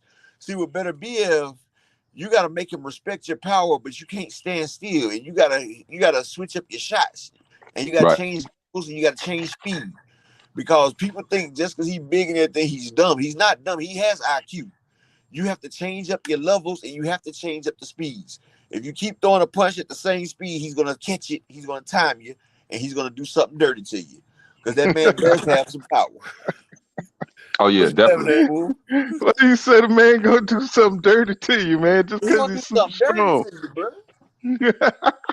He does that dirty. He beat the hell out of Marcus, man. That shit was like some Ike Drago shit, Ivan Draco shit, man. The way he I just beat told Marcus Marcus. was gonna win. I said Marcus When about to Marcus was like leaking everywhere, bro. I was that like, was oh better BF's shit. blood everywhere at first. Mm. Better BF, God they supposed to damn. stop that fight though, because he had busted better BF all the way open. Yeah, I think Bivol will beat him though. I think he'll beat him. Bivol, people ain't even seen how good Bivol is yet. Bivol Man, hasn't beat that man. Duvall is quicker than a lot of people think. His speed, he's a way lot faster than And folks he's thought. smaller. He's smaller than people think too. You see him standing beside Jamal Charlo. Jamal Charlo bigger than Bivol. Mhm. That's a fact. So he would have to catch Bivol, you know what I'm saying? And Bivol, he Bivol don't even sit boxing down IQ is really good. because David Benavidez said that they were sparring, and when before the Canelo fight, David Benavidez said he beat Canelo because he was working David Benavidez's ass. But Hey man, Benavidez said he wants him. he's a Benavidez real said he want to boxer, fight him. man. He worked that one too, man. I mean, he got different variations on that motherfucker, but he can move his feet too. You know what I'm saying? He's like Earl right there. Like he's fundamentally sound like Earl is. If you Yeah. notice, he fights the way Earl fights with the jab, with the spacing. I said, damn, the damn European Earl right here. Because if you look, he does the same shit Earl does in a fight. Like he just doesn't attack the body as relentless as Earl. But he keeps distance, he keeps his high guard, he does what he do. But you know what? That range control is out of sight though. Yeah. For Bivol, that range control, bro, he knows how to stay out of range. He knows how to pop you on your way in. You saw how he was catching Canelo. I ain't never see Canelo head go back so many times, bro, in a fight. I mean, at the end of that stick. Keep right at the edge of that stick where you can't come past it. Man, that motherfucker cost me $8,000, man. I'm still mad at Bivol, motherfucker. Yeah, because I had a ticket. I was playing, and I tell my son, because my son he knows more about NBA. I know more about boxing, and I let this motherfucker talk me out of betting on Bivol. He was like, "Man, you really think they gonna let this motherfucker beat Canelo?" And I said, bruh, "Damn, you right. I'm gonna go ahead and bet on Canelo." You grew up on Bruce Lee movies, niggas. The nigga already look like Bruce Lee. You know what I'm saying? You bet against him. I won $2,500 off Bivol that night, bro. Damn. Yeah, man. Yeah, y'all be betting some big money. God damn. I had a 3-pick parlay, and Bivol was the cap on top of that thing, bro. That shit came back $2,500. I think I only put like 100 on that shit. Yeah, and I see. You know what? That's what happened when was like 1,000 to 1 underdog. And Yeah. then I had two other picks on there, and that shit had it to like 2,500 to 1. I mean, with it was 2,500 to 1. And see, that's what I won off of Lomachenko and Teofimo, and I was like, man, I think Teofimo gonna beat this dude. Everybody was saying Lomachenko was gonna win. I said, no, I'm gonna bet on Teo, and I won 2,400 off that one fight. I won Yep. 2,000 on Carissa over Savannah Marshall. Oh man, I don't know who bet on Savannah. I knew Clarissa was gonna get her ass. Well, it was even. Whatever you put on that, you would have won it right back. So Oh yeah. you put 1,000 on it, you would have won 1,000. That's why I went ahead and loaded that bitch up. Which was a hell of a fight. Hell of a fight. Oh, that was worth. See, that's what I'm saying, Clarissa. That's why, man, I'm talking. I got all the respect for this lady, man. Like, she's showing people. I went overseas to fight this big broad. Beat me. My only loss. She didn't even beat her, though. If you look at it, if you go look back at that damn Olympics, man, they cheated this shit out of Carissa. Oh yeah, they cheated her. But I'm just saying, like, they considered that a loss, and she had the balls to go over there and go over there and show people that she is indeed the best. And that's what I'm saying about this Crawford dude. Man, listen, if Floyd could take less to fight De La Hoya just to make himself a bigger boxer, a bigger fighter, then goddamn, man, why do you think you need to be the A side and put all this bullshit and just prove who you are and you be the new face of boxing? He had all the A-side privileges. They was letting him come out last and everything, bro. It was almost 50-50. He was getting to come out last, everything. Like, the only thing Earl was getting was 5% more. It was 45 to 55. Like, bruh, everything was, that's why he agreed to everything. And then he thought about it and went to go get this bag. He said, fuck that. He said, that's too much risk. Yeah. Like, hey, like my man Marlon said, he trying to protect his eyes. Man, but it's just incredible, man. I mean, how can he allow himself to go out like this, bro? I mean, he going against, I guess that shows the level of fear a motherfucker got. If you're willing to just go against your reputation, you got your reputation on the line. I'm talking about all that shit you talked all them years, bro, and you don't care what the fans think, bro. It's like this nigga that's going against the grain for real, man. I'm just like, I'm more stunned and shocked, you know what I'm saying, than anybody that he's willing to go out like this. No pride, bro. No pride. No period. pride, no integrity. God damn. No nothing. I'm just like, wow. I'm just like, Bud, man, somebody need to get a hold of this guy. The boxing Hall of Fame. Like, nigga, you ain't going there. You know what I'm saying? Yeah. Like that. You know what I'm saying? Somebody need to talk to him. Like, if you don't fight this fight, we can't mess with you. We can't rock with you like that, bro. But see, that's why I'm saying. They was telling them. Well, see, that's why I'm saying, even like in the state of boxing, man, this is why I don't respect a lot of motherfuckers, because when it looked like the fight was on, you would hear Tarver, you would hear Bradley, you would hear Ward, you hear all these dudes speaking like Crawford is the shit. But now he pulled his stunt. Yeah. It's crickets. I don't hear anybody coming out having the balls and say, hey, man, or they really should have just went and talked to him and say, hey, man, look, man, you need to take this fight. Well, like, Ward he's on that saber whole shit. He be talking about, y'all don't know what it's like to be a fighter and to be on your own. And I'm like, what are you talking about, bro? It's like, go sit your ass down at ESPN and shut up. Yeah. You know what I'm saying? Or Top Rank and shut up on them damn fixed fight shit. Y'all they you know what I'm saying? When they want a motherfucker to win, they stop speaking on the man work. You know what I'm saying? And they act like they ain't seen that man throw one punch, but the other person throw one punch, then got hit 20 times, and they talking about that. Who was that we was watching pool? And they was showing all the dudes highlights, but they wouldn't show the other guy highlights that was doing. Oh yeah, they'll do that. Yeah, that's how they do. Yeah, it'd be so many like that. They stop talking on the man work rate and shit, like they did Ortiz and shit. You know what I'm saying? I thought Ortiz beat Lomachenko. I did. Yeah. I thought he beat him. That's the one we was watching. I think that they. Yeah, exactly. Yeah. That's crazy. He won the first 5 rounds.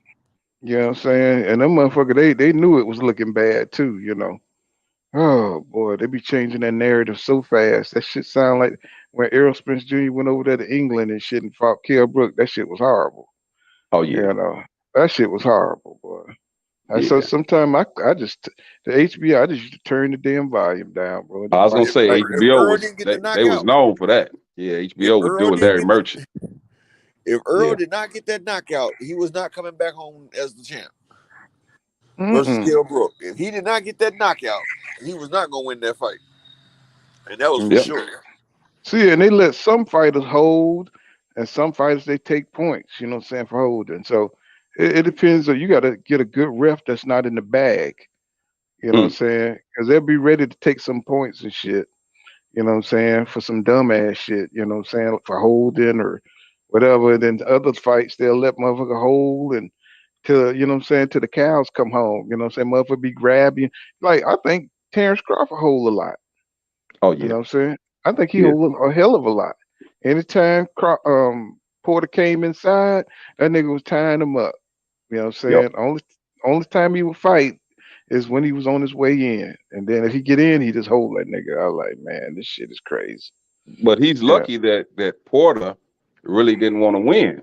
He's very lucky that Porter was ready to retire straight up. Mm-hmm. Because if that would have been the Porter who trained and would have done what his father told him to do, man, Oh, if we we would wouldn't have have got this that conversation. EJ, if we would have got that EJ Porter, it would have been over for him. Yeah, that's what I'm saying. Yeah. Cause Porter was blocking shit with his face. He was running into damn shots with his face, and that shit didn't phase him. Man, I I was thought that like, motherfucker was on some juice. I ain't yeah, gonna lie. exactly. I'm Shit.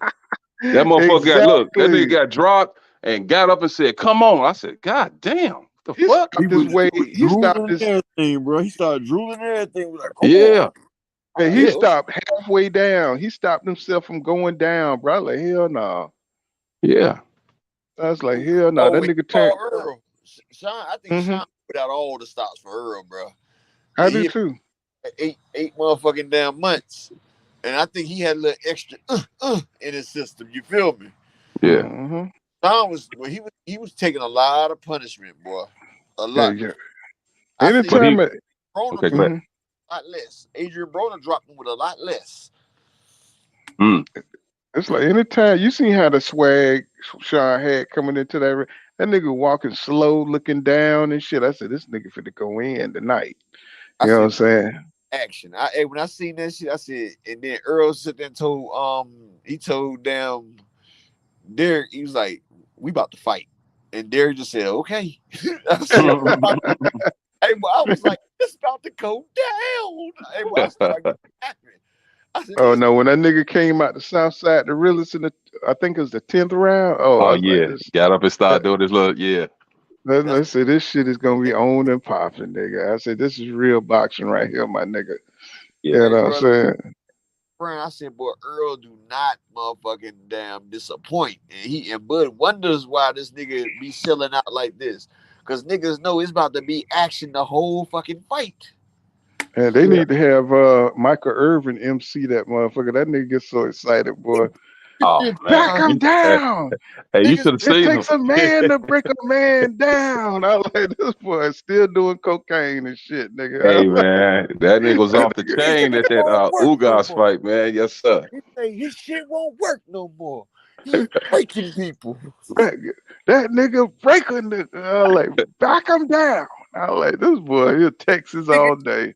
say it takes Yeah. anybody can knock somebody out, but it takes a real man to break a motherfucker. His shit won't work no more. like you could tell he want to get in the damn ring. You know he was wild as hell any goddamn way. Yeah, man. Yeah. But no, man, this dude Crawford, he ain't want that fight, man. I Man, can't I even mean, see him even. Everybody was betting on, oh man, he's gonna catch him and he's gonna, and it's like, if that's what y'all counting on for this dude to knock Spence out, he's gonna lose. mm-hmm. Yeah, he's gonna lose. Oh, but it must. I could tell you. I could have told you that Fury and Crystal fight was gonna be bullshit, bro. Man, I ain't I'm even trying to saying watch that shit. if Wilder ain't in there, that shit ain't gonna be shit, bro. You know what I'm Yeah. saying?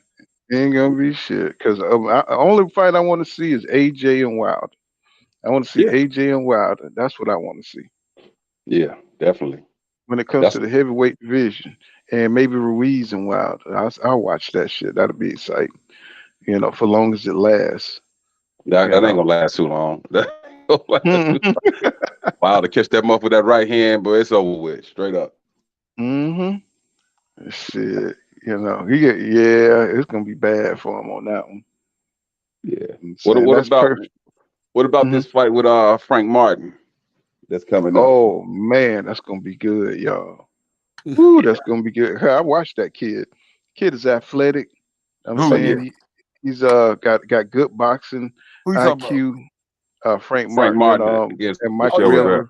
Yeah. I had hmm been people go to my page. I already got a video of Frank Martin. It's called "The 100 Stinging Bees into the Pulling Counter Cobra Strike."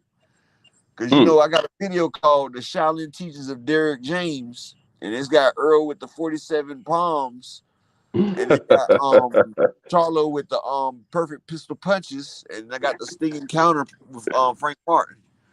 They all Okay. got the forbidden techniques hmm that's Like gonna the fuck 5 deadly somebody up. venoms, huh?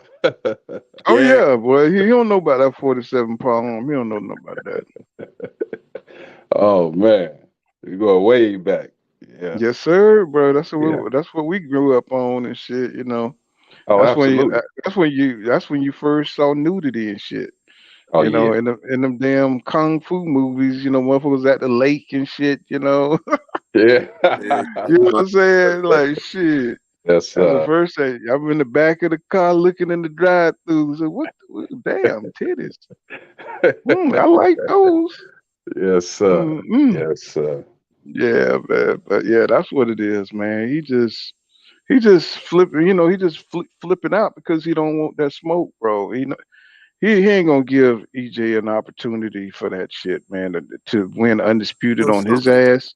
but You know what I'm so I think saying? the pressure started to get to him though, because everybody's coming down on him. Like even when he posts family shit on online, people still getting at him. And like once his kids start seeing that shit right there, I don't care who you is, bro. You're not trying to look like a coward in front of your kids, dog. Hey, Daddy, what's a duck? What's a Yeah, duck, Hmm. Daddy? like like Crawford.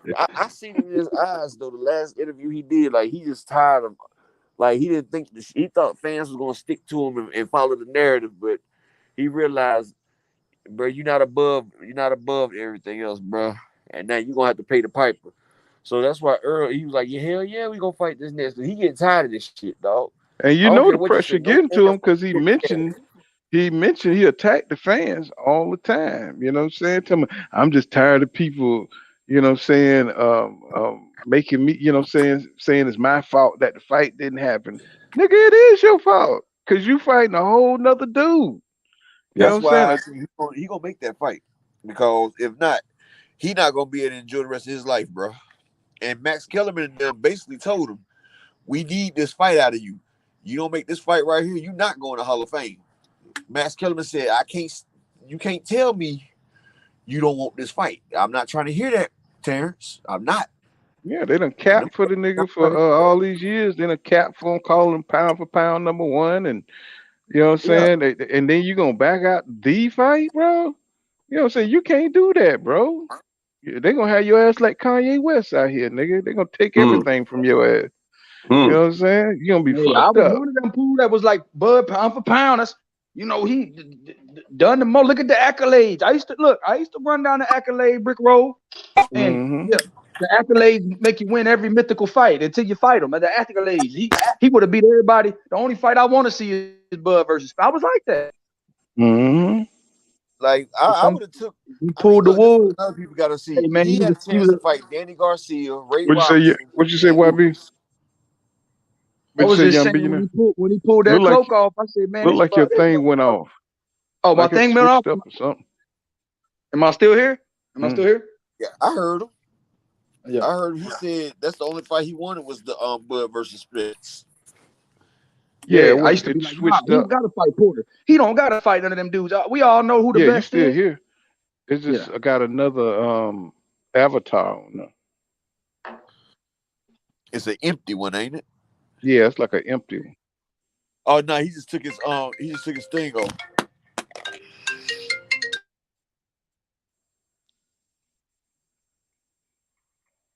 Probably getting some phone calls or something. What's going on, DJ Black Charm in the building?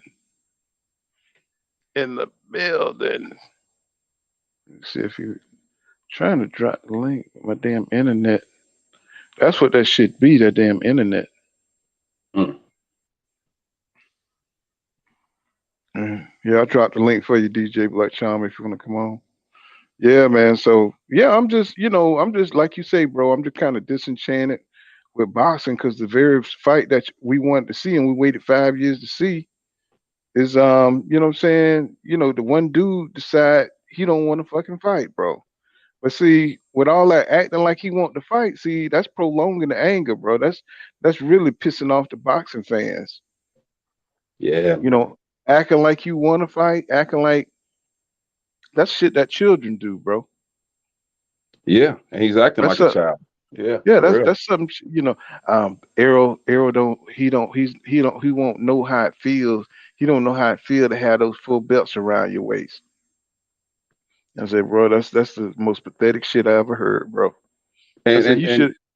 no, no, Go ahead. no. Well, I just want to interject real quick and just say this, man, just to clear up some things, right? I think that people call us Bud haters and Crawford haters when really all we really want is for dude to stand up and act accordingly. Hmm. It's no hate. It's like, man, if you say you're gonna do something, do it. That's all we Right. expect. And if you don't do it, that's like if we have a child or somebody and hey man, we told you to take the garbage out. All right, I'm gonna do it. You come in there and the garbage still there, you upset. You feel me? Don't mean that you hate your child, but it's like, man, this nigga ain't do what he's supposed to do. Hmm. Yeah.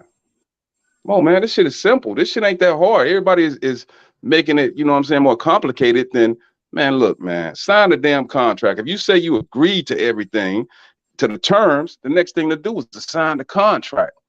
Hmm. When you start talking about, man, lack of transparency and all this old extra shit, and then my man say, hey, post the draft, of the contract, and we'll see who's lying, and you don't do it, it's like, nah, man, you didn't want this fight.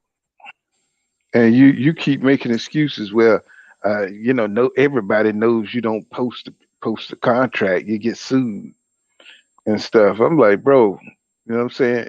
The contract is not active, bro. You know what I'm saying? You didn't sign the contract. You know what I'm saying? You turned away from the fight, bro. I Yeah, you mean, walked away. you walked away from the contract, so it's not a contract anymore. You know what I'm saying? I mean, knowing If this so Earl tell fuck. you to post a contract, then you can post it. He gave you permission to post it. So Exactly. Like you who won't gonna sue you? Yeah. be violating arbitrary agreement. Yeah. Come on, man. Come on, man. Mm, And then see, like I asked some of these guys because I go on these pro Crawford channels, and I'm just like, man, keep it 100, man. What if if the shoe was on the other foot and Earl pulled out of negotiations and said, hey, I'm gonna fight Avanesian? What would these dudes have been saying, man? they He would have been would have saying it'd been scared. running on news all day long. He would have never got past that right there. He is the biggest duck ever. We told y'all he's a coward. It'd have been on ESPN on the bottom line, bruh. It'd have been damn top news. They probably would have had it on CNN. Next on America's News, Earl Spence is a duck. And it's like misinformation now. Maybe it's always been there in the media, but it's never been as bad as it is today. They'll put a narrative out there, just like they doing Kyrie Irving and shit. You Hmm? know what I'm saying? They'll put a narrative on a nigga real quick, bro. You know what I'm saying? And you got to try to shake that shit. You know what I'm saying?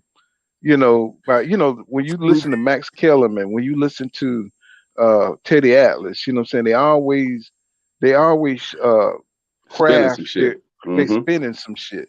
You know what I'm saying? Because he could barely spin this shit for Crawford. Because I listened to him, and he was talking about um well, Crawford, um, I can't go against a man trying to make money for his family. I'm like, bro, I ain't never heard Teddy Atlas come out with no shit like that. He's Come one of on, the man. oldest. He's one of the most old school motherfuckers when it talk about. He made a man. Not he took Michael Moore chair, nigga, and sat in it. No, he sat in it and told him he can't sit down, nigga. You got to go out there and fight. Hmm. Now you talking about that nigga talking about I don't care about him fighting David Avedisian because he it's a quick 10 mil he can pick up. I was like, bro, Atlas, man, that's crazy, bro. Now, Not you, bro.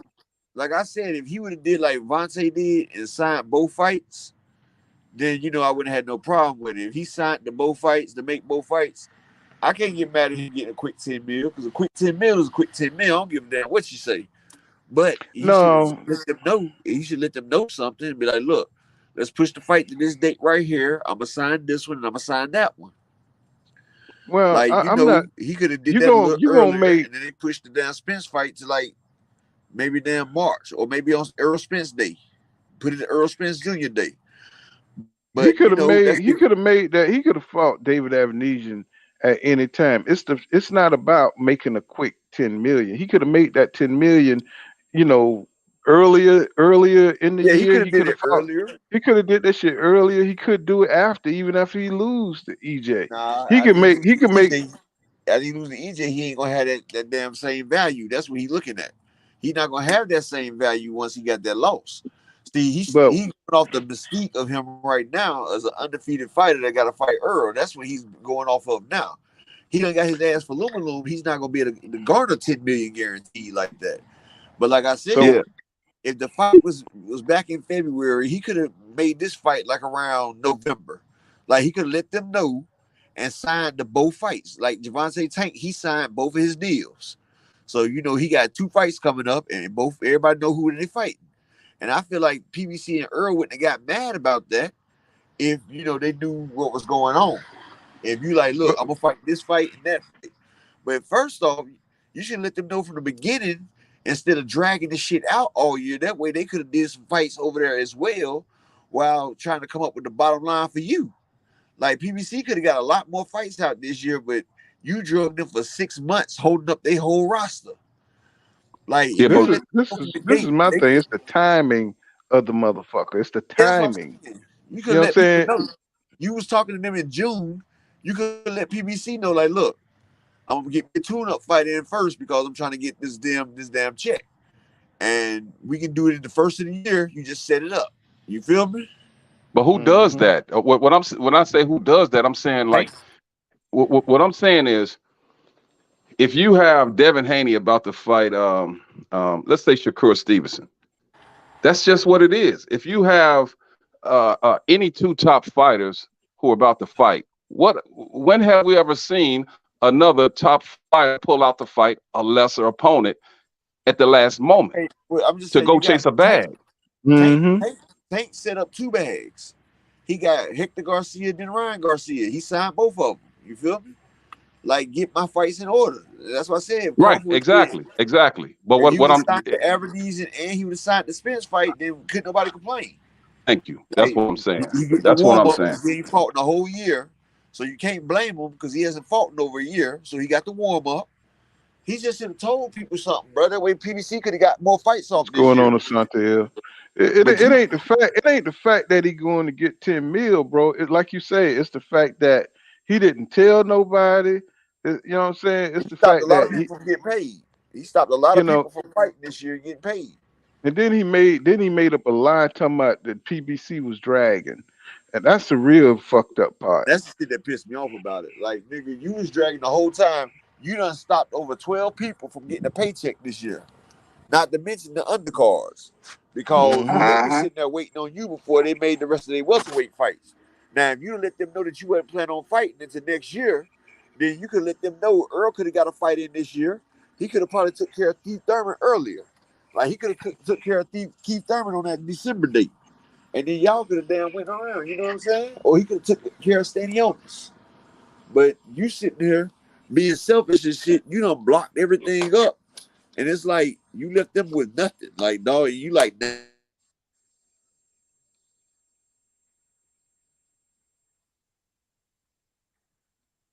Is it me? Okay. Oh, okay. I thought that was me. What happened? Nah, he kind of went out. Okay. My phone started ringing. But that's what I'm saying. It's like you left them on stuck. And it's like you don't even see what you did, dog. Like, you don't even see what the hell you did. And it's like you're not even remorseful for it. He was out like cerebral shadow box. He was out for like 14 months. before he fought Danny Garcia. It was like 14 months. Yeah, like that shit could have been well avoided. I just don't honor that move, man. And again, like I tell people, man, the difference between, the way we support somebody and they support their fight is this. I recall when they were talking about Spence fighting Luis Collazo. I'm like, what? I'm not watching that shit. You know what I mean? Early in his career, bro, he had to fight that, bro. No, he didn't even fight him. That wasn't early in his career. Earl turned that down. He said he didn't want to. He only want the top names. He wasn't going to go backwards and fight, a lesser opponent. When he was supposed to fight Collazo, that was before Kell Brook. No, they were trying to get him to fight after Kell Brook. He said he wanted to chase the straps. He wasn't fighting these guys. Now, because I remember Thurman beat Collazo, and they was trying to get Earl to fight Collazo. Because they was trying to get Earl to fight similar people as Thurman. Yeah. But yeah, that's all I was saying about that shit. Yeah, but my thing is, I'm not watching Earl fight Collazo, Avanesian. I'm not going to watch my man go backwards. You know what I'm saying? Watch Earl fight anybody right now because everybody Earl's done fight's been a damn hard fight. You know what I'm saying? Like, Floyd didn't take killer. I mean, I respect the fact that Earl doesn't take no bullshit fights, but if you want to fight a Stanionis or somebody like that, he deserved it. I mean, But with Floyd, Floyd, once Floyd made his name, even if he was picking certain fighters, they still had names. Whether it was Castillo, whether it was Arturo Gotti, people knew who these people were. We don't know who Avanesian is. We don't know. I mean, I saw him fight before, but it wasn't like shit. If they told me he was fighting on the honor card, oh man, I gotta watch Avanesian. Right. No, I'm not watching this dude. I don't know who the fuck he is. Right. I knew who Arturo Gotti was fighting Mickey Ward, and you know what I mean. My man Ivan Hatchett. You know what I'm saying? Mm-hmm. I knew who Arturo Gotti was. You feel me? I don't know who this guy is. If had Crawford said, man, you know what? I'm gonna go ahead and I'm gonna fight. I'm gonna try to push for Virgil Ortiz. I could have respected that. Yeah, but, or Boots. Yeah. Well, you talking about. He knows damn well he gonna get his ass with messing with Boots, man. He's not gonna do that. But it would show that hell he would have fought EJ. If he fight Boots, he'll fight EJ. If he fight Virgil Ortiz, there's a possibility he'll fight EJ. Absolutely. But fighting David Avanesian ain't no goddamn way. You know what I'm saying? He gonna fight EJ. He fight Avanesian is a duck. Along with you, Paul. I said Virgil Ortiz ain't no slow leak now. He ain't. But I'm just saying, he's a lesser threat than Boots, I believe. You see what I'm saying? I'm trying to distinguish that. I think he's a lesser threat. I still think that Virgil Ortiz is on the level of Crawford, to be honest. Yeah. Right now, we don't even know what Crawford really has left. I'm gonna keep it 100 because, I told somebody, we really don't know how much punishment he took against Porter. Even though that wasn't like, you know what I mean? I watched that fight over and he was getting caught with those overhand rights. And I mean, he was getting caught clean. No power, though. Porter has no power though. But what I'm saying is exactly. Yeah, that nigga was looking like AJ. That nigga was looking like AJ when Porter got on the inside. Man, and I'm talking about sometimes he would hit him and Crawford would like fly into the ropes. And I'm like, what the fuck? Like, damn. And at first I wasn't noticing that. And I'm like, man, if this dude getting that with a real fighter, man, they gonna beat a young, hungry fighter. It's over with. That's why if you remember before the Mean Machine fight, he was trying not to fight Mean Machine. They had exactly. He didn't really want the Mean Machine fight. Like they had to go through all this different shit just to get him to fight Mean Machine. Yeah. I think that's when Bob Arum. Yeah, Bob Arum promised him the Spence fight and told him if he couldn't get it, he'd give him $1 million. But it was put him on his ass. Yeah, that dude is. I think he's vulnerable.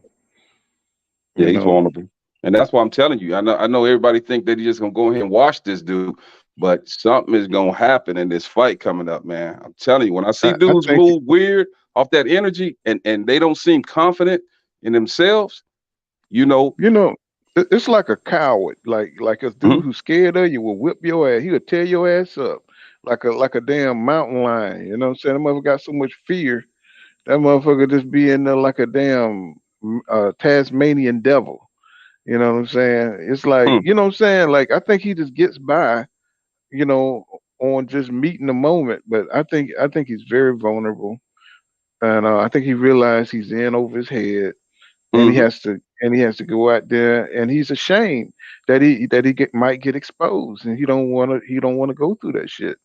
The mental. I mean, could you imagine? I believe Crawford, one of them dudes that if the fight goes against him, you know what I'm saying, with somebody like Errol Spence doing somebody like Tyson against Lewis or Vander Holyfield. You see what I'm saying? Mhm. Like that kind of shit. Like he's expected to win, but the motherfucker know he don't have the confidence to win that fight.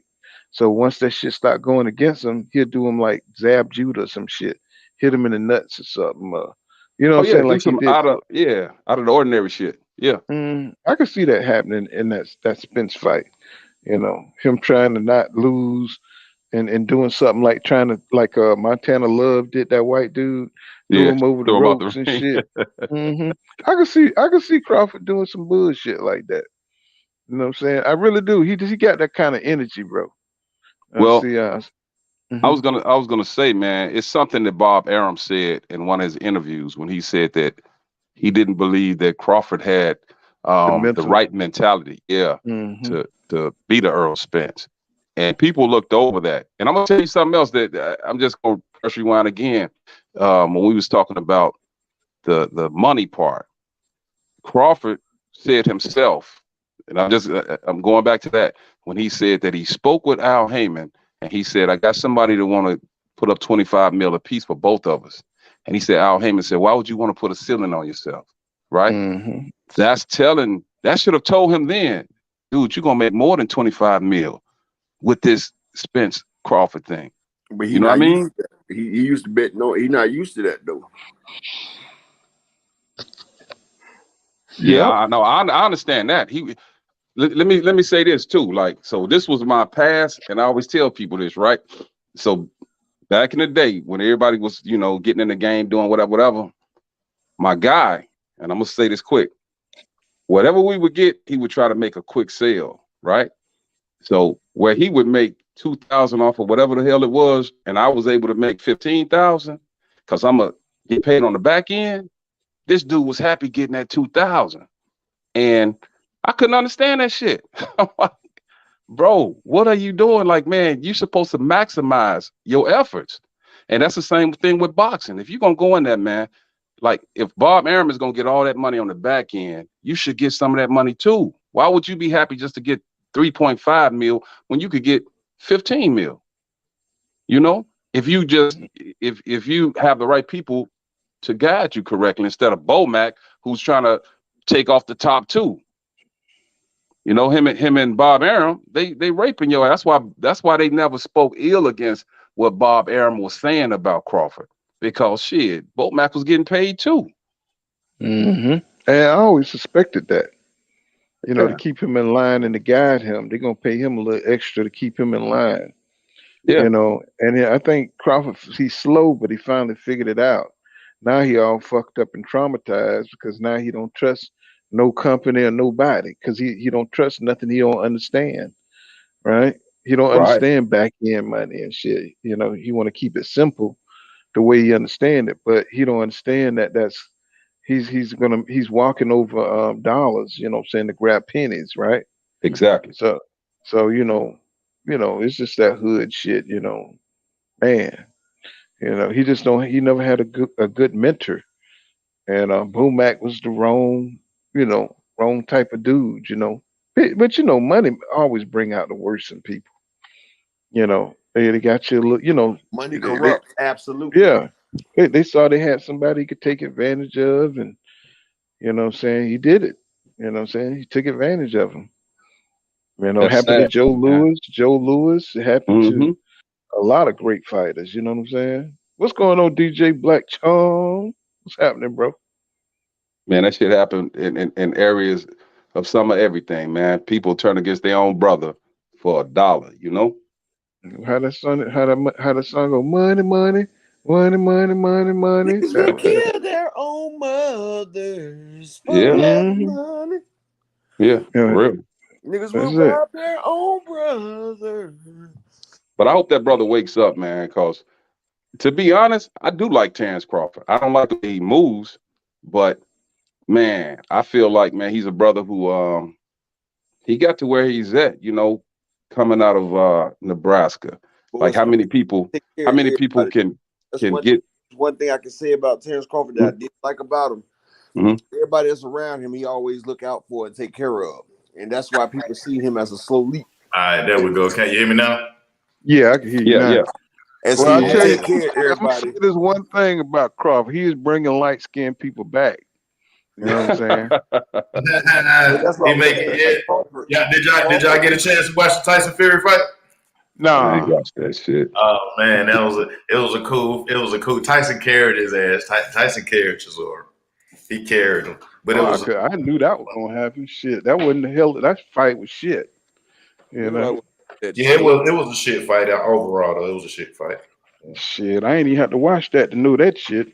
But a good fight is going to be tonight with Chocolatito and Estrada. They all gonna get him. Yeah. Again. They damn 15 fight. Yeah, they stop bullshit to go ahead and give Jesse Rodriguez his shot. Oh yeah. They keep fighting each other. They trying to stay away from Bam. Oh, Bam, a dog. Yeah. Yep. Yeah, he done got, like I told Paul Counter the last time Bam fight, I said, yeah, he done got used to this weight now. He in this division now. He used to that weight now.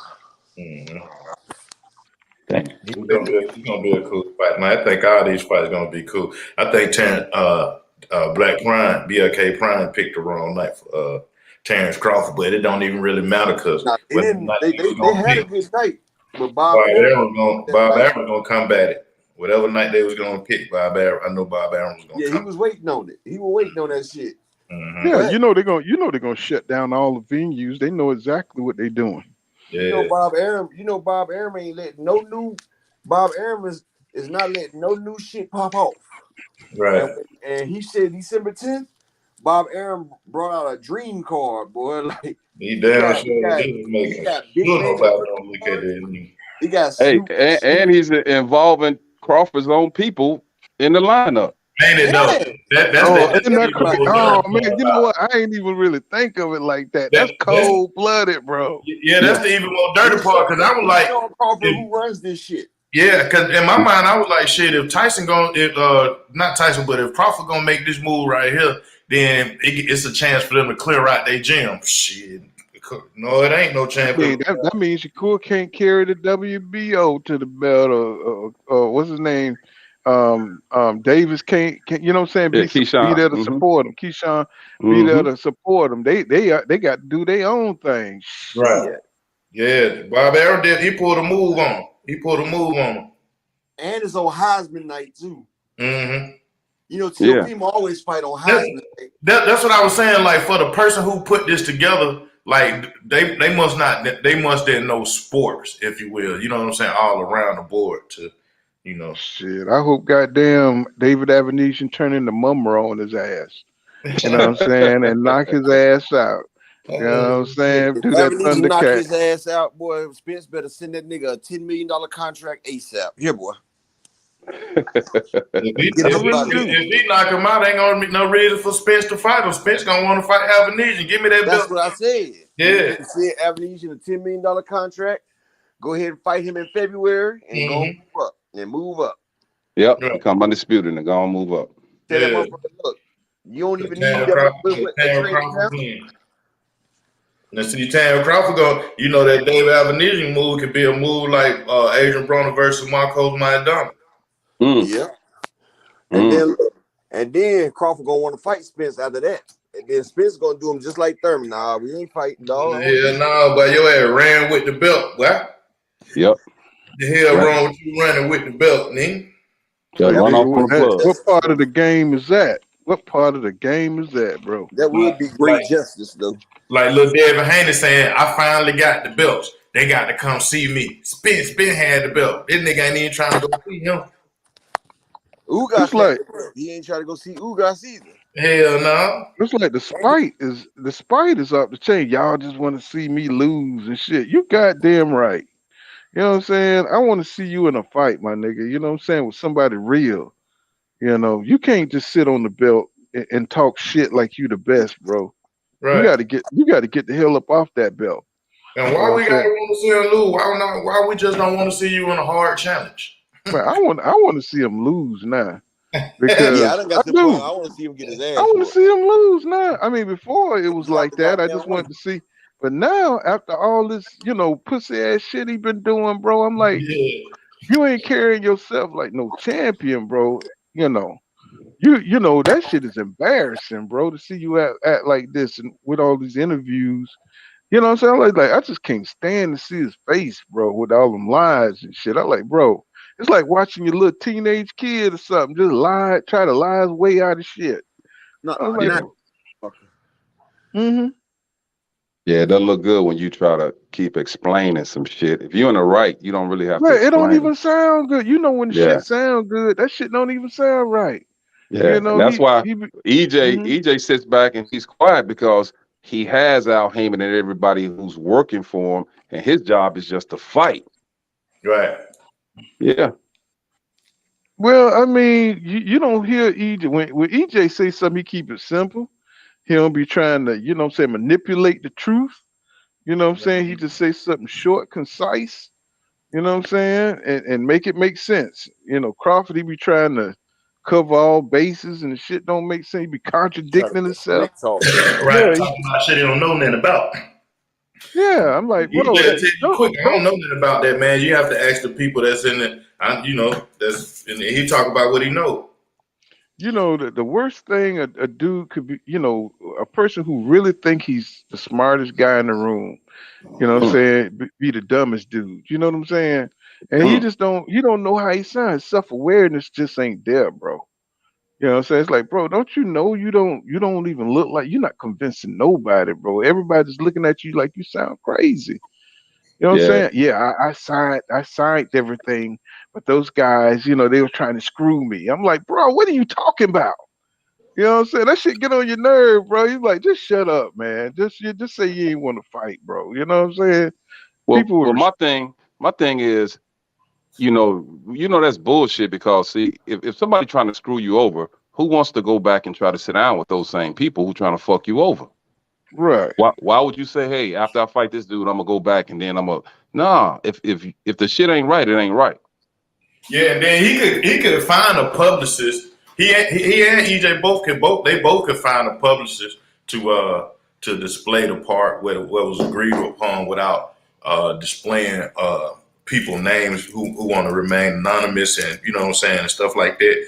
They can show some stuff, you know what I'm saying? Like long as they don't show like who would be a solid investor, uh what attorney office they use and stuff like that. You know what I'm saying? They can show some other legal jargon. They can show some of that stuff. But the issue is, in boxing of all the sports, we don't see this shit happening. Like, there's really no need for that. If you're gonna fight, just Right. fight.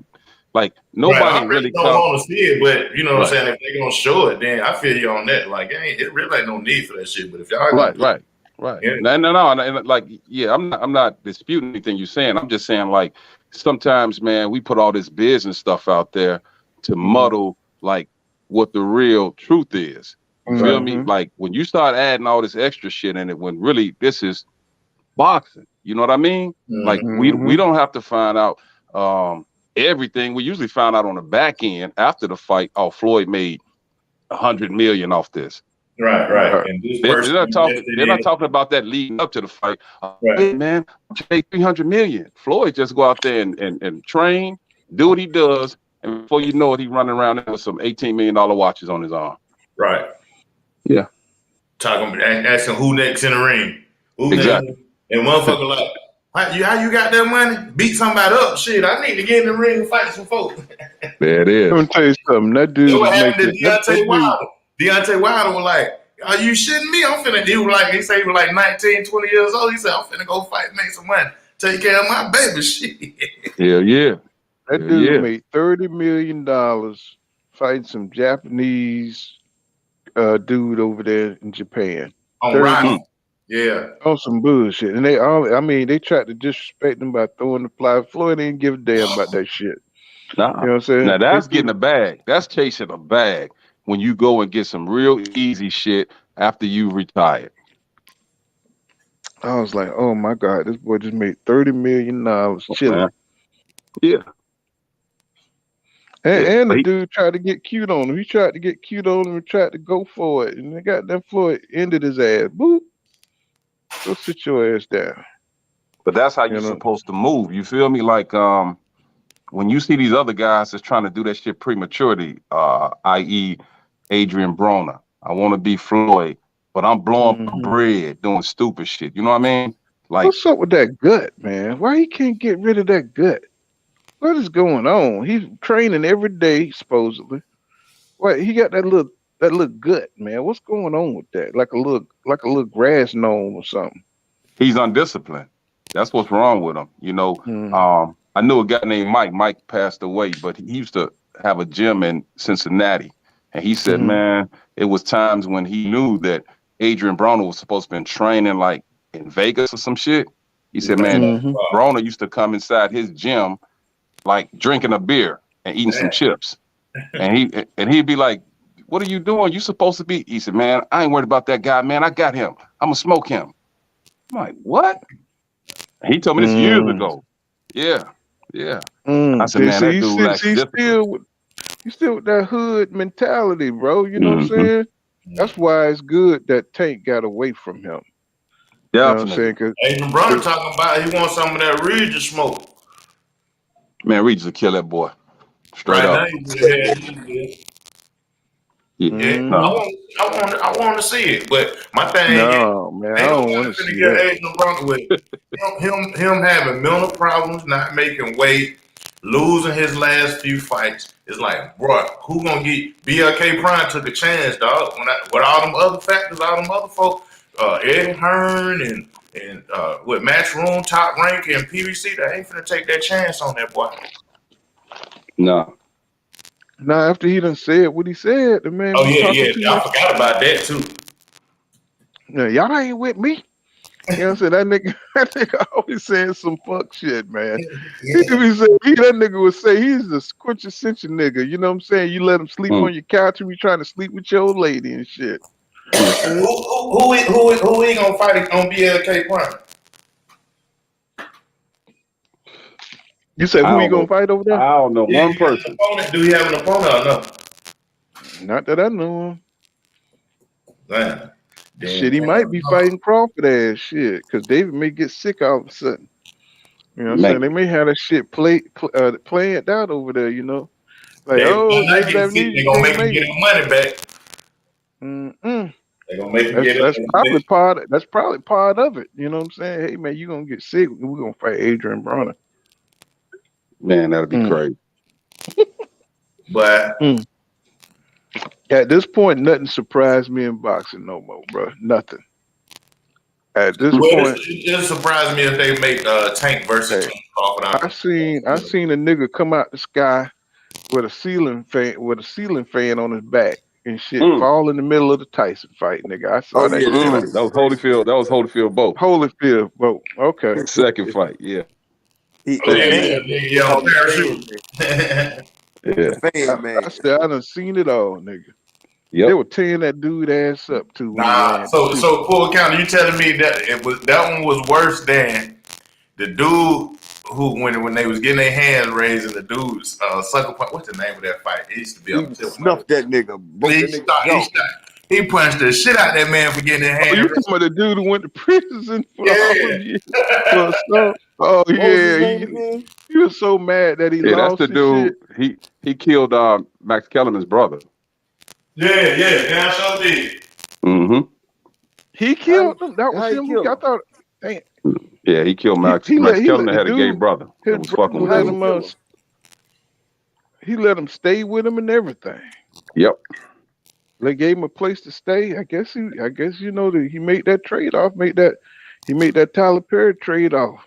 Yeah, he did. You know what I'm saying? He made that goddamn Tyler Perry trade off, boy. You know, hey, he ain't got no place to stay, boy. It's cold outside. How he kill him? Oh shit! Yes, I said, how did sir. he kill him? How did he kill him? Goddamn, you I ain't think gonna he kill stabbed him to nobody, death. is it? I Goddamn, think he calm stabbed him. down. If I recall right, he stabbed him to death. God damn. Boy got Debo there. How you kill him? We're looking like Michael Myers over there. Yeah, he I forgot how he killed I him. think Max said him and the dude was roommates, and they got into it. And what did he do? I gotta look the story up again, but I think he Yeah, I said don't they were roommates. And they got into it and do shit. Max said something about the shit, but you know what I'm saying? He was vague on it, you know what I'm saying? He said something about forgiving the dude or whatever. I think the dude he got like life. Did he get life? I forget what he got. For punching that dude after the fight. Yeah, he went. I think he went to jail for that, but I'm talking about for the killing though. I forgot how much time he had got on that. Dude was kind of messed up in the head though, man. Hey, what was his name too? Because I was trying to find that fight too. What was his name? I can't can't remember. remember. I don't remember what his name He is. had died in his hair, you know. Because I remember he punched that nigga square in the damn jaw when he was like, damn. He caught him clean too, man. He caught him clean as a motherfucker. If you would have hit him like that in the fight, he would have won. Exactly. But the dude guard was down though. The dude was just chilling. He was relaxed. You know what I'm saying? I think he went to shake his hand or some shit. Or the nigga Joe, not his hand. Yeah, James Butler versus Richard Grant. That's what it was. Break that man Joe. He was fucked up too. Cause he hit him with them raps on or something. I think he had raps on his hand. Damn. Yeah, he caught him clean, bro. That's the way Ugas called Spence, but Spence wiped that shit off. How you know it's a different breed right there. Danny Garcia caught Spence like that as well. That was fucked up, bro. That was fucked up, man. Oh man, I forgot all about that shit, bro. Yeah, I remember it though. I remember he took that nigga out of there with that shot. And I remember my dad hollering, "Where was that at during the fight?" Man, I remember when Bernard Hopkins got knocked out the ring by Joe Smith. Oh yeah, bro. He said, "Ain't no white boy gonna beat me." And that He white slid boy out the on ring. the trip. Yeah, he slid out the ring. He might have hit a couple of poles, hit the pole on the way there. That nigga hit everything, hit the stairs, the corner and shit. And I was like, this shit is embarrassing, bro. Yeah, Rockman got knocked out the damn ring. I'm like, shit. Oh yeah. Damn. Man, I done forgot so much damn boxing, bro. Montana Love did the shit this year too. Yeah, we just talking about that. Yeah. Shit, I was watching boxing before niggas were talking about boxing, nigga. I was like, shit. Like, it was only you and HBO, goddammit. Right. That Thursday night fight on ESPN. Goddamn, remember when Purnell used to fight back in the day? Boy, wasn't too many people like really talking about that shit. Man, that was my favorite fighter too. Purnell, Vander, 84 Olympic boxing team. Shit. Meldrick Taylor, you know. My favorite fighter was my hometown homeboy, Vernon Fire. He got killed. Oh man, that was my man right there. I was there in Atlanta when that happened. I was there in Atlanta. Yeah, he was over there in Mechanicville, and I checked that boy from the store. Matter of fact, shit, I used to work in Mechanicville. Yeah, like and Mechanicville was a project, so it was amazing. They caught the person who did it, but the thing is, like, anybody could have did it because the dude went into his car and ran straight into the dope trap. And Vernon Forrest ran right behind him into the dope trap. Yeah, that shit was. He should have let that shit go, but he wasn't thinking. He wasn't thinking. Yeah, I was in Atlanta during that time. I was like, God damn, he was just blowing up too. He was just blowing up, man. And he punished Shane Mosley, man. Had that dude, man, screaming, goddamn it, hitting him with the body shots, man. Man, I mean, Mosley couldn't fuck with him, man. He just. Now it's funny how your boy Mayorga could beat Vernon, but he couldn't fuck with Mosley. but Mosley couldn't fuck with And that's why we say the Hearns. triangle theory don't work. Nah, it don't work. Not at all. Or you look at Duran. Duran was able to beat Sugar Ray, but then he couldn't fuck with Hearns, and Sugar Ray could beat Tommy Hearns. You see what I'm saying? So that shit was crazy. Or you can look at the fight with Iran Barkley. Iran Barkley beat Hearns, but yeah. He beat Hearns, but shit, Hearns knocked out Duran in 2 rounds, but then Duran beat Iran Barkley. Yeah. Well, yeah, he outlasted him. I guess he knocked him down. He was like 37 years old when he fought Ivan Barkley. He was like 37. Yeah, he was. He was 37 when he fought Iran. Yup. Yeah. You know what I'm saying? That was a good ass fight. And see, you mentioned the HBO, but back then we got the free fights on Channel 7, Channel 5, CBS. Man, I mean, almost every week you had good fights. I remember watching Buddy McGirt fight Meldrick Taylor on Channel 7. Yeah, well, Purdell came back. He was good. Buddy McGirt was a good. He was a tough little motherfucker. Man, Buddy was bad, man. Yeah. I mean, he was bad, man, but he give us credit to Sweet Pea though. He had a good battle with Sweet Pea. Man, I met Sweet Pea man outside the next day after Evander lost to Riddick Bowe. And I looked and a lot of people didn't even know who he was. And I looked, I said, damn, is that Sweet Pea? And he's so short and little, but man, that dude was so cool, man. Like we talked for like 5 minutes before he had to walk away. And I asked him, I said, man, when you gonna fight Chavez? He said, man, when he stopped running. I said, my man. And I told everybody, I said, man, he gonna whoop Chavez's ass, and they robbed him. Man, I just hate the way Sweet Pea went out with the drugs and all that stuff. And, man. I tell my a lot of our fighters, man, went out like, just hard backgrounds, bro, dealing with drugs and shit. Like my man who fought Tyson. No, I think he's doing good now. I mean, I think he switched his like the gang leader guy. The gang leader that fought Tyson on the outside. Mitch Green. Oh, you talking about Mitch Green? Yeah. Oh, yeah, okay. Mitch Blood Green. Yeah. That was my homeboy, a cat I went to school with. That was his uncle. He used to talk shit. Yeah, my uncle boxing, all that old shit. Why that shit came on the news? Why the next day at school? Shit, nigga. That nigga wanted to fight everybody while we was on ass. That motherfucker talking cash shit to Tyson too, but I ain't never heard nobody talk that kind of shit. He gonna want to sue and crying and shit on the news. Man, we got on my boy Sean ass. Well, your uncle got whooped, nigga, outside the boat table. But see, you know what? No, I'm sorry, I ain't mean it. But going back to even what I was talking about earlier when I said, man, there's something strange gonna happen with this Crawford fight. It's like I say, I pay attention to things that happen leading up to the fight, right? So going back to that Buster Douglas Tyson fight, Tyson got dropped in sparring by Oliver McCall. You know what I mean? He got dropped. When I saw that, I said, man, this nigga ain't ready. I said, this is why he didn't want to fight Holyfield. You feel me? Like, he's not ready. And he went in there and got his ass whooped by Buster Douglas. So what I'm saying is, man, with this dude Crawford being so, I'm talking about, like right now, it's like he's not confident. Like you said earlier, he feels vulnerable. So you get in there with a motherfucker, man, and you get caught. Because we've seen that he can get hurt by a little dude like Gamboa. We saw him get dropped by Kavaliauskas. We saw him get hurt to the body by Benavidez. You know what I mean? Like, this dude is not who everybody thinks that he's like a superhero. Man, this fight here, I'm not saying he's going to lose, because I hope he doesn't lose. I'm going to keep an eye. I want to see if he's going to get the balls to fight Spence. But I know if he loses, especially if he loses badly, we'll never see it, man. Yeah, we'll never see that. That's why he should have took the fight.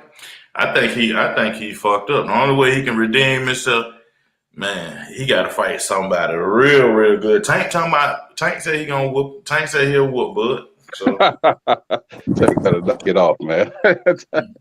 Tank said he the same side. Tank the same size as Gamboa. Well, he's a little bit bigger than Gamboa and the same size as Pacquiao. Yeah. Yeah, I can do it. Yeah, he might can do it. He might can do it. Now, Bud don't want to get on the inside with Little Tank. Cause Little Tank gonna sleep him. Yes, Little Tank got enough power to sleep, but Bud don't want to Yeah, keep. but I don't think he could beat Crawford, man. I'm gonna keep it 100. I don't see it. You know what? I can't say he cannot, but I just still look at Tank as a smaller fighter. If they were Barrios is close, bigger than Crawford. Barrios is bigger than Crawford. We see what Tank did to Barrios now. yeah, but we talking about Barrios, man. We're not talking about Terrence Crawford. We not talking about Roll is bigger than Terrence Crawford. Who is Roll it? Yeah, but again, you're still talking about like Rolly and Barrios. Now, if you say, okay, Shakur Stevenson, then okay, I understand. You could say, all right, I can. If Tank beats Shakur, I can see him beating Crawford, maybe. But if you're talking about these guys, Barrios and Rolly, Barrios and Rolly put together, still ain't enough skills for Terrence. they don't have the skills, right? They don't have the skills. You know what I mean? That's like people thinking with this Blair Cobbs dude who just beat Hooker. You know what I mean? Like these dudes are B level or C level fighters. You know what I mean? Like no He's matter a C what. level. We see what Alexis Rocha did to him. He's C level. Yeah, yeah. I'm still in shock. Yeah, you know, I never thought much of Hooker, but shit. I mean, he looked like shit in that fight, bro. He looked like hell in that fight, bro. I was like, what is going on? Why are everybody so high on Maurice Hooker? I mean, the dude didn't use none of his reach. I mean, we talking about Blair to Flair Cobb, bro. I mean, you lose him, it's time to go on ahead and retire, bro. You know what I'm saying? But he looked soft. He looked soft leading up to the fight. He was overweight, you know what I mean? As far as he missed weight, rather, and he had a gut. And it's like, you know, unfortunately, I thought that he could beat Blair Cobbs. I'm like, man, he still should have enough to beat this chump. But nah. Man, Hooker always seemed weak.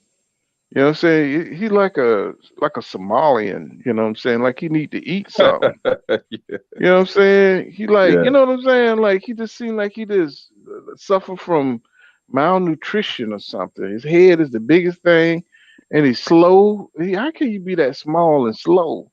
Yeah. You know what I'm saying? That nigga like a sloth.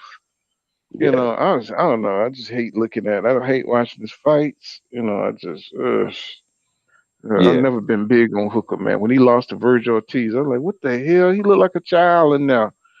The way Virgil Ortiz, he just made him look like he was 2 times stronger than him. I was like, man, go sit your ass down, boy. Yeah. You know what I'm saying? Yeah. And I just, you know what I'm saying? I like, but they love him. You know, they act like he's something. So, you know. It is what it is. You know? Mo Hooker went the Terrence Crawford route, bro, because you see he got a good record, just like Crawford. You know, they moved him the same way they moved Crawford against nobodies. That's true.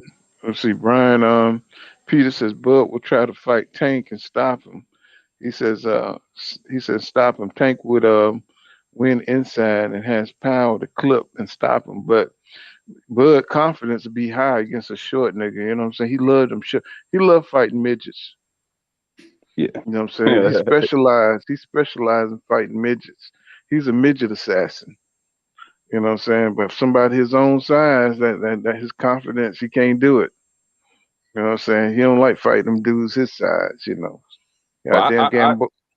I was gonna say, I don't mean to cut you off again. I'm sorry. Go ahead, brother. No, you good. You good. Good. Oh, well, I was gonna say, man, if you really notice, man, Bud really likes to fight those like just guys from overseas or European styles, because I guess he thinks he matches up well with them.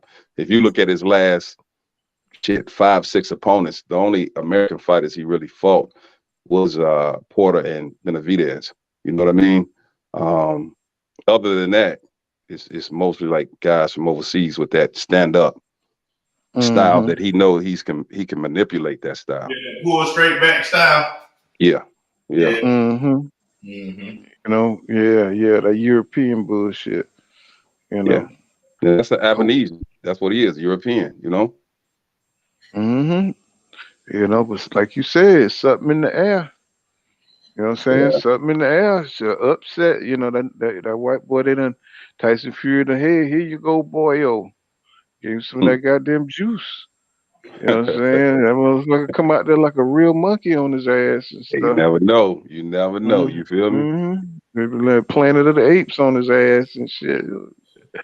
All right, man. Well, listen, man. I just want to say, man, I appreciate you inviting me on the panel. Man, this channel was good, man. What I really appreciate is like when I usually jump on some of these other channels, it's a lot of screaming and yelling and over talking each other and insulting each other and talking crazy. And man, everybody on this channel move like gentlemen. That's what I appreciate. You know what I mean?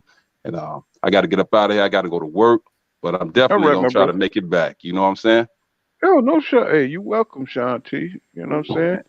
Most definitely. All right, my brothers. Peace and blessings to everybody. Man, enjoy your holidays. All right. Listen to you, All right. man. Enjoy your day. All right, my man. Yeah, Paul, you got it. Y'all got it, man. I tell you. So everybody listening, the Tyson Fury Derek Chisora fight, it sound like a shit fight, but when you watch it, it's actually a cool fight. Tyson Fury carried the fight because he did he made it look like something. He could have been took him out. You know what I'm saying? But he carried the fight. He let Derek get off a little bit so it make it look like Derek can do some shit. You know what I'm saying? Now the shit Derek did get off on though, if it was anybody else, it probably would have, you know what I'm saying, probably would have hurt Tyson. You know what I'm saying? But he ain't really hurt Tyson, but he made He ain't had the power. he ain't had the power, but he made Tyson respect his skills a little bit though. Well, that's interesting. You know, see, 'cause I would have never thought that Kashir would have made a go of it with Tyson Fury. You know, just his style, and his age, and Right. you know what I'm saying. So I just wasn't interested in it because Tyson Fury never fights, and unless he fighting the top guys like what I'm saying, AJ or somebody like that, I don't want to see him in there with them other dudes. You know. Yeah, I think he should fight at least AJ next. You know what I'm saying? If he can't get the Usyk fight, I think he should fight Usyk. You know what I'm saying? Go ahead and get all them belts. But if he can't get the Usyk fight, he should at least try to fight AJ. Oh, all right, Jeff. Yeah, but fellas, I done been on here for about 5 hours, man. We're gonna leave it right here. Yeah, I had to All let right. you go too, bro. I was about to All let right, you know y'all. I had to get up out of here too, bro. I guess it's Saturday night. Everybody got to do something. You know what I'm saying? Hell yeah. Salute to the All right. panel. Salute to my boy Paul Counter. And I'll catch y'all on the next one. Yeah, y'all subscribe to Upper Echelon, you know what I'm saying, with the 47 Palm Techniques over there. And I'd like to thank Brian Peters. I'd like to thank everybody for sliding through. Alex Shield Jones, you know what I'm saying. We'll probably come on back on tomorrow morning, you know what I'm saying, and chop it up and talk about some of these fights that done went on tonight. And, you know what I'm saying? Remember what I say, y'all. Law don't go right here, law dog. Savvy. See you guys in the next one. Peace out, y'all. I'm gonna go to sleep, bro. Peace out, y'all.